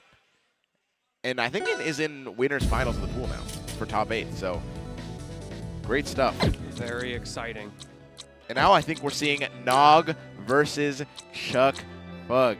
Let's go. We've been waiting to see Nog all day. Oh, that's still okay. I was confused with who was sitting. No, Guard is still. Yeah, I was like, that's not Nog. Setting stuff here, but still, I'm excited to see Nog, man. Nog's doing a great job. All right. Looking good on the stream. All right, you got it. That guy's awesome. Now we're waiting for the players to start pulling up. I think they're fixing some settings here, but they're almost ready to just get started. What a great set that was. That was some very high-level stuff. I loved every moment of that. That was really good. That Rano was moving. I hope to see more of it in the losers bracket. Another character, we were talking about Maple, but Rano even more so does not show up. Well, Rano has a really interesting pattern. True. You always, at every major, have like 15 of them in top 32. Yeah. And then they all get 17th. And then, every and then single one. One of them goes up. It is a statistical anomaly. Yeah, then the one goes up and gets 9th. True. Well, I mean, that's a good night. You're happy with that. Better than 17th. I'm not going to lie. It's been a continuous source of befuddlement for me because I don't think that the character is like at the top of the crop, but I think the character's good. Pretty good. Pretty good for sure. Better than characters like Forsburn, for example, who Cake Assault just wins everything with. Cake Assault's Cake Assault. It's the gold of all time. But like, you see my point. Yeah. Characters that, in my opinion, are worse are performing better. So where's our Rano rep? Where is it at? Y'all, what are you doing? There's one players? player that I'm thinking of that it is a Rano player is really good. I think it's Anthony. I don't remember the full tag. It might just be Anthony. But let's talk about a little bit about the people who make this possible. Yeah, let's talk about Zenny real quick. I don't need any fancy slide explanations about these guys because I personally use Zennies. I don't have a prescription, but what they do have that I love is blue light blocking glasses. I also have their sunglasses. I use those all the time as well. They've got migraine lenses, all sorts of stuff. Fantastic. You know what I did? I went on their website, !Zenny in chat if you want to go on their website. Use code LMMM, and what you can do is you can plug in your webcam and actually see the frames on your face superimposed from their webcam to get an idea of what it looks like. Super simple process. You just click a button and it goes. Not much to it. I liked what I saw. I bought them and I wear them all the time. They fit super well under my headphones so that I don't hurt my ears. It's great. It's great stuff. Better than anything, they're also affordable. So yes, true. You want to save some money, make sure to use LMMM on their website to get 10% off. But speaking of 10% off, if you love this tournament, you love what they're doing here, Even Matchup Gaming is running it back with Let's Make Big Moves in New York City, January 23rd and 25th of the next year. Let's bring in the new year with an amazing tournament. I've been to every LMMM for the past 3 to 4 years straight, and I've loved every one. It's one of my favorite tournaments to go to. So if you are doubting yourself and you want to save a little bit of money, make sure to use code MOVE for 10% off of the LMBM stuff. And while you're in the area, join the guild at Guild Hall. This is not Guild House, this is Guild Hall. If y'all like, you can see the whole list here. Video games, anime, private D&D rooms, beer and sake, karaoke. That karaoke goes hard with the FGC, so definitely excited to see that. If you want to check them out, definitely join the guild at Guild Hall here in Florida. It is a wonderful place. Highly recommend. Great time to spend your stuff. Well, now we have to thank the people who made this possible, the team behind this tournament, Even Matchup Gaming. Make sure to follow and support them for all of the events that they do. They're behind a bunch of amazing stuff like LMBM, LMMM, GOML, and so many more tournaments. So make sure to follow at Even Matchup, at GOML's Plans, and at Yo Let's Make Moves. They do great stuff. Stay updated. Make sure to follow them because they just put on such amazing events, and we wouldn't be without them. So let's give them a good shout out. I love their stuff, man. Shout out Max. Good. Yeah, shout out Max. Shout out Joe. Shout out Max and Max's laptop. Max's laptop doing work. He's right there. Take a look at him. Say hi, chat. Yeah, everybody say hi to Max's there laptop. He is. Everybody I'll give him a nice say little hi pat. to Hold Lucas on. as well, my boy. Shout out the laptop. Shout out Lucas as well, doing great work. And we did not see a slide for it, but I know we have one, so I'll shout him out anyway. Shout out VGBootCamp. Oh, shout out VGBootCamp. I mean, we're on their stream right now. We're doing the If stuff. y'all want to support them, definitely, follow the socials at VGBootCamp on Twitter. Go subscribe to the YouTube. But the other thing you can do beyond just following here is y'all can subscribe with that Twitch Prime. Look, I've been saying this for a long time. Everybody's aunt or grandma or somebody has an Amazon Prime account. This is true. And they are not using their free Twitch Prime sub that comes with that Amazon Prime account. It's going to waste. They're not watching Ninja Fortnite, let's be real. They don't know who Ninja Fortnite is. They don't know. They don't know how to left click on the subscribe button moving on left Ninja Fortnite. on the mouse, and they're not clicking on the So Twitch all you gotta Prime. do is go, hey grandma, let me get that login real quick. I need to fix something up for you. You've got a security thing. I need to make sure that it's up to date. Oh, yeah. You steal that login, you go to Twitch, and you give a free Twitch Prime to VGBootCamp. You get a lot of great emotes and a lot of good perks. Skip the ads and go straight into the action. Make sure to subscribe here to VGBootCamp. I mean, they do great stuff. You never want to see an ad in the middle of a set. Could you imagine watching your favorite player and then boom, you get an ad in the middle of the Twitch stream? You can't do that. I hate that. You can avoid it. Use your Twitch Prime. I do hate that. It is the worst. But we ironic. are getting the set that you predicted. I am excited for this. It's going to be some Orcane versus Loxodon bullying. It's the first time I've seen Nog play all day, and I cannot wait. One of my favorite players to watch. This is crazy. My man actually going into a solo game Just take a to look. warm up. Like, nah, Nog doesn't need a warm up. Nog Just me. is taking his sweet time right now. Seems like he's ready now. He's like, nah, you gotta wait for me. Check out this sick movement real quick. Watch this flat drop. Moving around crazy style. We did see Chugfug in the stream earlier. We saw him playing against Forrest. Was able to take that. Now we're seeing he's going to be able to do it against Nog here, the #1 seed of the bracket here. And for good reason. And this is to make top 8. So this is not a slouch match. This is winner's side, winner's finals of the pool. And this is an important match, man. I mean, Nog does not want to end up on the loser's side of the top 8. Going to make his life a lot harder. So let's see if he can take it over Chugfug here, who's no slouch of an opponent, as we saw before. The beautiful thing, I will say, about Bracket Pass for a character like Loxodon is you don't have to worry. They're all bad matchups.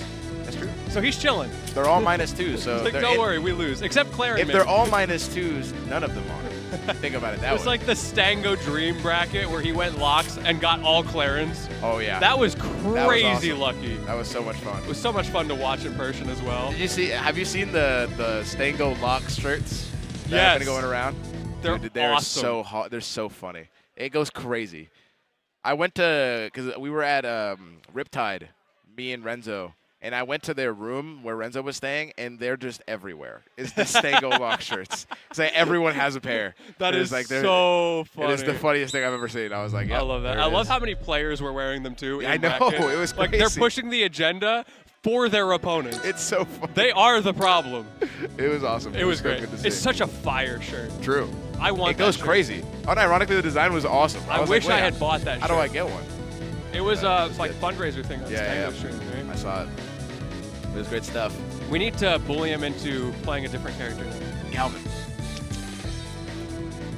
Now it's up next. Hmm. The Stango Galvin shirt. Someone get on that right now.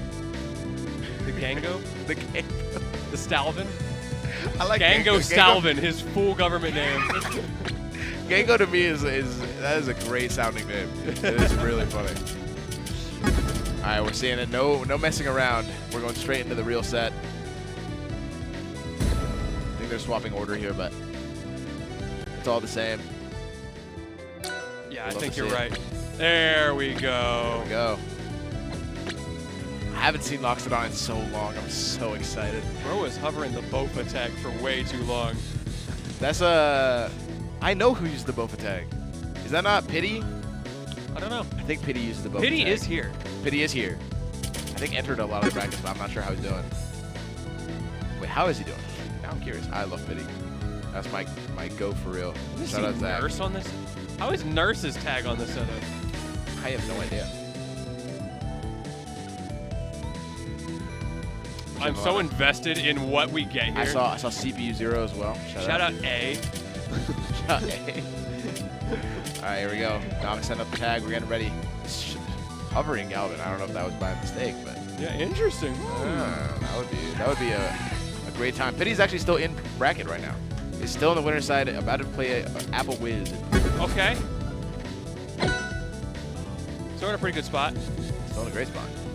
But now it's Nog versus Chugfug. So this is, what, winners finals of the Winners finals to make it to winner's side of top 8. So an Okay. important match. There is a lot on the line as we get into game number 1, and immediately Nog with no neutral just holding forward. Never mind, it might be a button check. It might just be. I also saw the nair and was like, okay, we're going straight into it. Yeah, And then that was a crazy immediate nair. dash back. I was like, this neutral's crazy. I don't know what I'm watching. I just saw Yeah, I the saw that. weirdest rage I have ever seen in my life. we both witnessed that. That was a Bro just did a short slowly hop. walked away from this setup, did a short hop, and then just walked away. what are you gonna do? You gotta let it out somehow, and if the short hop's the way, do it in game and out of game. I won't say who it was. It's actually a very nice guy. I like that dude. I don't know him. I don't know him personally, so I couldn't even be able to talk to him if I wanted to. I was at an event recently.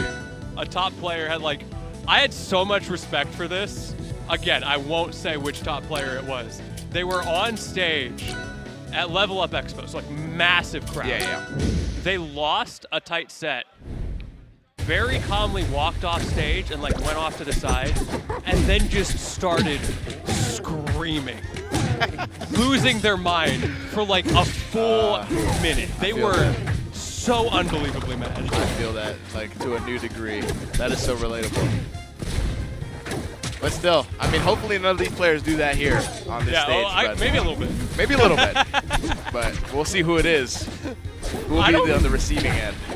I don't know Chuck Bug very well. Seemed like a gentleman from our brief interactions, yeah. but Nog is a sweetheart. Yeah, so Nog's I a- don't think I can visualize Nog doing that. I don't think he's capable. I can't see that. That sounds unbelievable, but I think it is mechanically impossible. we will see.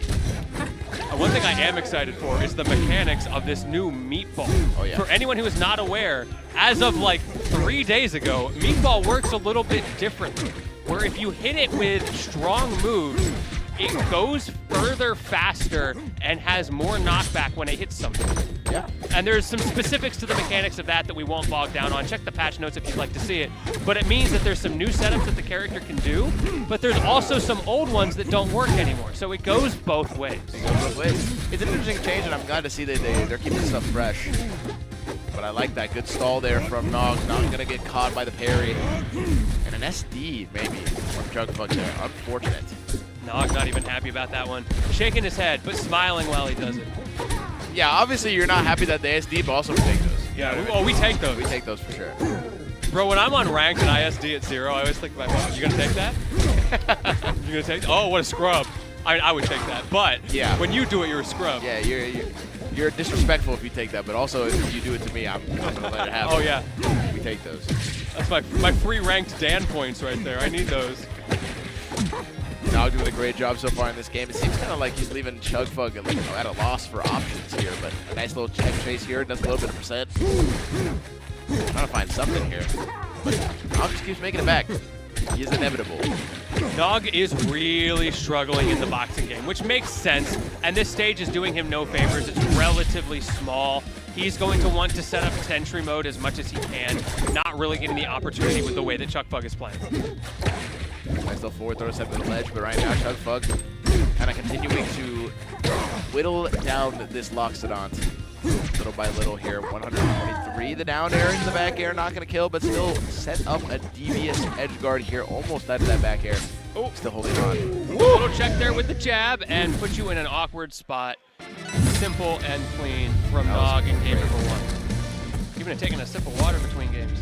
I don't have time for this. I forgot they added new voice lines. I don't have time for this. Because it used to be, you don't deserve you power. don't deserve power. Yeah, he used to say that every time.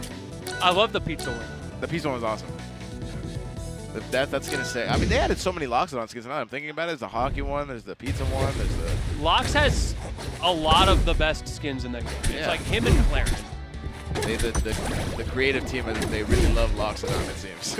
It really helps when they're holding something, I think. Yeah, you can get a little creative. There's so much you Oh. can do with that. Saw a little bit of a taunt there. Might have been a misinput, but it got a little canceled. That's why I always turn on D-pad movement. Yeah. For anybody who is maybe struggling with that themselves, especially the Xbox controller enjoyers, if you just turn on D-pad walking, or D-pad movement rather, the worst misinput you have is you accidentally hold in a direction for a split second. It makes it so much better. It is very nice. Unfortunately, it does mean that you can't taunt on ranked, so pros and cons. You have your moments. You can still crouch a little bit. It's true. You can do a little dash dance. Take a little dip. I'm a fan. Get your squats in.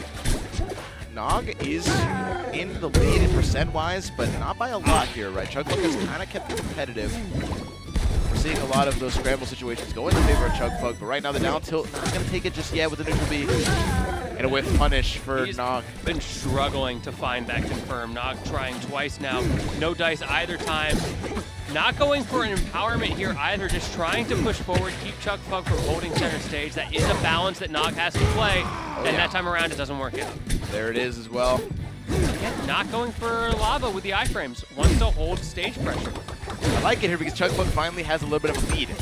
We haven't seen Chugfug with League play a little more of a confident game plan against someone like Nog here. So we're seeing it in full force. The ledge trap is going to rack up a little bit more percent here. The bubbles are annoying Nog, but the dash attack into the back is going to seal it. It evens up the stock count. Nog is playing this game a little bit differently than I anticipated. I commented at the beginning of the set that I thought that the small stage might be a little bit of a challenge for him because he doesn't get to set up things like that empowered smash attacks, the eruptions. But what's ending up happening here is Chugfug just picked the biggest stage he could and is using his superior speed to fade in and fade out and make it hard for Nog to box. It's a great observation. I think we are seeing that in full force. I feel like it's kind of been Chugfug playing the keep-away game, where we're seeing a little bit of spacing around the aerials and kind of baiting Nog to make some of the decisions in this game so far. A lot of great whiff punishes that led to a lot of percent right now, and a pretty good lead for Chugfug. But right now, a great tech chase on that platform is going to get Nog a lot of damage and a great advantage straight string. That was kind of hot. That was amazing. Oh, and that movement was amazing. Not able to find anything, but still that movement looked clean. The back air's going to do it. Who cares if my hitbox has got nerfed? I'll just space it. I'll just use it as intended. Doing great stuff right now. Nog, with a great advantage state string, just kind of finds the lead again after all that struggle. Oh, what a grab. So That's confident. another change, right? As of like 3 days ago, you can buffer shield grab. So people have to be a lot more careful about when. That was an aggressive side B off the stage. If it hits, he wins the game. Yeah. I get it. But he forgot about Puddle. Forgot about the teleportation. Now Chugfuck kind of making it back a little bit here. You got to be a little scared if you're Nog. Oh, for sure. Those kinds of momentum switches can go a long way. If we think back to the way the first stock went, Chugfuck just needs to piece together another stock like that, and he wins. We're seeing it right now. Already 84%, but the back end from Nog comes out. That might be the savior he needs. This has been such a turnaround from the first game, where it was just the Nog show. Yeah, that's very true to say. This is a very even one. The F smash not going to take it just yet. Nog still holding on to the stock. Chugfuck is looking good right now. Can't let Nog find an opening here. The dash attack's not going to connect. Gets the back air on the shield. What does Nog do here? Looking for the back air, not going to find it. Maybe hoping for an air dodge in that situation, but Chugfuck has not been giving those up. Has been opting to go high, recognizing how much knockback those moves have. And another teleport. That is one thing that Chugfuck very clearly gets on this stage as he gets dumpstered anyway. I don't care if you can teleport so far away that I can't tech chase you. I'll just chase you down and win You neutral don't again. deserve. What a great downer. And you can see hand on head there for Chugfuck. Really wanted to get that tech, but not able to find it. And we are going to try plats for game number 3. Chugfuck maybe starting to throw stuff at the wall. I honestly felt like that stage pick worked out really well for him. So interesting to see this little bit of a change. Yeah, I'm liking it. Finds that falling up there, not able to get a lot off of it. But I mean, this stage is a lot smaller, right? We're not going to be able to see Chugfuck play that confident playstyle that he was playing on the last stage. It feels like Nog might be able to overwhelm him a little bit, but I could be wrong. Just these hitboxes on these stages, they didn't get changed, but they're still quite large. And of course, if you're Nog, we love down tilted ledge. We love that. What you gonna do about it? Oh, you're gonna back air me. Okay. fair Yeah, I mean, The knockback scaling on that move is so deceptive. it is. You got to be careful at every percent. At high percents, it has more knockback than an Absol Lightning Kick. It's crazy. Balance, what we call that. You gotta watch out. Wow, trying to go the F strong, but the up tilt up air finds it. Chugfuck with another lead. What will Nog do here? The Nair 1 into the grab. Woo! Finally getting that confirmed. Has been struggling with it up until now. Okay, a little bit of lava. Not even going to be safe there, though, unfortunately. It's a whiff punish. Chugfuck trying to play that patient game, getting those whiff punishes. Playing the reactive neutral. I'm liking it. It's working out right now. Nice little jab block there. Nog is holding forward. Oh, yeah. He's getting punished pretty hard for it right now as well, because Chugfuck's just shielding. Like, there's no mix here. He's just shielding. It is true. The last, like, 3 neutral interactions have been all shield. When the grab finally comes out, only able to do 48. Ooh, I like the parry. I love that down smash on reaction as well. Nog makes it back, but the bubbles continue to be a nuisance. And another special pummel. Able to get that Nair. Chugfuck needs to close out the stock before Nog has an opportunity to come back, because you know, if you give him an inch, he's going to take your whole stock. Truly, Nog is the master at that. Finds the up air, not able to get the sweet spot, not going to kill at 165, still holding on to the stock right now. Oh, watch out! No punish. Still looking good, looking for the back air. Good stall there from Nog. Just making it as hard as possible for Chugfuck to find something. Messes up the timing on the tech chase on the platform there. Maybe didn't expect the platform to actually get in the way. Now has an opportunity to answer back, but not even close to killing on that. Goes for the meatball setup. Chugfuck gets back. Yeah, good trade there for Chugfuck with side beat. Now able to find the grab, gets an up throw, racks up a little bit of percent here.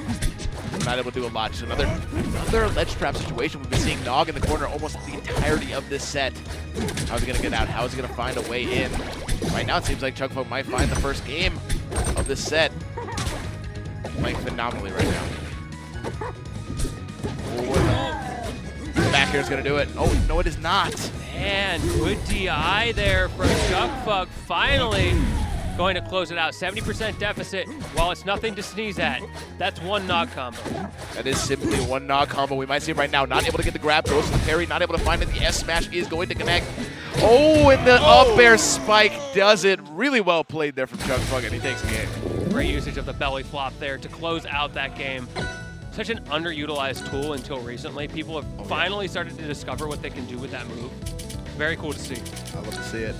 Very reminiscent of Rivals 1. Very popular in that game. Now we're seeing it again, the resurgence. We're going to rock walls. Very interesting. I like the stage pick. I really don't know who it benefits here, but I kind of feel like Nog is going to enjoy a little bit of that extra space. It's interesting to say that because the extra space has been kind of working out for Chugfug, even though going into this, I would have expected some of the same. Right. But one thing you do have is very close blast zones here. Yeah. And that means Orcane super deep from the depth recoveries are not going to work anymore because you'll die before that ever becomes effective.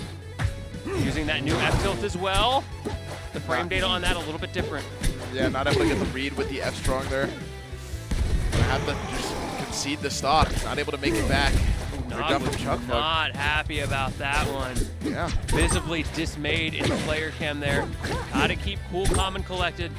Lock yourself back in, because right now Chugfug is starting to find the answers that we're missing. And now I feel like those desperation down airs are starting to come out. I mean, they've been working in the past, but Chugfug seems to be aware of it now. Might not fall for it as easily as before. The back goes going to send Nog back off stage. Not able to get grab again. Dash that comes out. Finds the down air, Nog can get the stock though. Good tech from Chugfug. Good ledge hog. Oh, but the up air sends it an awkward angle. Not gonna get the back air though. Good job. Jump in the last minute of that disadvantage. It was close, but not quite able to get it. Like you said, 138 on Chugfug, and this is starting to look dire for Nog.